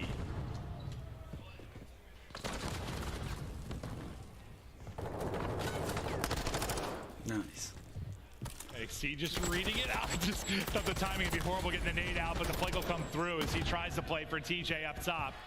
But so far, so good for Legion. Nice opening hard point. You're going to be up over 30, 35 points in that ballpark. They'll leave one person on. They'll start to rotate. So we have one-on-one at the old hard point. And TJ, he's able to win that as he now will transition off.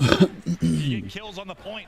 That's Temp and Clay. They're able to find him a chance to chain together these opening 2 hard points. I mean, just a wonderful job by Las Vegas Legion as that hard point is closing out.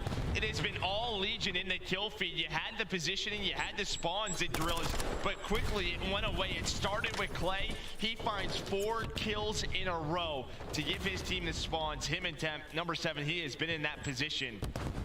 And yeah, they can build themselves up a really solid lead in this map. Number 4, as he is starting to... Damn, what a laser. And this is similar to the start we saw from Arsenals in that map 1.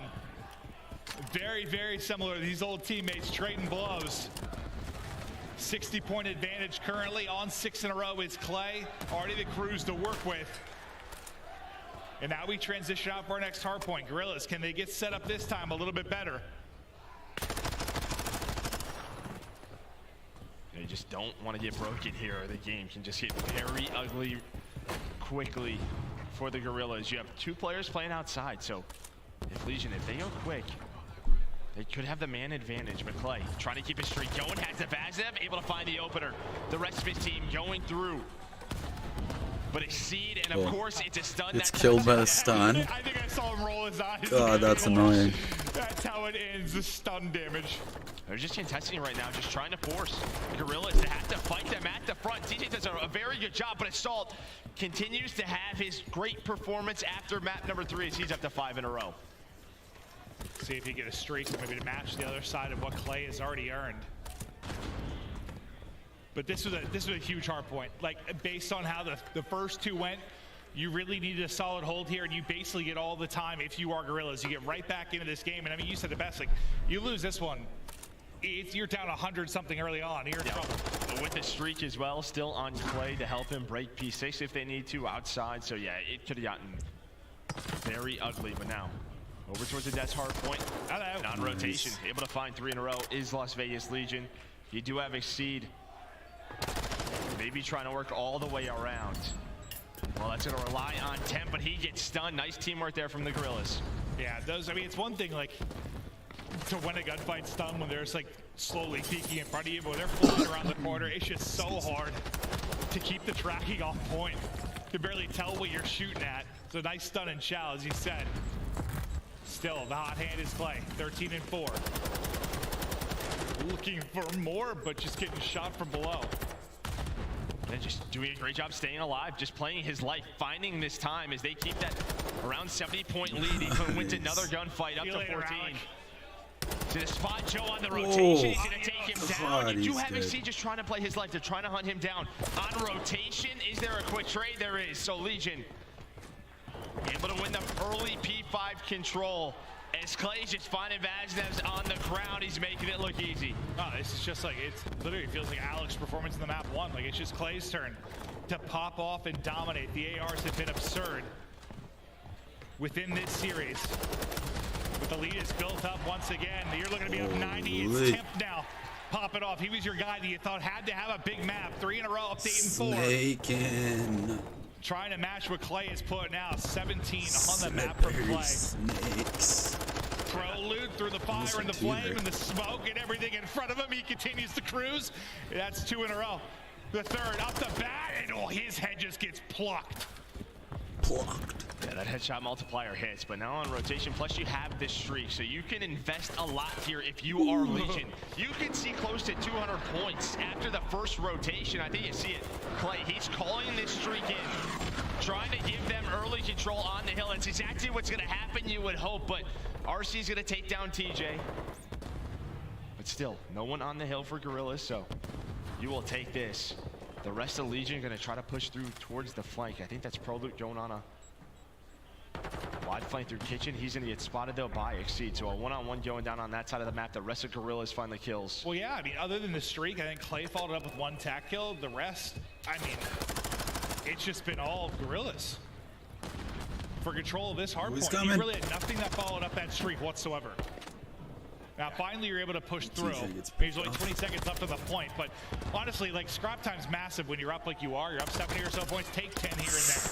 No, without a doubt, yeah. They continue to go for it. Is Temp able to find that trade onto Joe? And you can see Exceed's like, yeah, I gotta go for this, fight for this time as we're gonna head back towards P1. But I even like seeing TJ pull out another tag just on that hill, because when that streak was called in, I think you saw that he has one there, and RC was able to take him down. But both of these teams trying to play their best. Hardpoint, LAG trying to put this one away to continue on the losers bracket. Let's go to a listen with the Guerrillas. I'm wrapping right. I'm wrapping right. I'm staying large side. I'm staying large side.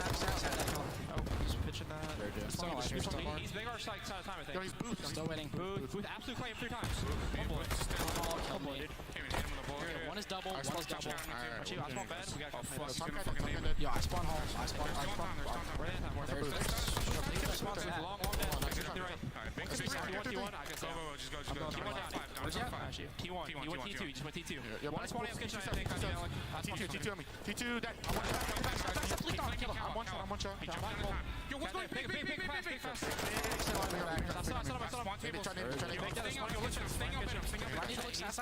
Yes, he's one kitchen. Heard you.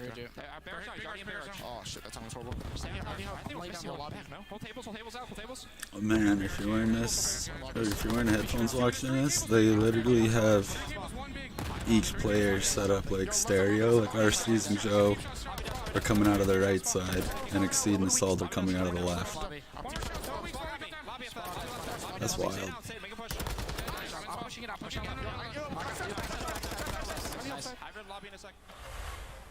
The comms are on point. They've made a rally here, Joe. I mean, it's Legion who have a chance to put this one away, but this has been a fantastic transition and hold. Everybody on point right now for Guerrillas. Yeah, it's funny. I mean, the start of that listening, they got fried P1, right? Like, we went to the listening and went 4 dead.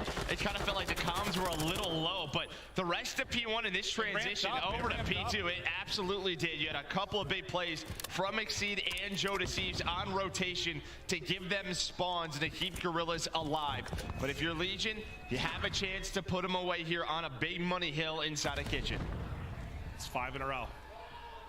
For Thieves, finds one tucked in the corner. That's going to be the cruise that is earned. Sitting it with the Deddy. Can he find any kind of timing? Now into the point. The gig is up. The angle is there. The one more lane here is a trade. There it is. Another big fight though. It's TJ. It's Exceed. Stuck him. TJ able to win it. The nade's going to hit. They're going to trade. Who's going to be left standing? It's RC's in the point for now. Slippery Lead snakes. now down to 40. It's Guerrillas making the comeback. Knock. It's Alec. I'm here. What's up? Legion have numbers right now. There's a split spot. Stuck in the counter. There's the break. But now behind enemy lines comes Exceed, but he is all by his lonesome. Legion, that was a big break after, well, they got broken early on, but Exceed's gonna fight for the scrap time. Double headshots come in. We got ourselves a game now. 30 points between the two teams. Next Hardpoint to pop. Joe Thieves gets a kill, but a grenade will trade him out. There's the flank on through. It's Proluz that takes the route. He's able to pick up RC, who's trying to hold the outside lane. Clayster's 30 and 17. Legion just 19 points I guess. needed. They get wiped. He's They doing get wiped pretty off the good map. right I believe now. it's 2 for Exceed, 2 for Joe Thieves. They get burned off the map, and now with 40 to go, a chance to 10. hold. We're going the distance. These two teams, they should just not create any separation between one another. Temp now, top bedroom, trying to look over Come on, TJ. Tej. You do have Prolute working the flank in a big one-on-one, and he's able to win that. So Prolute on the flank has done a great job a couple of times. He was able to win another one. They can win it here. Guerrillas have to commit to this push. Temp knows it. He can start to rotate to new. A team nade is in. 8 more seconds needed. That's going to be all 4 dead, and they get on the hill. Guerrillas. To get to it. They got a chance. Maybe It's they get over. to another hard point, but the crossfire is there. Oh, that was the last possible second. Final second on the point. The Legion, they push us to a map 5. And it got scary. The run was there from Guerrillas. But I think you nailed it. Prolute with a couple of those long routes were massive in the tail end of that game. Yeah, Prolute couple of key plays. I mean, it was the other side. It was the momentum of Exceed and Joe Deceives that started shifting LAG, right? They were finding breaks. They were getting a lot of kills on rotation. You kind of had that P2 to P3 transition. And it got scary at Kitchen with the first break from Guerrillas, but then it was like, bang, it was right never back really in. like a break. Like it just was like it kept coming down to these extended 1v1s. Like it was never like clean, I guess. So it just they kept it messy. They kept the fights down long enough. TJ won a big one, I think, before the nade traded him out to keep his team in the game. What stood out to you in the stats? I mean, what, 30 kills out of Clay, 2 minutes and 23 seconds. The guy had early streak temp as well, another big game. But yeah, can't count out TJ and Prelude. Some of those key rotation kills that they were able to find with the subs. This is one that felt like a game 5. I don't know that we thought it was going to go down in exactly this order because the control was kind of the question mark. But the fact is, we get to a game 5, and now the search and destroy. It's been great on the side of Vegas. On the other, not so great. But it's to game 5. I don't know what's going to happen. If you look back to the game 2 search and destroy, it was what the clutches. The big moments from Clay. The crowd was absolutely losing it, but it all comes down to this. We've got one more map before our final series of the night. Who's going to continue on, though? Is it going to be Legion? Is it going to be Guerrillas? Do not go anywhere. You don't want to miss the map 5. We'll be right back after this break.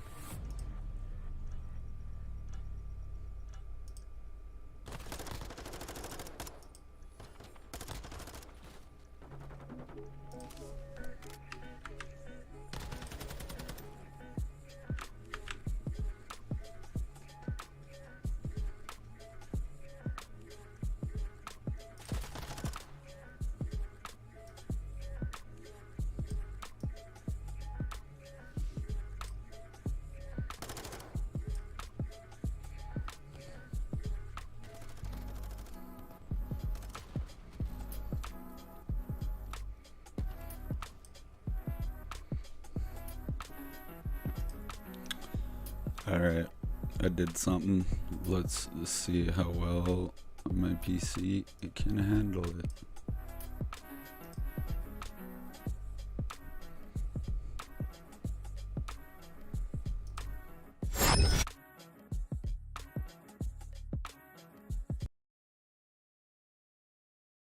Has been Clay and Clay? Clay's been frying. But yeah, this map, like the subs work into A, get the bomb down for the ARs to watch. Like the ARs play clutch spots like top mid. They play like the late bomb checks and shit like that. Yeah. So I would say subs are more important, just to get like the map control. Yep. Someone said this is like Boke. A little Boke action. Nah, I mean that's not a horrible comparison. Boke though, like once you got the bomb down in Boke, I feel like the amount of room to maneuver inside of there was less than the room on this map. You know what I'm saying? Yes. You're saying bow cage? Yeah. Because, like, that room's pretty big. On Boke, you were trapped in that. If you trapped yourself in that room, you were just fucked. Yeah. Like, this map, you actually have, like, multiple corners you can play. But I don't know. I think we're going to get a grade A bang out. Bang out. And this is a... Good old-fashioned. Huh? The good old-fashioned. Good old-fashioned. This is a... It's a scary map 5 for both teams. Yeah. Oh, my God.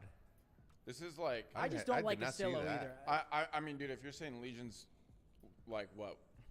Like, top 3 in search? They've been frying in search. Like, and if you're telling me that they they're hide 4-2 on this map, Mhm. that's sketch. That just means the map's like... Everybody loses this map. Well, Legion's, like, really good at Mercado. Yeah. What other map are they really good at? I think they're good at Hotel. This, I don't know. I don't know if this is one of their better maps or not. So is this a cheese map? Yes. That's what I'm trying to say. Like That's a timing map. Like terrifying. this map is like one of That's those. terrifying as a map 5. It's like Siege. Yeah. Siege was like a straight Yeah, cheese map, yep. right? Yep. It's like Was, Siege. I compare it to Siege. It was sort of, If Paris has yeah. offense first, I couldn't even see people on Siege. I don't know about you. I couldn't fucking see people. Oh, I went independent IRL, dude. on Yeah. that.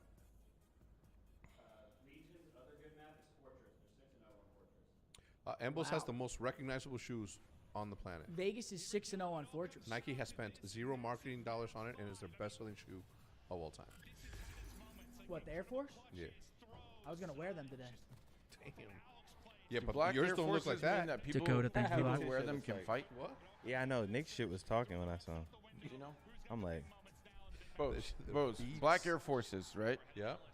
Can you only buy those if you can fight? I don't wear them. I mean, I ain't got no hands. shit, I don't either. I don't wear them. I'd wear I them, own but like I don't. 2 pairs of shoes. I don't wear them. These You are have black Air Forces? no. These are I had a pair, and every time I look In down, I'm fact, like, I'm wearing this shit look fluffy weird on my socks. God, feet. you It had the same wasn't shoes, though. until I got I don't really. I find something I like, and I don't really deviate from. Crimsix got the You know what I'm Ons, saying? one of the most I comfortable got a shoes question. ever. Does Damon wear the Zebra Yeezys still? Damon Nah, wears. I gave him some Coutures, some Air Jordan 1 Coutures. Yeah. Coutures. Anyway, he wears those or the other boots, the Leprechaun boots. Yep. Like Michael Kent from DeSerto. That motherfucker wears those Leprechaun boots. Like, yo, get them shit kickers out of here. Roy with a Wait, 10. Thank you you. were saying these were the most comfortable? On makes one of the most comfortable. The brand. Yeah. I don't have any. Here we go. Teams that continue on this tournament. I thought we were talking about you. That's how you talk about it. Chat. Who do we got? You think about like on the Attaboy girls' Claus, side, you know the what's youth, up. right? That come in from the academy team and like you just want to prove yourself. You want to get further in the tournament. It's like the total opposite. Crim You think 6 of, like, fit your check. I don't know what Clay, you're your wearing. TJ, like, There, you're Crim, just what's your like, shirt? Are those Lulus? trying to stay here. There's also definitely Lululemon. These are Lulus? Yeah, Yeah, these up are by the Lulus zippers. too. Lulus are the best shit. Oh, dude. Yeah, these are Lulus. You know, I ordered these and someone stole them off my phone. Was that you? Snooze, you lose, buddy. Sorry about that one. I bought the camo one. Oh, boys, tactical. Oh yeah, I Lock love in. these. Seth, And mute this one. And then unmute this one. Looking like There it's we gonna be go. That sort of standard A hit coming down to a retaking a 4 versus 4. You do have, who is that? Pro Loot working the top side of the map. Temp on the other side. Trying to find anything. Clay just flies in with the tack, able to weaken one on up. I don't know if the timing was wrong or what. Maybe just trying to find one, but he was hoping for a trade, you would think. Well, if he thought there was one there and not 2 tucked away, I'm not sure. Yeah, maybe a nade connects, a stun connects, but now it's a 3 versus 4.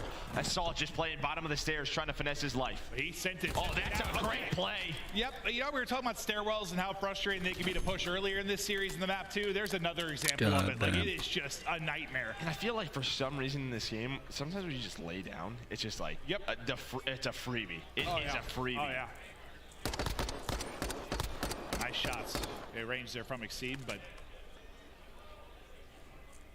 they'll get that first round. They'll chalk it up on the board. Yeah, I don't know if Clay thought he had a free one, if maybe the comms were off, whatever it was. It seemed to me like he thought he was flying into a one-on-one. He was flying all right, yeah. Yeah. With attack, mind you. Like, or if he thought, yeah, someone's going to follow him up, I'm not entirely sure.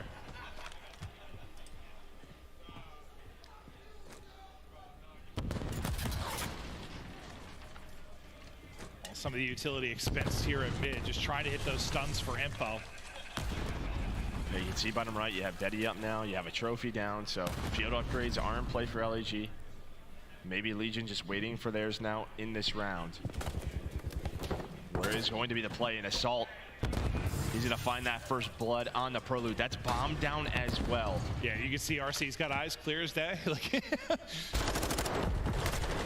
Well, it's just his inner defense. I mean, this bomb site so far has been all LAG. Temp and Clay going to try to bring this one back. There were some big clutches in map 2. Can they do it again here? They got to go, though, is the problem. Yeah, 25 seconds to work as well. with. Able to find a tack to work with, though.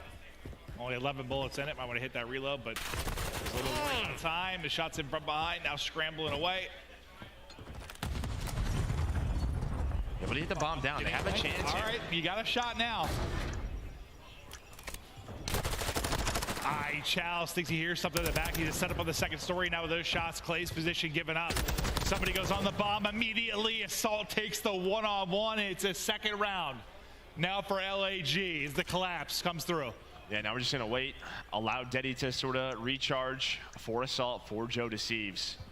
Going to hang out here, but yeah, I mean, it's the first blood. Assault having himself a very good map number 5 so far. Finding those picks, able to win it.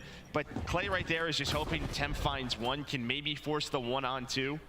Right, but as soon as he goes down, he has no eyes on the bomb. They could be on it. Sure. He's just got to win early gunfights. It doesn't happen.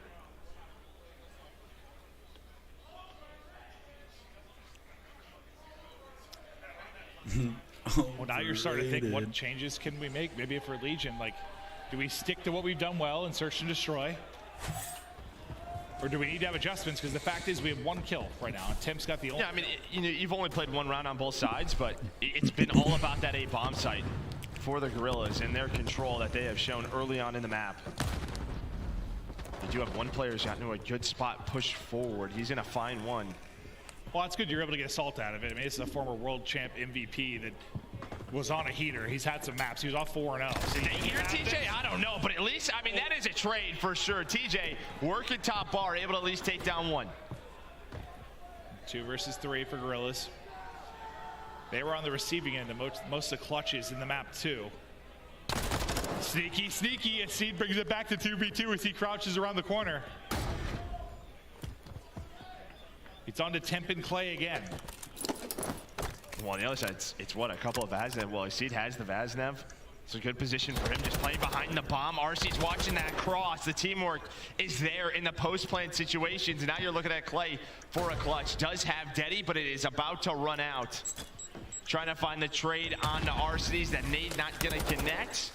Neither is that one, but it's all about the time. And they are just wasting Clay's time. 7.5 to defuse. It is 3 early rounds for Guerrillas. You're in such an awkward spot there trying to make the play. If he could have just gotten the first pick on the Arcides. A real good shot in this, but great job just playing his life as Arcides. As he gets the final 2.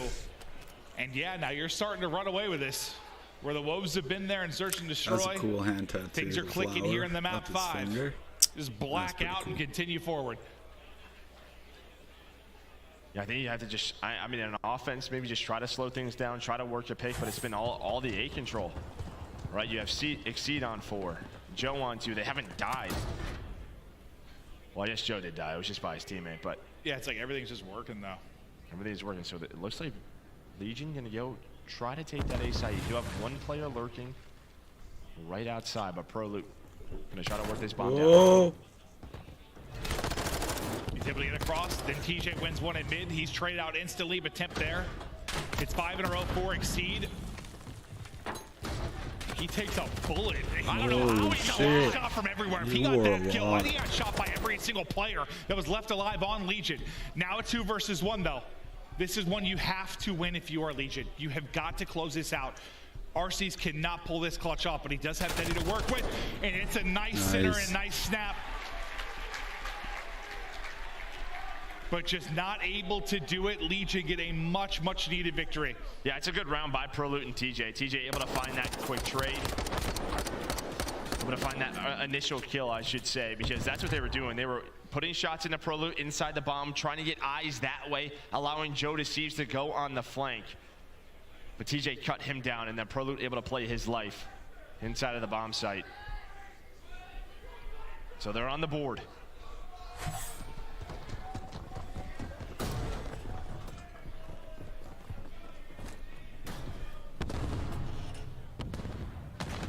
Peekaboo.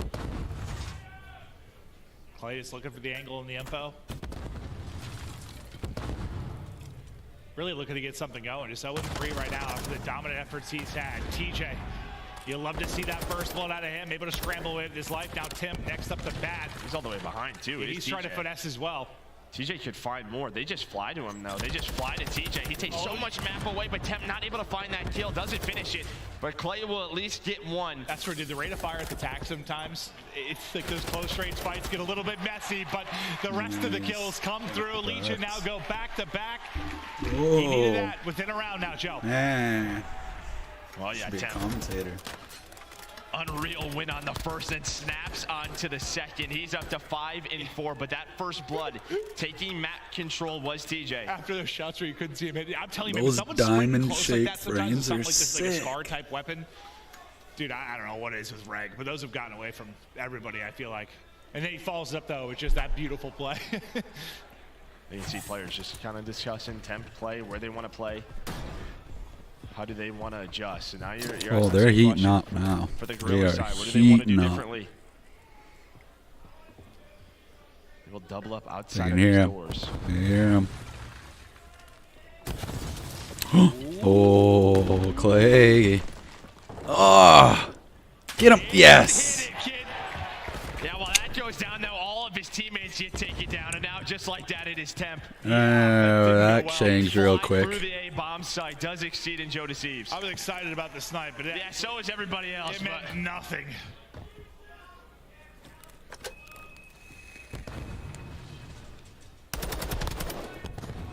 I like that.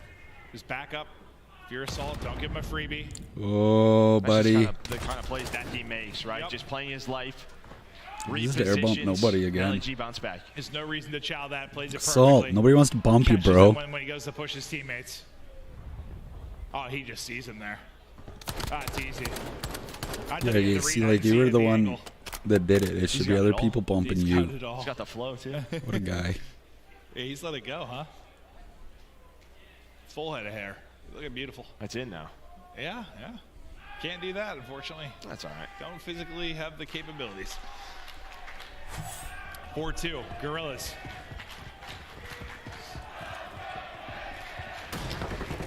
The crowd trying to ramp up Vegas. I feel like there's only so much hype you really do in a search and destroy, though. Like, you just got to make the right decisions, hit your shots. Maybe our first B hit of the game, right? Just leaving Proloot and TJ inside, but there's going to be a first blood for Temp. Clay now, he's up to bat. He's able to find one with the headshot, just playing his life, trying to reposition. Keep diving, keep diving. He just dives like into the bomb, but with 35 HP, he gets out. 4v2, Exceed wants to go ahead and still use the Deddy. Able to get in behind enemy lines. There's the first pick. The read onto the second, and Clay just gets melted. That is naughty. Oh, dear sweet child of mine, please God, no. See if Proloot can clutch on a bomb down at B. Come on, Proloot. Not the 2v4. Oh, and he gets spotted as well. Not going to make things easier. Oh, and I'll tell you what, it's the trophy player, so that sucks. Yeah. Does have a nade, but... Oh, no. Clutch Yeah. is not happening here. It's like those map 2. Again, Vegas with the clutches. This time it's Guerrillas, and that feels like maybe it broke their back. That is a tough one. You've got the advantage of the 4v2, and Exceed just annihilates you. Yeah, and I don't know if like Clay's thinking maybe Temp hit a shot or two if he's weak, because he swung fast for that challenge. But the problem is what I mean, TJ and Proloot, they're so far out of that fight, so there's no trade. I mean, it's a great play with Deddy. It's just either you don't chow that if you're Clay, or you gotta win it. I mean, yeah, well, yeah, that's true. Yeah, definitely makes it easier when you win it. The breakdowns from Maven. Analytical mastermind is Clay, trying to find a snipe.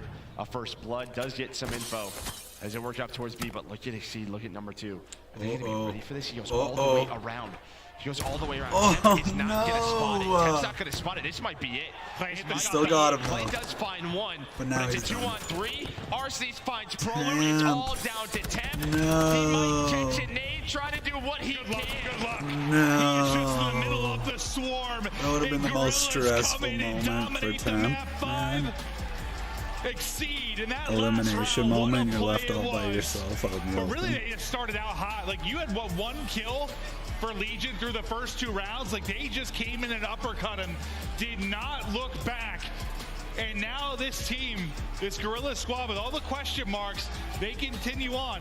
And if they continue to improve in search, improve in control, like, there's some upset potential there, 100%, Joe. No doubt about it. I mean, the fact that they've been this competitive against all the teams in Hardpoint, I think that allows you to work off a lot. And I think you look at that map number 2, obvious mistakes you can work on. And I feel like that's when it's easiest, when there's beauty to look at. We were down here, let's do this instead. Well, it feels like they flipped it on its head just in map 5. Like, if you talk about like not letting the clutches get away from you and making some of your own, I mean, it was the utter and complete opposite. And I know Clay and this Vegas team seemed to be one of the hometown favorites they were rooting for, but Guerrillas just get it done. It goes the distance. I thought Vegas in 5, but Guerrillas, they make the plays, man. Yeah, it's Assault early on, I think, in those rounds really led the way, but then Exceed steps up. He finishes at 9-2. And I feel like when we watch LSCLO Search and Destroy, the difference is always those submachine gun players that are very quick in their decisions, right? Just switching things up. That feels like when they're in the flow, right? When you're finding those Search and Destroys, but those dead silences, those dead silence plays. I think in general, it just felt like Exceed was that throughout the series, man. Like, just that guy getting lost and you're trying to find him if you are Legion. Just even when maybe he wasn't making the best play, he was scrambling around and just 4 Optic Gaming Scuff controllers. Love that. So that's a total of 8. So we're gonna have to start doing giveaways then. It sounds like we got some quite a Oakley next level glasses, some Oakley frog skin. Okay, so 3 next level, 2 frog skins, which is the ones that Seth, that I wear. These. I have the same pair. Yeah. Start off with a Sorry? record for Alec at the Hardpoint. It was unbelievable Say that again. to see. They continue on. Right, that's a loser's Oakley. match, so Legion will be done. Guerrillas. Oh, okay. So it's a backpack with glasses for the Oakley. Hell yeah. So standard frog skins 2, frog skins optic style, which are the super light green ones. One of them. 1 Oakley backpack. Texas de Brazil. Gift card. Can I do the last one? But how do you feel coming out with this victory with your squad? It was a tough fight. Yeah, I feel pretty good. Don't think we play our best COD today. At least we got the dub, though, so we get to continue our run. Got to work on some things for tomorrow, but I think we'll be good. I think y'all be good, too. Now, from yesterday to today, I think you played lights out. It was night and day.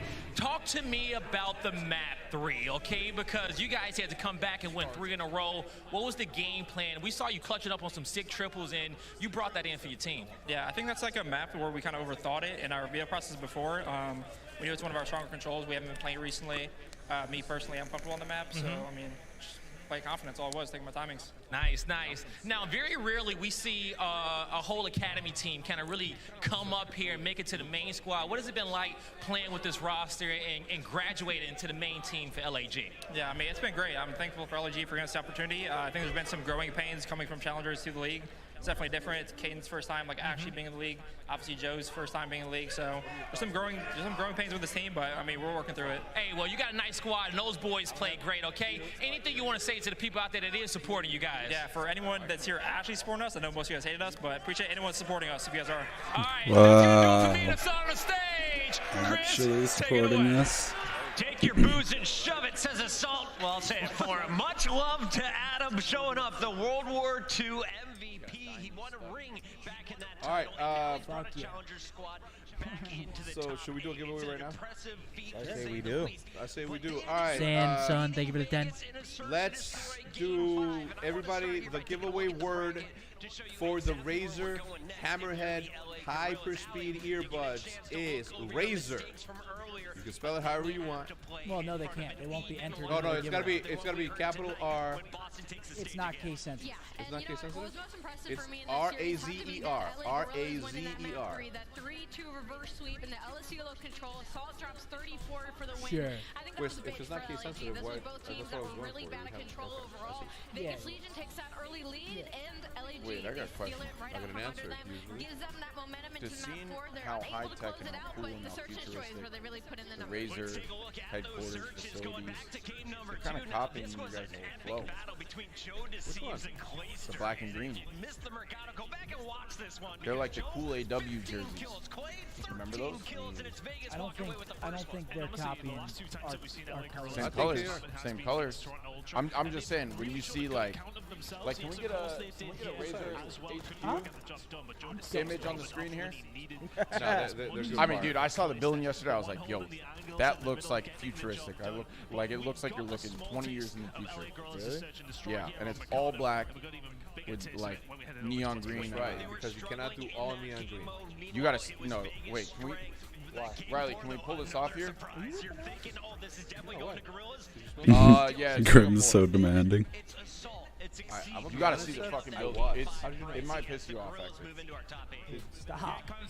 I can't speak. And I wasn't. Hold on, let me help you out. Legion letting us down one more time. And we do have our How many participants are Riley? jump to it real quick because we have another match still to go here on a Super Friday. This one, the Scum play of the game belongs to the reason they won that control. It's assault. He was up top of the tower. He was frying, but Ali, that 3K at the very end took a game that we thought Vegas had locked up and put it in Purple's favor. Where is that? It was a lot of situations that should have just been for That is so Vegas sick. Legion where it was just assault. There will be a building like that with our logo at the top. You better believe Vegas it. were looking to try and take that offense, and he shut it down very quickly. When is that Just coming? impressive stuff overall from LAG squad. Call it 2025. 2025. Wow. I have heard of Amazon Prime. Amazon Prime is where you Razor Cafe. I like it. All right, run that Riley. 10, 9, 8, 7, 6, 5, 4, 3, 3, 3, 2, 1. The win. Say it again. Queen Needy. Queen Needy. I'm not too sure about making Bryce look any better on the map, let's be honest. There we go. Congratulations on your newest earbuds. Lots. We're gonna have to be cranking out giveaways these next couple days. I mean, we have a lot of things to give away. We only have 2 more days of matches. We have 5 matches tomorrow, 4 matches on Sunday. I mean, we're gonna have to start letting these fly. I've been letting them fly all day, so. Well, we've been giving away like card packs and stuff, but we have a lot of other things to give away. Give it away, give it away, give it away. Did you not get my joke? What joke? I'm like, you said we gotta let them fly, but I'm gonna let them fly all day. Yeah, you've been letting them fly. This guy fucking stinks. No, it does not. You've been letting them fly, and those stunk. I just didn't want to say anything to embarrass you in front of all your chats. I don't get embarrassed. Yeah, let's see, Yeah, the, let's see maps. the maps, We actually have. This is the best series of the day, and they saved the best for last. Yes, they did. We've got New York Subliners going up against the Thieves. In the meantime, the next code for a giveaway is. Are we back to backing right now? Yeah, that's because we're getting down. You said we gotta let them fly. We're gonna let them fly.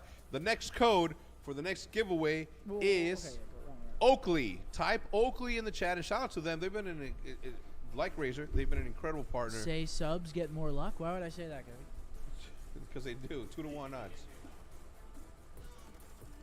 All right, here are the maps: Hotel, Asilo, Hotel, Embassy, Hotel. Greenberg Hotel, I got NY. Asilo, I got. Oh, that's 50-50. Both those teams pretty good at that. Control, both these teams are good at control. This is gonna be a good series matchup wise. I believe it. I'm going New York. I'm still going New York though. I'm going New York 3-1. Just imagine a world, Seth, in which you can just click a button and use a Prime sub that you haven't used, and then you win a giveaway. That exists? Yes, it does. Where? Some people have a crusty $5 bill sitting at the top of their corner that they can utilize by a simple, swift move of the hand and a left click. Bow. No way. Yeah, and with that, Josh, not only do you become part of the Scumper Jumpers, what do you call your people? We just rock. We just you become a member of the We Just Rock, and you may be able to win. You know what I'm saying? Anyway, Oakley is the name. Hit your Prime sub, then type Oakley. Hopefully you get a 2-to-1 odd advantage, which you typically do. If you do, you might be entered the chance to win a super nice. He's laying it on thick right now. Pair I'm loving it. of Oakleys. These are my Holy go-to. shit, John with a 50 gifted sub bomb right off of that See, far edge. Come on, Johnny. John knows what's up. Johnny just gave 50 people a better chance. That is just a 2-to-1 odd generosity. chance. John, baby, where are you? Thank you, man. Appreciate you. John, shout out to you, man. Thank you, man. Period. I think gifters should get a 3-to-1. That's not possible, so don't say. Okay, but I'm just saying, in a perfect world, in my world, my giving world, that's what would happen. So, Riley, we have 10 seconds left to the minute countdown, so we're gonna do 10, 9, 8. We got a whole minute. Oh, here we go. Who was that? Reside? Yeah, dude, the snack room here actually is insane. It's not better than the Hex quarters. General, thanks for the 5, baby. No, be honest. They got high shoes. Honcho, thanks for the 5, baby. Appreciate it. They got high shoes. I don't know what the fuck. I have high shoes too. Or the, No. like the candies, right? Or what are they called? Now and laters? Hit me. Big one. Just throw one, man. Chill out, man. I'm not trying Look at it. It says How that am I he gonna didn't throw drop one? shit. 10, 9, 8, 7, 6, 4, 5, 3, 2, 1. The winner is I'm not trying to take all of his candies, man. Scuff, thanks for the Probably 5. should. I'm fat. Holly J7. Oh, Paul. Paulie J7. These are gonna look super fly on you. You're gonna look like Papa, which means that your Wow. risk levels are gonna That's nice. dramatically escalate in some night. Little did we know. That's nice. Starburst, Mamba. High cheese is better. Yeah? Oh, bro, they August fire. KY, Bro, thank there's y'all. so many flavors too. Bro, the sweet and sour ones are the best. Dude, that is nice. Dude, you want more? Bro, I'll we take could another have one, been yeah. there right now if it wasn't for Texas Those lack are of salt. nice. Dude, these are the crappy ones. So salty too. we Sorry, didn't go, thank right? Yeah. Which one? You got We apple? have one more think you have fiery one. matchup before we send Mango. everyone packing, and this is going to be a spicy one if you ask me, because it's between two squads that me, Mark, Chance, Allie, all predicted to be in the top 4. One of them will be packing their bags. The other moves on to the top 6. New York Subliners taking on the LA Thieves, and I'm joined now at the desk. We have my good friends. How we feeling, Studdy? Buddy, I'm feeling good, man. You know, it's been a great day of Call of Duty. Not as exciting as it was yesterday. A bunch of Game 5s. We saw a couple smoke shows today, but we've also seen some crazy performances as well. And Lando, I know you've been casting a lot this weekend. You just got a chance to watch Clayster, though, as a fan. What is it like to see him again in his 89th tournament? Are you bummed he's out? I am, man. It's unfortunate, right? I mean, we always talk about the legend of Clayster. To see him back with the Las Vegas Legion is incredible. It's just unfortunate to see him go out the way that he did. He was putting up numbers, and I hope that we can make it maybe 100. Can he reach 100 turns? I think so. I think Clay still got a lot of gas left in the tank. But Allie, our bracket, there's not a whole lot of spots left. If you're looking at it, you can see the winner's bracket almost there to the winner's final. That's what's going down on Saturday. Tonight, though, we're going to start there with elimination round 2, LA Thieves versus the Subliners. And these are two squads that yesterday went the distance, both falling in a Game 5 in some tight matchups. Yeah, we're playing a little bit of spoiler in our elimination rounds here, starting out our next round a bit early. And if you had told me at the beginning of Stage 2 qualifiers that it was an LA Thieves and New York Subliners final, I would have believed you. So to see both these teams so early down in this situation, it's terrifying. Taking a look at our Subliner squad first, this is the team that won Raleigh. They're #1 on our overall leaderboard, but they were 3-2 in the qualifiers.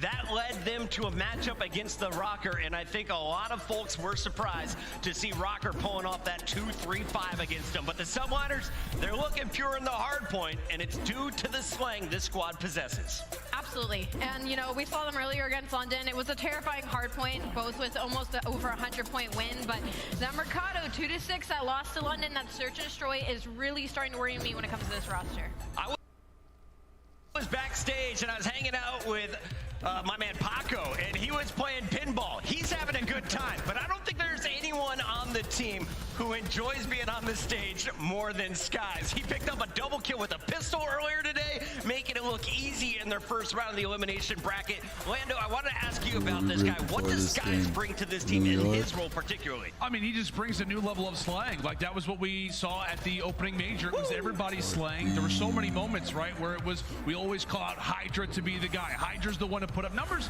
But in so many series, it was players like Skies. It was Priesta. It was Kismet. All of these players have so many different elements to their game. But slang-wise, they're going to need him today versus a very talented AR lineup on the other side of the stage as well. Absolutely. The LA Thieves are known for what they can do with those long-range ARs. The human turret goes by the name of Octane, and he's the old man now on the squad, which is crazy because I remember when he was the young buck, much like you studied back in the day, breaking into the scene and just taking names. I know, that's the crazy part, is because I actually got the opportunity to team with Octane as soon as he entered Call of Duty. The guy guy is unreal. We saw what he was able to do in that last series. Obviously, going up against Florida, we know their struggles in Hardpoint. But the biggest thing that you had to take away with was the search and destroy. Octane was hitting the snipes with that sniper in hand. He was making the plays with the ARs. He's definitely a guy that you have to try to shut down if you are New York. Ali, I know when you're playing in your competitive matches, you have this same role. You are the main AR for the squad. But what have you learned by watching this guy throughout his career?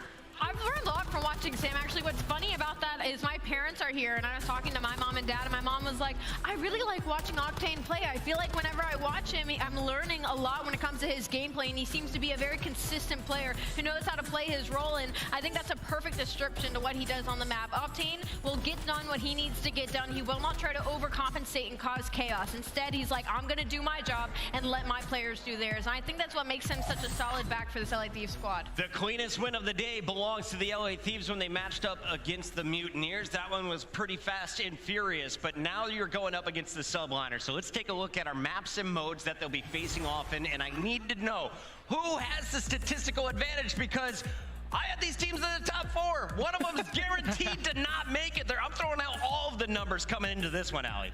I think both teams got a lot of their vetoes through here. The hotel is great for New York. They got to play it earlier against London with a very comfortable win. That El Asilo is going to be, that hotel control is going to be really good for LA Thieves. They had a dominant winning controller early on today, so it looks like they're straight up squaring up in this map set, Jay. And I really love 2 maps in this. It's going to be the El Asilo Search and Destroy and that Embassy Hardpoint, because they had a previous matchup in the beginning of Stage 2, and it was New York who were able to take both of those maps, a 6-5 on the Search and Destroy, and then a 250 to 219 on that Embassy Hardpoint. They were trying to expand their map pool, and it worked out, but you're at the LAN event now, and going up against LA Thieves, you have to be on your best behavior. Lando, what are you looking forward to most? Is there a 1v1 you're watching? Is there specific strategy you want to see in this matchup? Honestly, I would say if I'm looking at something, I'm looking at the Search Destroys. I think for this series, as we said, the El Asilo and the hotel, I specifically look at the game 2. Jay and I have had a lot of cast over the LA Thieves. Yeah.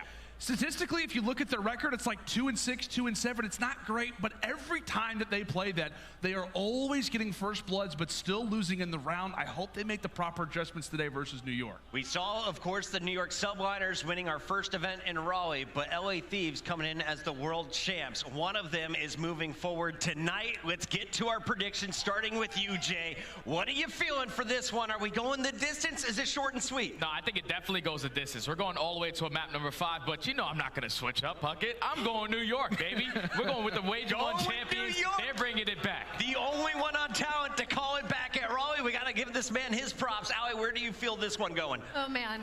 Earlier on the day, I probably would have said New York with my chest. I'm thinking a little bit on the lenient side of Thieves right now. I might be thinking Thieves in this series. Going Thieves. Yeah. Lando, be our tiebreaker. I'm going to go with Ali. I think the Thieves end up taking it. I think it's a close one. I think it goes 5, but I'm going with Thieves. I'm going with Thieves. Call of Duty family, make some noise. It is time for the final battle of Friday as we send it to the main stage with my guy Blaze. Yeah, this matchup right here is about to feel like a finals, because only one team can continue to move forward, and the first one coming to the stage is rocking that yellow and black for New York.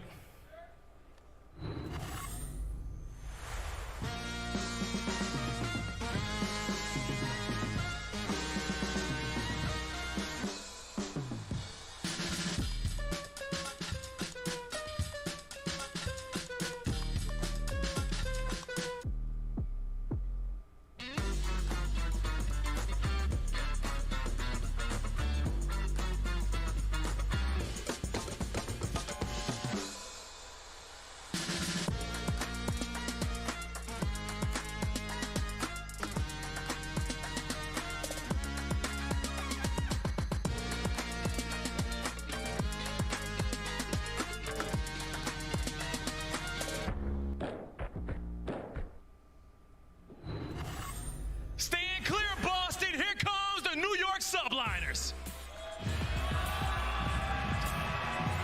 Give it up for Priesta, Kismet, Skies, and Hydra, the New York Subliners.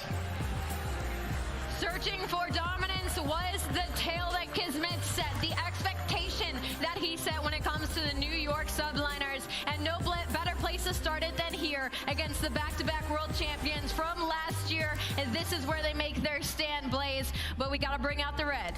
Yeah, we got to bring out the red, Allie. As just said, it's the back-to-back champions to close out the 2022 seasons. It's the LA Thieves. So what's the plan? Same crew, but this time, we take everything. Dylan Allen has picked up 3 in a row, looking to take care of the entire squad, and he's done it.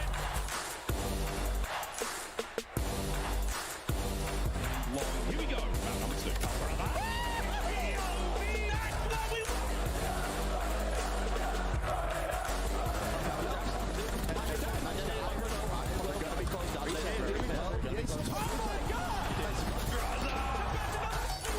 Coming in. They haven't got the first thing, but yeah, Kenny on the flank. Kenny on the flank. Kenny!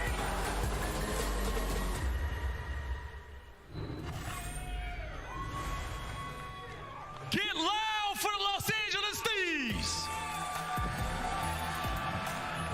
Here comes Envoy, Kenny, Draza, and Octane. Your Los Angeles Thieves. I told you guys earlier that Draza was seeing red in that series, 22-9 to close out the 3-0 versus Florida. But they're going to have to stay hot here. The slow burn that is the LA Thieves is going to have to shut down the hot run of the New York Subliners. Let's run this final match, Blaze. Yeah, let's run it. Like I said, day 2, who knew we would get a matchup like a finals to end it? Boston, y'all ready to go? All right, let's get it, Bryson Ton. Thank you very much, Blaze. Well, it is cold in Boston, but this may be the hottest game of the day. New York looking to make the run along with Thieves. Truthfully, this could go the distance, but Ton, what do you think? It's a really hard game to predict. Of course, we have seen hot form from the LA Thieves here today, and the same from the Subliners, but we didn't see it yesterday. A cold start for the Subliners. Mentioned they need to step up here against the Thieves, but they are our Major 1 champions. We know what they have in the locker. Can they bring it here against the LA side? Thing is, they're going to need to. Both these teams have shown a little bit of weakness, but also a lot of strength in this tournament. And I truthfully don't know the way it's going to go. For New York, a little bit of S&D teething issues at Major 2 could be their downfall. Yeah, 3 in a row that they have now lost here at Major 2. They need to change that around pretty quickly. But I agree with some of the sentiments from the desk. You know, Thieves, we're having a look at some of the records in terms of their search and destroy. 2-6 on El Asilo doesn't tell the full story. But of course, across the entire map set, it's so hard to call. New York will be feeling confident heading into map number 1. But it is really not an easy one to predict. We're breaking down the stats. We're trying to figure out which way this one goes. And those stats on your screen might tell you a story here. But well matched in the right places are the New York Subliners and the LA Thieves. For me, specific matchups I'm looking at Hydra against Envoy. We're talking about the routes. We're talking about rotational wins. The gunfights on those rotations are going to come in from these 2 boys. Subliners and Thieves, let's get into it with Hotel Hardpoint. Just feels like there's so much on the line for these 2 teams. Going out this early in the tournament obviously will be a massive disappointment considering the stock and the scene they're held into, but both teams already going to be playing for a little bit of position around P1. On the side of LA Thieves, they'll get a little bit of the initial time, but can they get that rotation around in P2? Set up there already for New York Subliners. LA Thieves. P2 has been a big struggle for them. The majority of the points they are losing up against the other teams is happening over towards that hill. Can they manage to lock down some time here when we do get over? Good gunfight win for Draza. Kenny Envoy finding the kills at the right time. The location over towards P2 is currently controlled by the LA Thieves. You can see they've set up for this wonderfully scrap time and the rotation. The push for New York. Priester trying to see if Envoy challenge just enough as the rest of the team swarm in. But keep an eye, I think it's Kenny's going to be the player who could play spoiler. The rest of New York will pile through. Kenny gets one, but they've been broken. They need somebody else to spawn at the back, just like that. Envoy is there. The rest of LA Thieves now towards the car park. Can they find a break on through? Envoy, slow peak, only one left. Kenny still spawning towards the back, and that's fine for New York. They can lock it down here. They're quite happy for their Thieves to start spawning there. And it rests on a very, very thin wire. Realistically, New York starting to get pushed out slowly but surely. The rest of them coming through. Sky's got to look every single What the fuck? Direction not going to work out for him as Envoy comes flooding in. Kismet goes straight to the front as well. Finds Kenny. No! Not getting anything out of it. Envoy shuts him down. And they may well lose that rotation in the end, but the break percentage for the side of the LA Thieves, nobody better in the league at it. Rotations, not very good. Breaks, very good. First example of that from both these two teams. And now it's this race over towards Kitchen, and something to keep an eye on. Lando and Study pointed it out before. Priester bringing out the Vaznev around this and the next hill is something that could be influential for the Subliners. It is, of course, both two teams fighting over it here. There's two from each side. Octane looking for the better spawn, but obviously better position from Subliners being inside. It is never an easy break. So much to fight through, and they aren't winning the kills either. Kenny will find one, but it's still going to be the Subliners in charge. Just no map control coming in from the side of the LA Thieves there. Couldn't get there, and it's the head of the snake being cut off by the side of the Subliners. Locking in some good time here after Thieves picked up some time over towards P2, which is notoriously not great for them, but a lot of time here for the Subliners. That's now 3 dead LA Thieves, floundering away over towards P4 momentarily. They will have another look at it here. Good shots from Draza, that might entice them. They're looking for it, and that's got caught out as well, but LA Thieves are just having no luck around this hill. They cannot break in, they cannot break through. The rotation may be massive though. Envoy going to be looking for Hydra, but of course Hydra is there in advance. And they have the position. Priester coming to reinforce as well as Hydra continues to do his thing. And that's just going to be a big fight throughout. As I mentioned, Hydra and Envoy going up against each other on these rotations. Right now, Hydra's winning it over towards P4. 12-6 from the French phenom himself. And locking down Spa as best as he can. Now, this is a difficult position for LA Thieves to be in. Octane could play spoiler, but he gets good. Hydra continuing to lock this one down. Envoy finds one at the front, but it's a good hold from Subliners so far. I love that from Kismet. Backs down, doesn't even need to, but Draza will eventually take down Hydra. The Thieves squeeze is coming. They are looking for the numbers. The nades are raining through. They're trying to get in this one. Draza makes another big kill, and they have got it. Only Skies can play spoiler. Do they know he's here? They do, and they make him irrelevant. Great break. Skies being there doesn't really do anything for the squad. If everybody else dies, bullets are being sprayed in, and the rest of the team are going to start spawning here towards the backside. It's Hydra set up with a pinch, but it's for 15 seconds, so if you're Subliners, you got to think about the rotation over towards the next hill, but try and play spoiler where you can, and this will be a big gunfight. Kismet is here. Look at the spawns coming in for the side of Thieves, though. With Subliners towards the back car park, Kismet is all alone. Envoy, big gunfight win. Rotation belonging to the Thieves. And they need this. It's felt like a game that goes back and forth. It could come down to just about anything. Priest already in. And they found their way into the corridor as well. Hydra getting another kill, and the Thieves are already feeling the pressure. They got here first, but no kills in the kill feed. Kenny finds one and somehow stays alive and gets out with his life. But is this going to be enough? Octane gets his trade, looks to go back in here with the Thieves, and they are putting the pressure on. Octane finds his way in a restaurant. Really nice hold so far. LA Thieves, as mentioned, their break percentage is there, but the hold and rotational typically hasn't looked that great, but it's not looked too bad yet. Subliners will find a breakthrough with around 30 seconds to play with, but it's a big break coming in from Jewel. Big shots coming through from Kenny as well. And that's a clean break once again. The #1 break team on Hotel Hardpoint showing what they're made of here, but heading over towards Glass. It's a big fight towards the back. Envoy going up against Skies. He's looking for it. He's going to find Hydra out in the open. Makes that kill look a little bit more difficult than he might have done. Kismet also fighting him at the same time, but realistically now the pressure is just flying onto him. And New York continuing to hold the Thieves at bay. And honestly, I think Skies actually just spun on Kenny towards back kitchen. If any of you caught that in the minimap, it looked quite disgusting. And that's going to allow Subliners to keep a hold of those spawns, keep a hold of this rotation. Big gunfights going the way of Subliners when they need them to. Hydra's able to find 2 inside the bedroom. He's just going to be such a nuisance. Skies with another. Good hold from Subliners so far.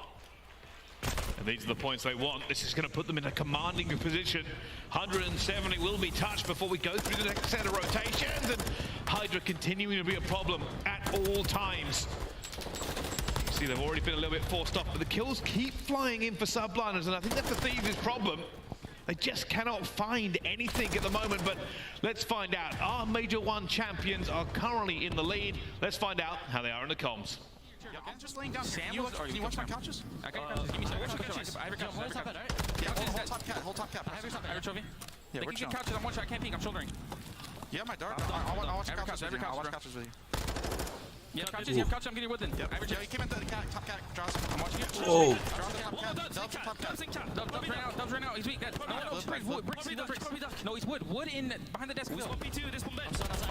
Other guys behind the desk. Small kitchen. They're gonna be dead. Yo, can't count you. Get dead. Watching bed. They shouldn't be Watch my kitchen. Actually, he can dubs on me. I have your cat. I have your dubs. Okay. Watch my connector. Yeah, dubs. He's out. Chairs to P4. No, back. Chairs to back. P2. Yo, there's two chairs. Watch out, chairs. Yo, mid. Watch out, mid. Get this 20. Yo, we have a lead. Slow down. Yeah, watch out, kill us. Nice, bro. Good straight. I hear spawn left, bro. They might fuck up here. Nice. Yo, I'm watching over you guys. You guys can go. He's probably hole. One's probably hole. Lobby dead. Nice. Looking for one. Yeah, there's one more. We're missing Sam and one more. Yo, Rugs weak. Yeah, deep. He's laying down. He pushed the car. He got me in the hole. Yeah, in the back. He still has one secret. One's gonna be lobby, I think. He's down. Play kills. Fuck the hill. Play kills. I spawned the hill. I don't see Sam. 2 seconds. He's on time. He's on the left. Lobby heady weak. Pop up. See one shot to your left. Love it. Oh, yeah, he went to left. He went to chairs. I'm pretty sure. All side of time. All side of time weak. Whole wall. Keep your head. He's taking that. Watch out. Absolute Kenny. He went to left. Nice. Stay on. You're good. I actually love that. Watch your chairs, guys. Take me chairs. That's one team. Secret and backsteps. He went secret. Well, we saw Priester flying, but Octane fires back with everything they have, and he's made this hill theirs. Incredible play from the Thieves. And you hear the comms immediately. They're like, where's Sam? They know Octane is somewhere. Towards the back, finds 3 or 4 all on his own. And that's why we're seeing Thieves find themselves back into this game. Rotation is well and truly going to belong to the Subliners, but that is a big hold. Thieves now within 30. A little bit more of a touching distance here, but as mentioned, rotation ongoing. Kismet is here. New York Subliners are locking down Kitchen. And this is the problem for the Thieves. They are behind, and the Subliners are clawing their way to victory. They need to find the kills. They need to find the trades. They found a few now. Draza and Octane trying to squeeze the net. Kismet trying to hold them off, but they're already in Kitchen. The reinforcements are here from both teams, and Envoy finds 2. Priester comes through at the same time as well. Looking for it, finds 1. Kenny spraying through Kitchen, and he gets it as both teams start slugging it out for this rotation. But at the moment, the Thieves are through. I'm thinking Thieves with the hold here. That's a really good break. The pinch is set up. That New York Subliners will now have an opportunity to find, but it's Envoy, the hero of Kitchen, finds 2 inside the point, and then the 1 on the pinch. Now he's on the rotation. The scrap time's going Thieves, and we're going to have a tie game heading over towards people. The Thieves are the #1 breaking team, and they have to do it again. They did it on the Kitchen. They now have to get across again. Envoy looking for it, but shut down. A breath, a moment, a respite for New York. Thieves in the lead, but no rotation for them yet. Octane in that position, heading over towards P2, got the job done, but couldn't quite find the kills there. Kismet backing on down, got a little bit of cover as Kenny will be traded. This is a good hold from Subliners so far. Kills starting to be traded, keep an eye on the spawns. And for Subliners, you're still spawning towards the back. It's a hard break here for Thieves. It is Octane trying to do his best. Kenny gets a kill at the same time. Kenny finds a second, and now the Thieves are swinging into action. Only 1 left. Only the Phenom. Hydra finds the first. He tries desperately to rebuff this push coming through. Neither team now able to win it on this hill. And the spawns towards the back for Subliners may well help them play with the scrap time. But it's all about this rotation. Spawn towards Engine. Here for Kismet. Big gunfight's about to go on down on the rotation. Is it the dog that get it, or is it the human turret just trying to lock the lines down? Here come New York Draza, all alone at the moment. Everybody hold on to your seats. It's about to get rocky in restaurant. Octane trying to fly through with the Subliners with the first hold. They have the first kills. Kismet has pushed out. This is the last chance for Thieves. They have to move. They have to find the trades. And they have a potential pinch set up here. New York are taking that time, but the kills are ticking over towards Thieves again. The pinch is somewhat perfect. Kismet now left alive. Both teams 15 away. Here we go. The New York are going to try and break in themselves. Kismet, the dog is in him. He's looking for Octane. They've got 2. They've got them out as well. It is coming down to the wire. The LA Thieves, 1 more chance. No idea where they're spawning. They're pushing over from Kitchen. Subliners still racking up points. The Thieves have got to go now. Kenny wins 1 in the middle. This is the chance. Envoy's in. Kenny's in. Octane's in. Oh my goodness. Who is going to win this? They do not have the spawn. The points are ticking for Thieves. And oh my God. Holy.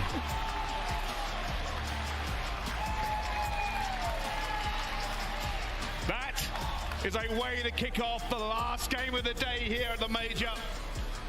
Back and forth, back and forth, break, rotation, hold. Absolute chaos over towards restaurant. We gotta see it again. And look, for me, it's mostly up to where teams are kind of spawned out. And if you look at the break that comes through from Subliners from this point onwards, they'll find the breakthrough, and they haven't got a clue where the LA Thieves are spawning. You see Draza towards kitchen, they get broken. Draza still towards the kitchen side. They didn't know he spawned there originally. So now Thieves have got the time to set themselves up. New York know now, but then it's a little bit too late from Kenny in the middle, causing disruption. Then comes the break. Kenny with a big gunfight win in the middle. And then from there, it is just disaster zone. If you're Subliners, you gotta find a way back through. And that is all because Draza spawning towards the backside, and then Thieves make it work for them. The element of surprise is all they needed. What a game, number one. If you were watching that like we were, weren't entirely sure who was gonna win it, but every break that happened in Restaurant, the tide shifted, but they went back and forth. And I'll be honest with you, after the first break, I thought they had it, then they got broken, then they broke again. And honestly, Thieves were really far behind at one stage in that game. I think it was around, what, 50 or 60? They really brought it back well. And I want to give props to the call-out that we've seen during the listening. Where is Octane? We're missing one. He finds 3 or 4 for a brilliant hold over towards P2, which gets Thieves back into the game. It gets them within touching distance. And from there, they do a fantastic job after Subliners had a good first half. It's a 4-point game to kick off the final series of the day. No better way to do it. What a map, number one. Yeah, that's certainly something we're going to watch on replays over and over again. That amount of just breaks and holds. We'll tell you coming into this one, statistically, Thieves have the best break percentage in the league. And these two really went to work. Just a hard point showcase for us. Yeah, and the thing is with the Subliners, they are kind of over towards the top end of things in every single stat line when it comes down to Hotel. There's nothing in particular that they do badly. There's nothing in particular they do perfectly. They are just good at every single facet of Hardpoint when it does come down to Hotel. And we got a good showing of that. Hydra put up the numbers we expected. Envoy kind of kept pace with them as much as he could, but it was surprisingly the ARs that got the job done for the side of Thieves. And the breaks from Kenny, he was always instrumental in some of these pinches that were being set up. And to get those callouts, there's somewhat the wherewithal, if you are the Thieves, to know your spawning kitchen, you know that they don't know. They take their time, and they know it's such a close game. They know Subliners are taking their way up to the win, but they take their time. They formulate the breaks so well. It's patient, it's timely. And when you find that break at that moment, it kills the game, and Subliners can't find a way back. There is something to be said about KD versus influential kills. I feel like Kenny may not have had the best KD that game, but some of the kills he found, some of the opportunities he made for his roster, got them the win. Yeah, so many influential moments from every single member of Thieves to find that map number one. And with the way that this series is laid out, they'll be very happy with that as well. And LSCLO Search and Destroy is what we'll see in map number 2.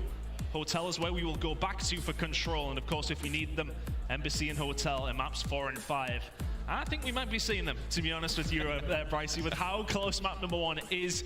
I expect that to be the theme all the way through this series. Yeah, it certainly wouldn't surprise me. The biggest issue I have at the moment, obviously, this event, Subliners haven't looked so good in S&D, and going down 2-0, I feel like a reverse sweep is a lot to ask this early on, but we are getting ahead of ourselves, of course. There is a lot to go here for this one, Ton. How are you feeling? I think they'll have some confidence, at least looking at the Thieves record when it does come down to LSCLO, but Thieves keep on picking it, and that is for good reason. They may well be 2-6 on it, but their round percentage is actually not so bad. Defense is where they are struggling. Attack, they look great. And Jay pointed out on the desk as well, first bloods are something they can find quite well, but converting them is the issue.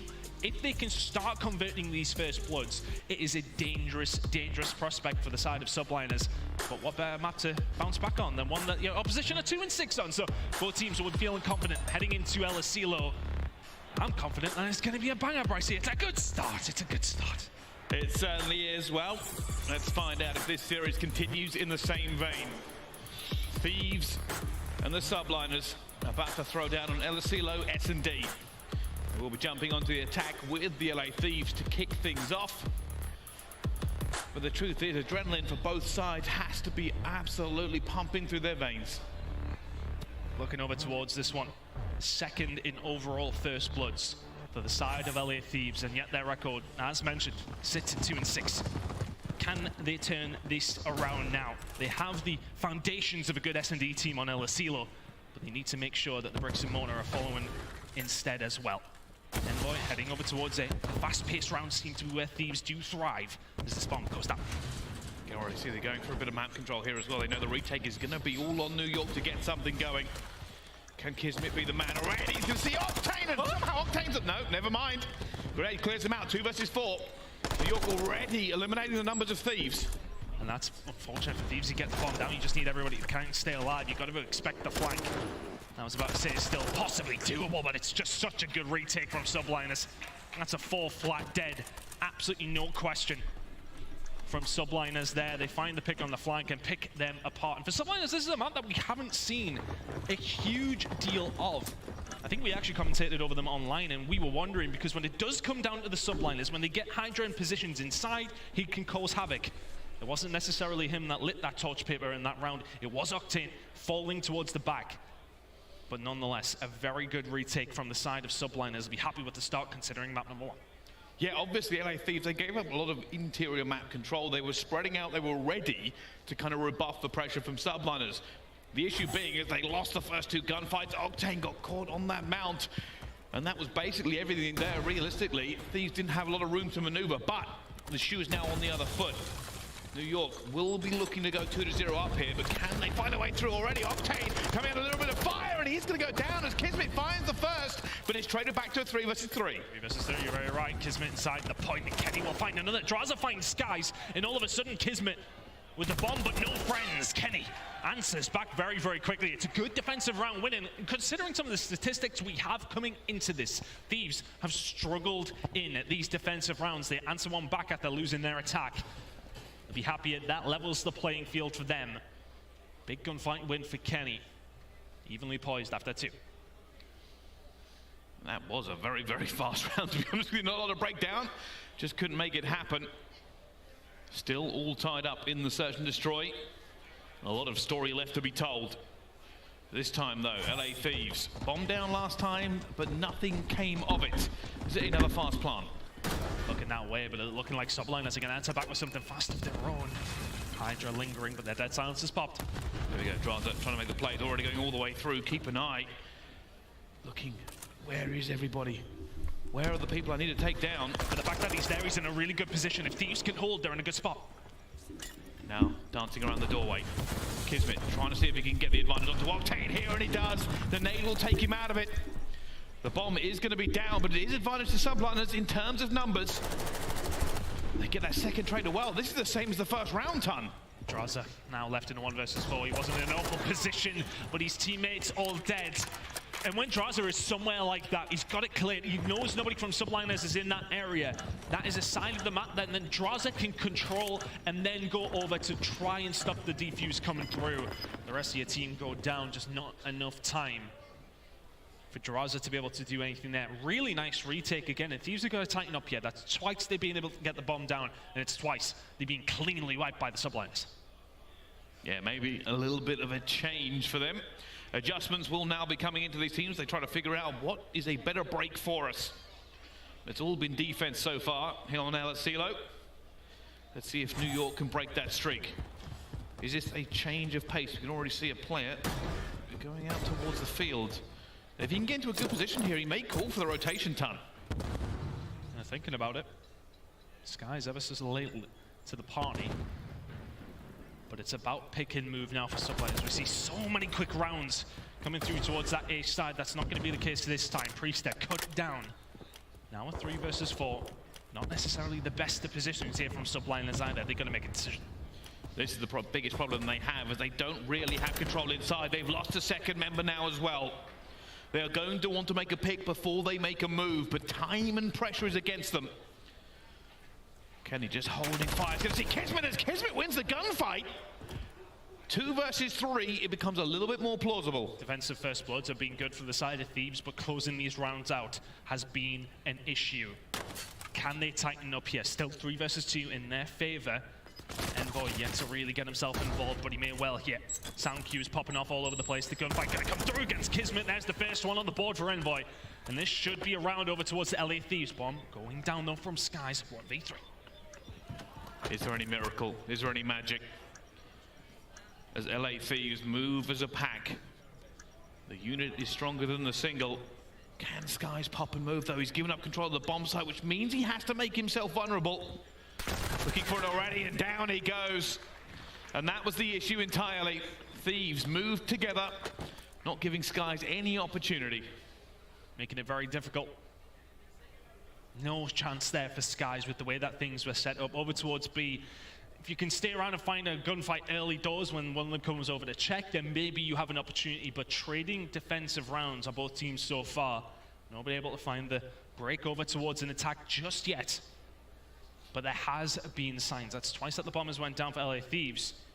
I think only the once from Subliners so far. So Thieves, they need to tighten up on the just holding everything down when they get this bomb down. You're inviting the pressure, but you can't win the gunny. So see if they can tighten up here. Another attacking round. It's been fast and frantic so far from them in these attacking rounds. And is it the same here, I wonder? Well, we'll have to find out. It looks like a very similar break. This time though, Octane with the sniper. Nobody on his scope, unfortunately, for him.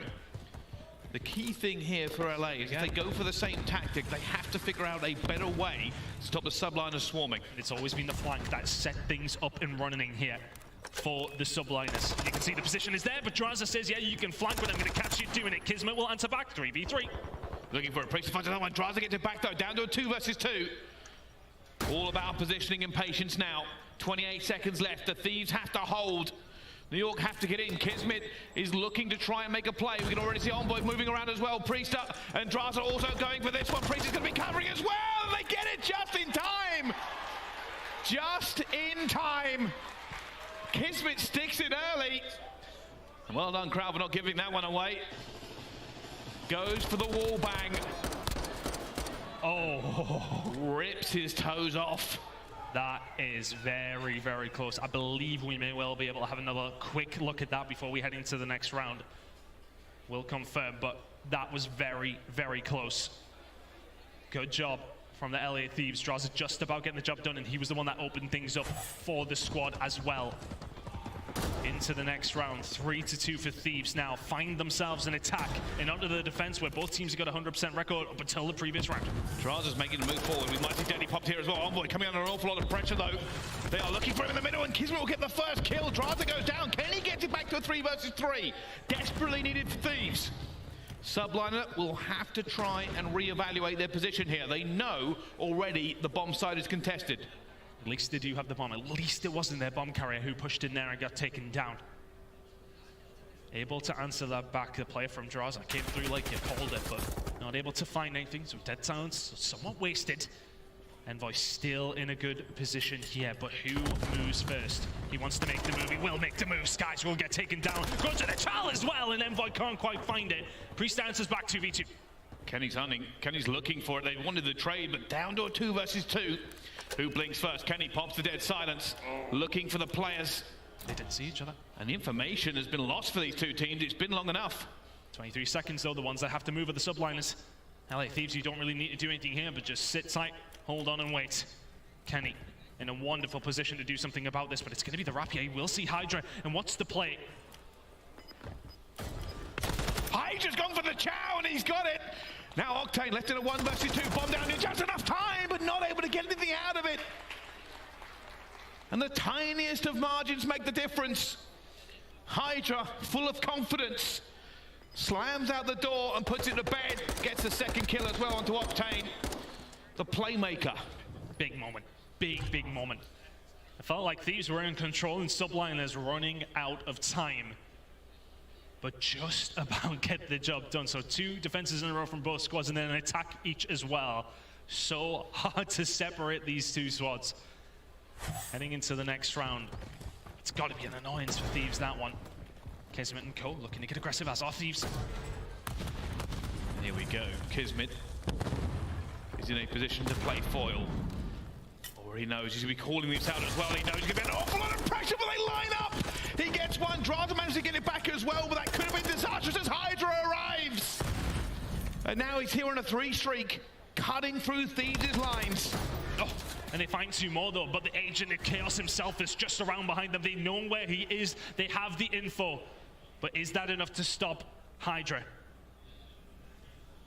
It's all onto the French Phenom, a 1 versus 2. A game of such minute proportions. And he's sneaky, and he's going to get the first one as well. Goes for the tower, but the knife is out. It's no good. And the entire crowd was waiting with bated breath. Hydra was next to them. Adraza probably did not expect to have an angry Frenchman running at him with a knife. I will be in panic mode, but Adraza at 9-3. Icy as you like. We'll find the kill, and I actually love the play from Hydra, to be honest with you. They're slow and steady. It goes against every single part of his being when it comes down to Call of Duty, but phenomenal from him. Finds the kill, stays on the flank, and tries to find the 2. He wasn't far away, but draws her at 9-3. Hydra at 7-4, the standouts, but it is Thieves with the advantage back onto the defensive side. They found trades in this area before. I'm just going to call that one out. They've seen Kismet. How does that make both these 2 teams adjust? Already you can see a little bit of a backpedal from the Thieves. A little bit of a backpedal from them, I agree, but at the same time, Subliners have very little map control. The only position they really have of any power right now is where Hydra is, but I presume Avaznev in his hand, but Draza with the tack. Finds first blood, can Thieves convert it? It's been their biggest issue. Draza maybe making a play here. Dead Silence is going to go for him as well. The Subliners looking for something, but Kenny's also going to pop it. Going to be plays coming through. Exactly how are Thieves going to play this one? Subliners looking for it. Skies finds Octane. The map is open. But the thing is here for Thieves, the information that they are getting is that it's a push over towards B. Or at least that's how it feels. But here comes the streak ended from Draza. It's a first blood that is now turned into a 3 versus 2. Subliners in the advantage. Kenny and Envoy, can they find the win? The angle's good enough. Kenny's not going to be able to get that one straight away, but nade will bounce into the room. Nothing there though for them yet. Envoy trying to find a fight as well. He can't, but Envoy gets a nade. Down to a 2 versus 2. Skies is going to see them. They are going to line for them as well, but Kenny wins the gunfight and Hydra's alone. Another 1v2 for the French Phenom, and down he goes. Envoy gunning, and LA Thieves make the clutch. And that is the biggest difference in rounds that we're going to see. A big gunfight from Envoy. And honestly, it feels like he's the one that sets up the play for the squad throughout. Diffuse coming through. 5-3 lead now for Thieves. They got it a little bit scary. They find the first blood. They're in a wonderful position. And Subliners kind of don't know where to go. They're waiting for Hydra to make a play down the field side. He isn't the one to make it. Thieves then start to force into the middle of the map, thinking that, well, okay, are they going towards A? Are they going towards B? They had no info. They start to get picked apart, but the clutch comes through. Hydra in the 1 versus 2 cannot find it. It's 1 round away from a 2-0 lead here for the LA Thieves. Well, the attack could be everything. Subliners have to hold fast, and they've got to do it 3 rounds in a row. S&D has been an issue for the Subliners this tournament. And it may continue to prove to be their weakness and their downfall. It's another first blood for Thieves. They're so good at finding them, and they have been able to convert them. This will be 4 S&Ds in a row if Subliners go on to lose this round. The one thing the Thieves must not do is let this man get in the way. If he can get a kill, if he can do something. Sky's already managed to find one onto Envoy. It gets away, and Hydra finds a second. That's going to be the issue to come for it as well, but it will be traded out. Octane goes for him. Back down to another 2v2 in another round. Priester finds the first, though. It's a first blood. That may well be fumble, but it's a 1v1. Does Kenny see him? The smallest of angles. Skies gets away. 35 seconds to go. And they're both now looking for each other. I think he's had the sound cue, and he has. Kenny tries to make the play, but unfortunately, the counterplay was already in, and he heard him, he turned, and he burned. And that's it, you can hear Skies already. He knows Kenny's coming. And the Subliners stay alive in the search and destroy. Very, very tight towards the end. But a first blood given away from Thieves again. I think that's a couple now. They made some of them count. 5-4, still the ones in the driving seat here, but can Subliners tie things up, send us to around 11? The series would suit it so far. Now the nerves of both teams are going to be on edge. That'll be a stun check, but he doesn't get anything from it. And this is all information. This is all trickling into the minds of the players. Where are they? Where can I go? What do we do? Subliners, for the majority of the round, somewhat passive, but Hydra's actually just popped his dead silence. He's starting to make a move, trying to make the play for his team. He's going to get taken down by Envoy. Another first blood for Thieves. They're looking for the win here. Kismer's looking for Draza as well, and Draza says, you know what, discretion, better part of valor, I am out. It is all on Subliners. They have lost another first blood, and Octane holds it down versus Skies. Backs up as well, but Kismer gets one back. 2 versus 3. New York will have to 2 versus 4 this. And they're so split up. Kismet falls. It's Priester in the 1 versus 3. No time, no bomb, no position, maybe no hope. Deddy popped. Time to rock and roll, Priester. Time to give it everything you've got. Looking for this one. Does have an opportunity here. Gets away the first time. But the crossfire is in. The cut is held. And LA Thieves go up 2-0 in this series. The first bloods we talked about. Obvious from the stats that it's something that Thieves have worked on. They haven't been able to convert it. A couple of times they did not. But the majority of the time, they are finding the first bloods. Having a look over towards it was actually Kismet solely for the side of Subliners, finding 5 on their side and on the other 5 for the Thieves, but they make them count that little bit more. But the fact that they are converting the majority helps them out. Previously, it was only 54% of the time they could get them converted. That stat line now out of the window. Much better from the Thieves, and they find themselves in a wonderful position at 2-0. They certainly do. They've just got to get this one over the line, over the hump of that 3rd map. What is going to happen?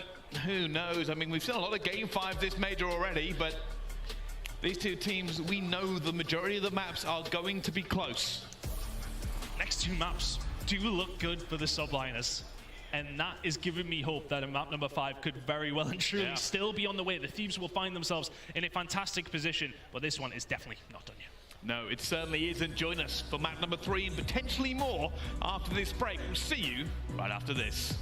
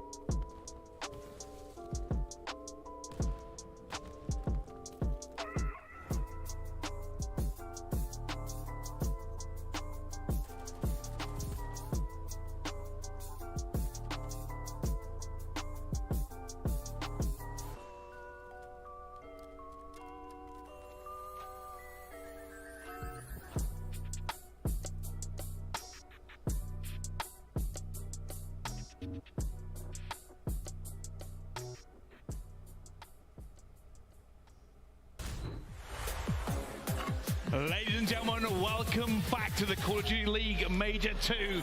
We are in Boston and the crowd is enjoying this one ton. Miss Sweet Caroline during the break as well. You love to see it. Crowd getting involved, enjoying their time here on a cold night in Boston. But a series that will, I believe, start to heat up now. Both these two maps have been very, very solid between these two squads.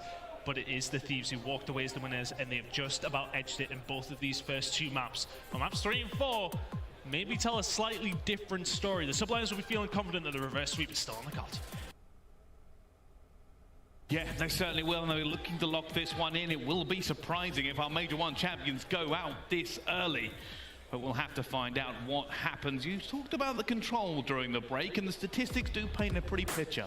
They do, for the Subliners at least, anyway. You know, you look towards them, and they are the #1 attacking team in the game, the #2 defensive team in the game when it does come down to hotel control.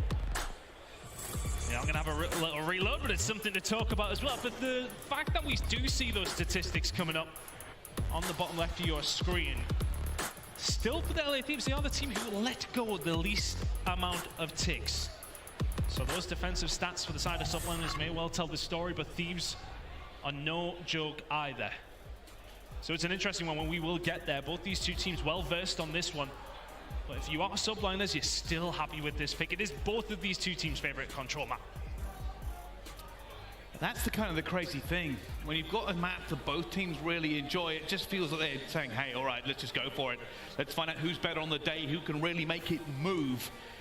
And New York, they've not had what they would call a comfortable tournament. Obviously, travel issues on the first day, losing to Minnesota. And now moving forward, the expectations were so high for them coming into this one. Their qualifiers, they looked good. They had a few wobbles, but they still looked like the Titans coming into the major. To be in this position, to be looking down the barrel of going out top 8 and down 2-0 in the series is not something I think anyone predicted. They wouldn't have expected themselves to be here either. Hey, tell you guys at home in the venue, it is going to be third time's the charm. We're having a little reload in, but let's talk about it. I think you're very, very right. Both these teams happy to square up and sort of say, look, we'd rather just play our best map when it comes down to control, which usually means we get a good game. When we get there, of course. Yeah, it's one of those ones where obviously if you're feeling comfortable on a map, we should see a little bit of back and forth between the two. The thing for me is, if you're LA Thieves, you're feeling very confident right now. Not only do you win the Hardpoint, you won the S&D. They've both been very, very close, but you've come out on top when it matters. You've only got to do that one more time. Easier said than done. When it does come down to a game against a team like the Subliners, I think we have to head back towards Raleigh. And even head back all the way towards the beginning of the year. They looked horrible the first two games that we've seen them, and yet they went on to win Raleigh. So I will never ever count out the Subliners. They certainly won't. Well, while we're waiting for map number 3, we can cast our minds back. Take a look at map number 1 and exactly how that ended. It's our scuff play of the game. And it's been a huge ending to the Hardpoint. One that I'm sure many people have already re-watched. It was a hell of a game, back and forth. The comeback from Thieves looked to be dead in the water initially when we see this break come through from Subliners. And then the spawn starts coming in over towards Kitchen. There they get the info, Subliners, and are they ready for it? The answer is no. Skies gets forced into Kitchen, then the push comes in through Carpets, and Skies is like, oh, you're all dead, as am I. Break comes through from Thieves as clean as you like. It's only Kenny who gets traded, or sorry, Envoy who gets traded. And from there, it is very much just hold on to the hill. What a map number 1 it was. Between these two squads, map number 2 wasn't too bad either. No, but the difference between these two teams, especially think about this. If New York were to go out here, hypothetically, with how close it's been, pro players often say, I'd rather get blown out than just have a very close game, and New York, just tiny decisions could have made a difference for them. Yeah, it's those small little moments. 2 rounds in Search and Destroy, 4 points in the Hardpoint. But that can be the difference. You know, even when you are a team like Subliners dropping into that loser's bracket, it's not a game you expect to have in round number 2, though, is it? Going up against the Thieves. Things never easy here in the CDL. But hopefully this time around we do get to load into hotel control. It's getting a little bit warm in the venue, Brycey. I think I might have to take my jacket off. This one's gonna heat up. I feel it. I do actually need to take. I'm absolutely boiling. It's the opposite of what it is outside. Got to keep the heaters on and keep the people alive because it is cold in Boston. But I can confirm this lobby is ready, and so are we. One more time into the control and on board with Hydra. Just a reminder, New York Subliners is #1 defensive team in the league, the #2 attacking team in the league. And here we go. Initial kills falling over towards Subliners. Thieves are falling into the trap of going for those trades in mid-map. Subliners in a brilliant position over towards B already. Already that first tick is going to be in. I think the Priester is on it. There we go. Eventually the first tick goes through as well. Priester stays alive, eventually gets taken down. Skies, last one alive here, and the question for Thieves will be just how many players are alive around this point? And Hydra does a great job here. He actually holds down mid-map, so the rest of the Thieves can't reinforce from this side. They all have to push through the bar. And now Sky's ready and waiting. Guns up, Octane gets him. Hydra will find a kill of his own. Attack in hand. This man can do it with anything, but he ain't gonna find that. It's a nice break back from the side of Thieves. And Subliners a nice start. Biggest benefit here for the Subliners is with those 2 ticks, they have the option of pulling Thieves around the map because they always have to be careful of B now. They can't really afford to let it go. Sky's causing a problem with himself, tries to get out of there. It's not going to work out. Thieves have found a way back in over towards A, but I think you're right. You have to respect the fact that you only have one more tick over towards B, and immediately you can see, as you called it, Thieves have got to answer the call over towards B. It's going all the way up to Subliners, though.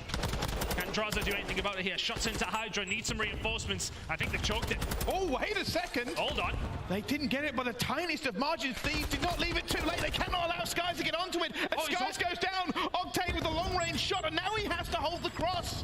It is millimeters there for New York to try and get through, but LA Thieves are holding the line. And this is only 23 seconds to go now. I think Subliners thought they had it locked, and all of a sudden they have no map control. They don't have B. It's a big hold so far from Thieves. Can they lock down in? Looks like the Subliners are going for it. They're going to try and get the easy A, and they've got the bodies in there to begin with. The clock has stopped, and he's going to go for it. Oh, the hip fire is just enough. But they're stretching. This is the problem. Thieves have to defend everywhere at once. B is ticking through. Octane is here. Kismet guns him. And I think that's B gone. May well be gone. Kismet now here to answer. Again. And Kenny will find it. A-Tick's coming in. But look at the lives. Let's pay attention to this. Subliners only with 7. Thieves with 10. They're happy to go for trades. A big gunfight going on towards the back end of the map, and that's going to help to even things up. 8 now for Thieves, 7 for Subliners as they slowly tick towards A. Thieves are starting to get themselves bedded in over towards bedroom. The trenches are dug, and they are ready and waiting for the Subliners to try and find a break. Nobody can make a mistake. Nobody can blink, and they can barely breathe already. Subliners find the first. They find the second. They dive onto the point with the third, and LA Thieves have melted away. There's no resistance here anymore. They have to find a few kills. Kismet gets Straza as well, and that is done and dusted. New York lock in round #1. And that must be 6 or 7 kills off the bounce for Subliners towards the end. We didn't see an answer, and it was actually about a 3 or 4 kill lead for the side of Thieves. Even any of those traded puts you in a beneficial situation, but they can't get it done. Subliners clutch up where they need to, and the attacking round goes over towards them. Let's have a look. Yeah, okay, so an 8th kill spree in the end from Subliners. I don't think Priester actually died throughout that either. So that's what clutches up for them. Hydra, he loves Hotel. 11 and 5 out of him. Really, really good start for the side of the Subliners. Yeah, it was always going to be an issue for the Thieves once they let their 2 ticks go on to be that early. They almost held it, but almost is not holding. Hydra gets that first blood as well here. Draza looking to move forward with his teammates. Maybe they can do the same thing here as well. And that initial break, once again over towards this attacking team, just far too easily. Hydra will find a break over towards mid, and that's something that Thieves could not do in the previous iteration of a defensive line coming up. But the kill's starting to fall in over towards the site, but it's only slowly ticking. Look at him. Kenny knows there's a player on the flank. He knows Hydra hasn't been found. They called this out. He's going to see him in the last few seconds. Draza comes to back him up as well. Hydra trying to get away with his life. Eventually going to go down, but it has distracted Thieves just enough. Kenny trying to find something here desperately, but Octane finds 2. Priester falls as well. Octane has no right to win that one in midair. And Hydra, though, jumps into the point. Is he the savior they need? Not quite. Not quite. It's Octane getting the job done in the kill feed, but Kenny did such a good job. It stayed alive, but who's watching this side? The push is going to come in. Can Skies fight the gunfight? No, he cannot. Be secured down for the side of Thieves, and they're making their way over towards it. Already there is one player in, but it's Draza, and he's alone. He finds the first gunfight as well and tries to get out of there. Not able to hold anything out as well. And you can see the pressure coming in from Hydra. He tries to make the kitchen cut, but they are wise to it. Kenny now staying alive.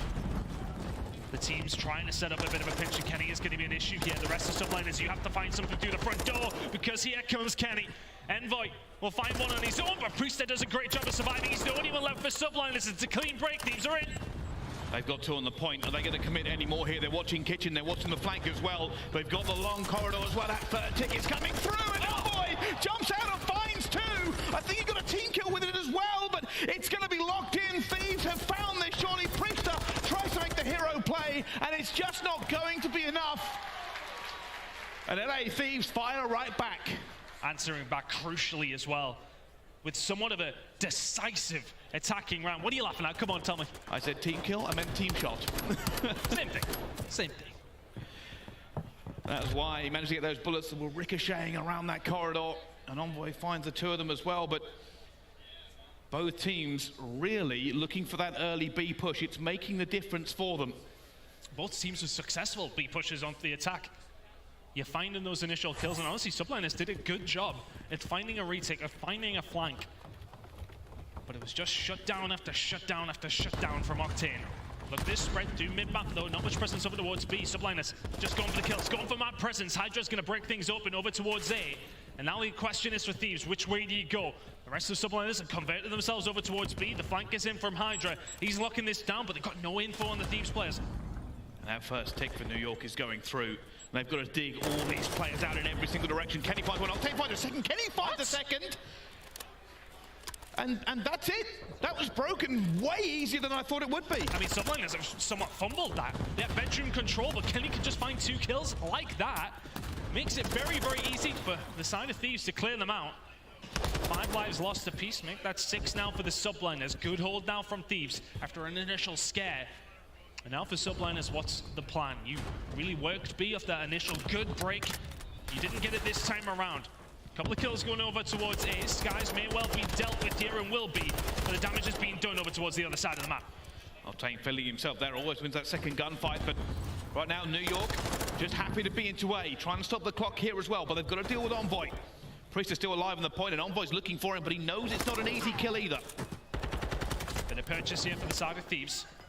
Some control. Kenny against Kismet, he finds it. Kenny has not been putting up huge numbers for his team in this series, but he's just creeping up with so many important kills. Now it has to be A. Time not on the side of the New York Subliners. They gotta go. Hydra finds his way through here as well, but Kenny keeps making kills. A 2-piece for him. They have to deal with him at the same time. LA Thieves have still got Octane over towards B just in case. They may let this one go. I think if they maybe find a kill or 2 there, if Draza doesn't fall, they have a look at it. Octane still enthused about the idea. Can they pin them in? They cannot. New York Subliners will extend that time and find 3 kills on top of it as well. You can see Draza immediately makes the push over towards bedroom side. He will continue to be a nuisance because Subliners have pushed this way. Thieves spawning close and get themselves set up. I think Kenny just got a little bit of bad timing. He doesn't know already that Priest is going to be behind. It should be an easy pinch for him in the end. And there he goes, find Kenny. Him and Skies combining beautifully. And it's all pressure. Hydra calling in the crews here. He's trying to crack this. It's in and it finds nothing. Thieves very much entrenched within towards bedroom. B now ticking up. Envoy will find the kill onto Hydra. Still the positioning from Thieves is not too bad. Can they find the kills? The answer is yes. Octane will take down Priester. The shots are in. They back on down. And now we get that weird skewed map where neither team really has control of their side of the map. And it's all about the clutch kills when they do come on through. Skies will be an issue yet. Oh no, maybe you won't. Octane will fight. Octane will fight too! Hydra gets gunned off the map and Thieves are looking good for the defense. Octane keeps winning those gunfights. Certainly feeling himself, but last roll of the dice here for New York. Have to find something, have to find a kill already. Players dropping for them. Priester, can he be the hero they need? Look for Octane, but Octane throws the shoulder. Eventually he's going to go down, but not for the second. And with time ticking away, Skies will just have to sprint into this and hope he gets there in time. Has to stop the clock, and doesn't. Down he goes. Thieves hold the defense. One more control round, and they put New York Subliners out of this major. And it's 3-0 at that if they can manage to do it. But there's a lot of control to go. Big wins coming in from Drazah and Co. And he was the guy that was left over towards B after A was left. Finds that kill to stop the player rotating around nice and easily. Gets bedroom control. Finds that control to then let the rest of his team get in there and lock things down. Subliners really struggling here. Major 1 champions in threat of going out on day number 2. The Thieves are just finding the kills where they need to right now. And can they find them on the opening break here? It's a big first kill where Priestess slows everything down from as well. Hydra's going to be low, but instantly gunned. The team making a big move here already, though. Will be LA Thieves, and not going to be a turn and burn. Might go for the A here. They have the numbers over towards it. Yeah, a little bit of purchase. Get themselves moving. And Envoy, 22 and 15. Matching Hydra so far, if not bettering them. The rest of the team doing their job in and around the site as well as he just tries to push them back. Kenny will fall. Still players on over towards A from the side of Thieves, but they're going to have to do some defensive work themselves. Octane feeling a little bit isolated here, but eventually will win the gunfight. Second tick coming in pretty rapidly. LA Thieves still holding this on. New York may give this up as well. Look how far away they are. And with that final kill going through, I don't think they're going to make any more pressure. What they might do is Hydra might try and flank and find a kill, but nothing there. And this comes down to a B push. This big fight actually just went on. Priester was trying to push out the bedroom side. And now all of a sudden Envoy is there with the squad. No presence over towards bedroom from the Subliners. They're going to have to fight their way out their spawn here. Keep an eye on Kismet. Can he be the one? Hydra's not going to be it. As Kenny will find a kill. There's a lot of pressure here from the Thieves. They found 2. Priester, that's huge onto Octane. Finds as well. Kenny goes for the chow with his teammate and he takes down Skies. They're in the point. 2 of them are ready. They have the control. Priester has to go. He finds the first one to Kenny. They have 2 into the point as well. The second tick is slow. Is it slow enough? Pinch starting to develop here from the side of Subliners. Oh, and Skies will find Drazah as well. You could see it developing in the mid-map there as they started to push, get couch control, and then find the kills. A momentary scare from the side of Subliners. And now a small amount of respite where they can get themselves set up this time. But the problem is they haven't been able to get too much purchase over towards that bedroom side. Hydra can't find a kill, but Kismet and Priester can. They just about hold on. And every single Subliners fan in attendance just breathes for the first time in about a minute. Kismet pushing it out, they're feeling it as well. They are trying to put things on the back foot. Kismet firing, throwing everything at it, eventually will fall. But the rest of the Subliners still have position. Hydra is going to be a problem. He's going to be a problem, but he's not in the position he really wants to be in. He can stop them pushing over towards the far side, but they need his teammates to do the job over towards bedroom, and all of a sudden they're already dead. Priester watching them cross. Kismet is here as well. They've got to hold it down. Priester finding 2 is massive. Stays alive and allows Kismet to stay alive too. Oh, they 2v4'd LA Thieves for that hold. The Thieves thought they had the opportunity. 44 seconds left on the clock. Hydra holding already, and he plays patient, gets the kill, gets away, eventually taken down by Drazah. But this is all time. They are bleeding the Thieves over this map. And now the moment for Thieves. Not much time on the board. You can formulate one more strong attack. Skies will get out just about with these left. And Kenny's going to be found towards the back. Kismet will find one at the front. It's looking good to send us to around number 5. Oh my God, Hydra. And they've got it, I think, maybe just as well. Keep an eye on Kismet. He's going to be in the position to shut down any push coming through, and he does. Octane will fall. The Subliners will hold. And realistically, LA Thieves have a few seconds. They have a slight window. They have to make a kill. They have to move forward as well. Skies, left, right. Priester, Hydra just locking it all down. And it's a wipe to end it. We're going to a round 5 on control. Because of course we are. A team with an attack and a defensive side each, so not necessarily a preference, although defense will always be it. Really good stuff from both these 2 teams. Subliners and Thieves tied up now. And while we wait for this final round to go on, just a little bit of an announcement. It is going to be incredibly cold tomorrow. Please do not wait outside the venue. Don't worry about getting a seat, just don't get here early. We don't want anyone to be in any sort of issue. But with that said, let's get into this final round. This could be the last round for Subliners or the start of something beautiful. Hydra may well be 28-25, but he started this game off so hot, and he has slowed down. Can he be the guy though? New York Subliners making the safe play this time. It's a push over towards A. It's a clean push over towards A as well. They're starting to lock this one in. Thieves not necessarily there to answer, but a good start for Subliners. Well, they've given it up already. They're going to try and push this one through as well, and they've done it. Hydra's on a 5 streak. He's moving. And already LA Thieves are feeling the pressure. Only one man in a position. It's going to be Kenny. Can he be everything he needs? Already finds the first kill. And that is going to force the New York Subliners to split their vision. Looking for it as Kenny will find the second. He wants a little bit more. His teammates are desperately trying to get here to reinforce. And the problem is there for the side of Subliners. They find 3 kills across the map, and it dangles the carrot almost to go over towards B. Kenny does a great job to slow that down. Now Subliners with 45 seconds or so to go. I've got to concentrate their tournament lives here over towards it. And Envoy looking for one, looking for 2 with the raid as well, staying alive. Sky trying to get back into it, finds Kismet. Envoy on a 4-streak, dead silence popped, and we're off to the races. Kenny's going to hold these kills down. Priester can't make it. And New York Subliners in somewhat of a panic here are committing over towards B. They're starting to line up for Kenny. The shots are in. He's still on a 4 spree. Surviving, but the pressure is there from Subliners over towards B. They're getting time on the board, and they stopped the time for the 31 seconds that are left. Here comes Envoy. He's the hot hand at the moment. Finds Kismet as well.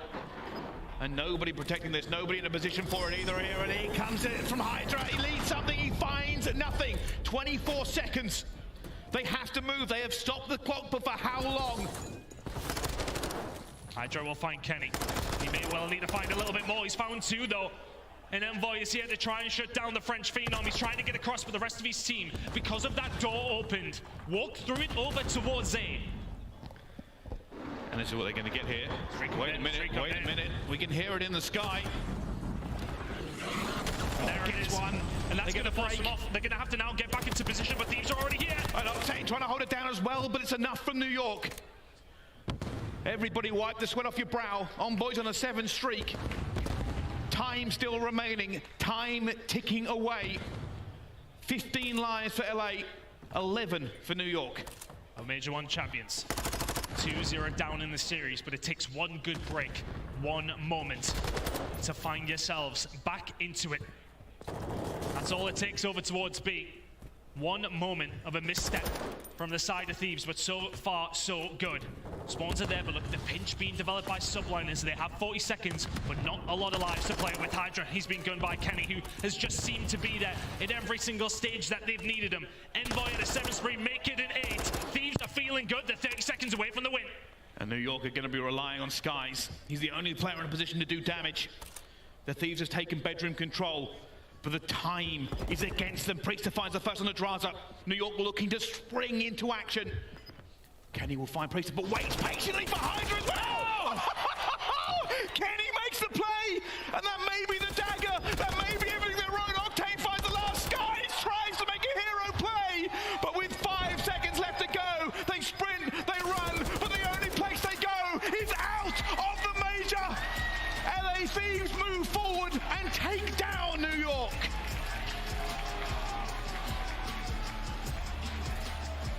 And our Major 1 champions go out with a bit of a whimper. A 3-0 series probably doesn't tell the story of what was a close map 1, 2, and 3. But the LA Thieves, they show up when they need to. They show they are here to play. And a big game from Envoy. It was an 8 spree towards the end that got the job done. He locks it in, so do the Thieves. A 3-0 win to end the day here over in Boston. And that is a statement victory from the LA Thieves. And as we said before, a 3-0, but in name only. Every single map was down to the wire. But it has been said before, it doesn't matter how you win, winning is winning. And New York will not feel any better about it, the fact they had some close maps. They are out, they are going home. We will have a new champion for Major 2. 4 points to the Hardpoint, 2 rounds in the Search and Destroy, and a round in the Control is the only thing that makes a difference in this series. The stat line is hard to really comprehend from across every single player because everyone on Thieves did their job when they needed to. Kenny, for me, he didn't necessarily put up ridiculous numbers every single game, but how many times did we see these clutch 2 pieces just coming in here and there from Kenny in maps 1, 2, and 3? Big game from him, and everybody from the Thieves did their job. A fantastic series from them to close out the day. It certainly does. Well, we're going to send it over to the stage then. I believe Blaze is with Envoy. Thank you so much, Bryson Turn. One more time for the day. Give it up for the LA Thieves as they lock in another win. Envoy. When it it comes down to this squad over here the New York team, if it wasn't for them last event, you guys may have went on a three-peat, okay? How does it feel taking them out and moving on in the tournament? It feels good. I mean, we've been matching really well with them in scrims, so we kind of knew what to expect going into the series. Maybe not a 3-0, but we knew the map set was good for us. Nice, nice. Now, talk to me about your teammates, okay? Octane, we got Draws over there as well as Kenny. How did those boys get it done today, okay? How did they make your job so much easier? Because you were frying out there. Yeah, I mean, we just came with a new game plan today in S&D, which I think was the biggest thing of this series. We got a lot more aggressive on teams, took more chows. Sam has been absolutely frying today as well. Zach's been getting in the mix, and that's ultimately what got us the dub. All right, nice, nice. Now, I know you from LA. Is this cold air affecting you any a little bit. I mean, I'm originally from Chicago, so same here. It gets a little cold up there, but yeah, not a fan of the cold. Yeah, not either. Even from Chicago, this cold ain't prepared me whatsoever. Now, anything you want to say to these fans out here so I can get you going? Thank you guys all for coming out to support. It's a long day. Thank you guys for sticking through, and we'll see you tomorrow. It has been a long day, and that's gonna do it for us on the stage. Puckett, get us home. Thank you so much, Blaze. And give it up one more time for Envoy and the LA Thieves, closing it out with a perfect day here for LA, looking like they're back in championship form. And for everyone who's filing out, real quick, safety first. It is 4 degrees. It is -4, it feels like, with the wind chill. So be careful. Make sure you're reading the right Uber license plates as you hop in. But let's break down this bracket with where we're at. Allie, that's right, don't walk. But walk us through this bracket, can you? Because we had 5 matches today. Yeah, it was a lot to get through. Maybe a couple of upsets if you count the fact that LA Thieves went perfect on the day. And man, our bracket's been shaking up. The hometown heroes, though, they push it forward, and we'll have to face an LAG tomorrow who's had a rocky start. But even on the top side of things, I mean, this is chaos, Shay. It's just the crazy thing is that we have Subliners, who are our Major 1 champions, get eliminated. And the team who came in second also got eliminated in the Seattle Surge, man. Obviously, we're going to have a new champion, but what happened to both of those squads? This is the most competitive I have seen Call of Duty. Anyone that enters has a chance. Let's take a look, though, at how we got here. We got to start at the very beginning of this day because we were in the venue at 10. The players were right there with us warming up. And then we kicked off the show at 1:30 with our opening match. The Subliners were the first ones to take the stage. The reason they're here, they lost to the Rocker. They had to go up against the London Royal Ravens. And while the Ravens looked decent in Search and Destroy, this was all Subliners when it came to the respawns. Yeah, and unfortunately for a side of Subliners, I think that map number 2, that SD, that 6-2 loss to London, kind of spelled out how the rest of their day was going to go as well. But London Royal Ravens, you start looking at them and getting a little bit stressed out here. I mean, both the respawn losses, the 3-1 dominance loss over in that control.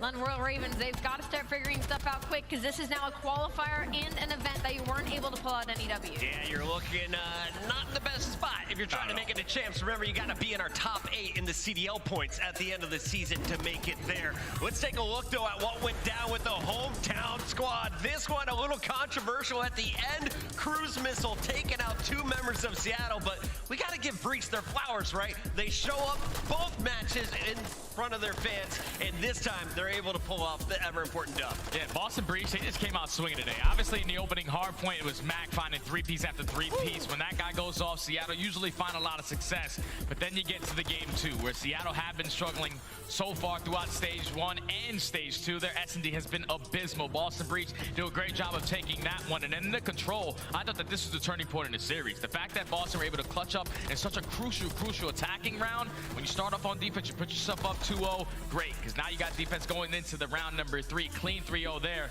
And then obviously we all know what happened in this final Hardpoint. Gotta feel for Matt, because that's truly unfortunate. Really rough finish here. Takes out himself in accuracy. That was one of the mini cruise missiles that came down that game, but it all the way came down to the wire here, Landon. And as we take a look at these final moments, you just got some clutch plays coming in at the right time. Taking a look at the LA Thieves going up against the Mutineers. Thieves look like they are back in form. Mutineers may want to go back to the drawing board after this event. Maybe make some major changes, not only with their map picks, but maybe their roster. Yeah, that's a very good point. I mean, we came into it wondering how are they going to play with Dave Patty. 2 matches online. They come into this game with some high hopes, with some high spirits, but they just ran into a very dominant Thieves team, as we would see in this series. And obviously the last one there versus New York. The biggest thing for me was this search and destroy, as a matter of fact. This is one that Florida was flawless on. They had yet to lose it. There were so many different statistics that were highlighting Havoc, highlighting their first bloods, all of that, and none of it worked out. And I think, to be honest with you, thinking forward about this Thieves roster, Search Destroy, if they have ironed that up, as Envoy talked about it in that interview, they're going to be in a good position, Puckett. The best match of the day, though, belongs to the LA Guerrillas versus Vegas Legion. Clayster putting on a show in his 89th tournament. The man looks like he's still rocking a ponytail and glasses on the main stage. No ponytail, still dropping 30 bombs, but it wasn't enough. The Guerrillas steal that Game 5 and Search and Destroy out. Yeah, our only Game 5 on the day, actually. We had so many yesterday. Well, that's it for games today. Thank you guys for watching. I'll be live again tomorrow with tomorrow's games. Tomorrow, OPTIC plays Rocker. I'll see you guys there. It was a flawless 6-2 win on the LSC. We saw what Exceed's capable of. I feel like in that Game 5, he might have been a player that we've overlooked a little bit since being added into this new squad. It's been a lot of focus on Joe Deceives, and Orsides getting his revenge, and Assault getting plugged back into the Pro League. So I'm glad Exceed got his spotlight today. Heck yeah, Exceed clutching up after Assault gave them some life. Exceed was the one who sealed the deal and sent Legion packing with a 9 through 12 seed. So the Guerrillas continue on tomorrow, and we'll see just how deep of a threat they'll be at this event. Taking a look at the big schedule tomorrow, Jay, let me know, what are you most fired up for? We got the hometown squad against the Guerrillas, a banger to open things up. Yeah, that one's going to be a banger, but my sole focus is Toronto Ultra going up against Atlanta FaZe. We know the history between those two teams all throughout, ever since CDL history. It's always been these two guys that are always going to face off, so I know that that's going to be a banger. Scrappy's going to be ready to run his mouth in that one, and I am here for OPTIC Texas versus Rocker at the top of our winners bracket as well at 4:30, and then we've got 2 more rounds of elimination as we say goodbye to a few more teams. Thank you all for tuning in for a Super Friday here from Boston, an epic day 2 of just 4 coming at you, and my guy Blaze is killing it, as well as the in-house DJ. Thanks for tuning in. We'll catch you tomorrow. Pass the chowder, kids. Daddy's hungry. Seriously, I'm starving. Yum, yum, yum, yum. You feel me? I'm feeling charged up. I'm a battery on full percentage. I got the green light.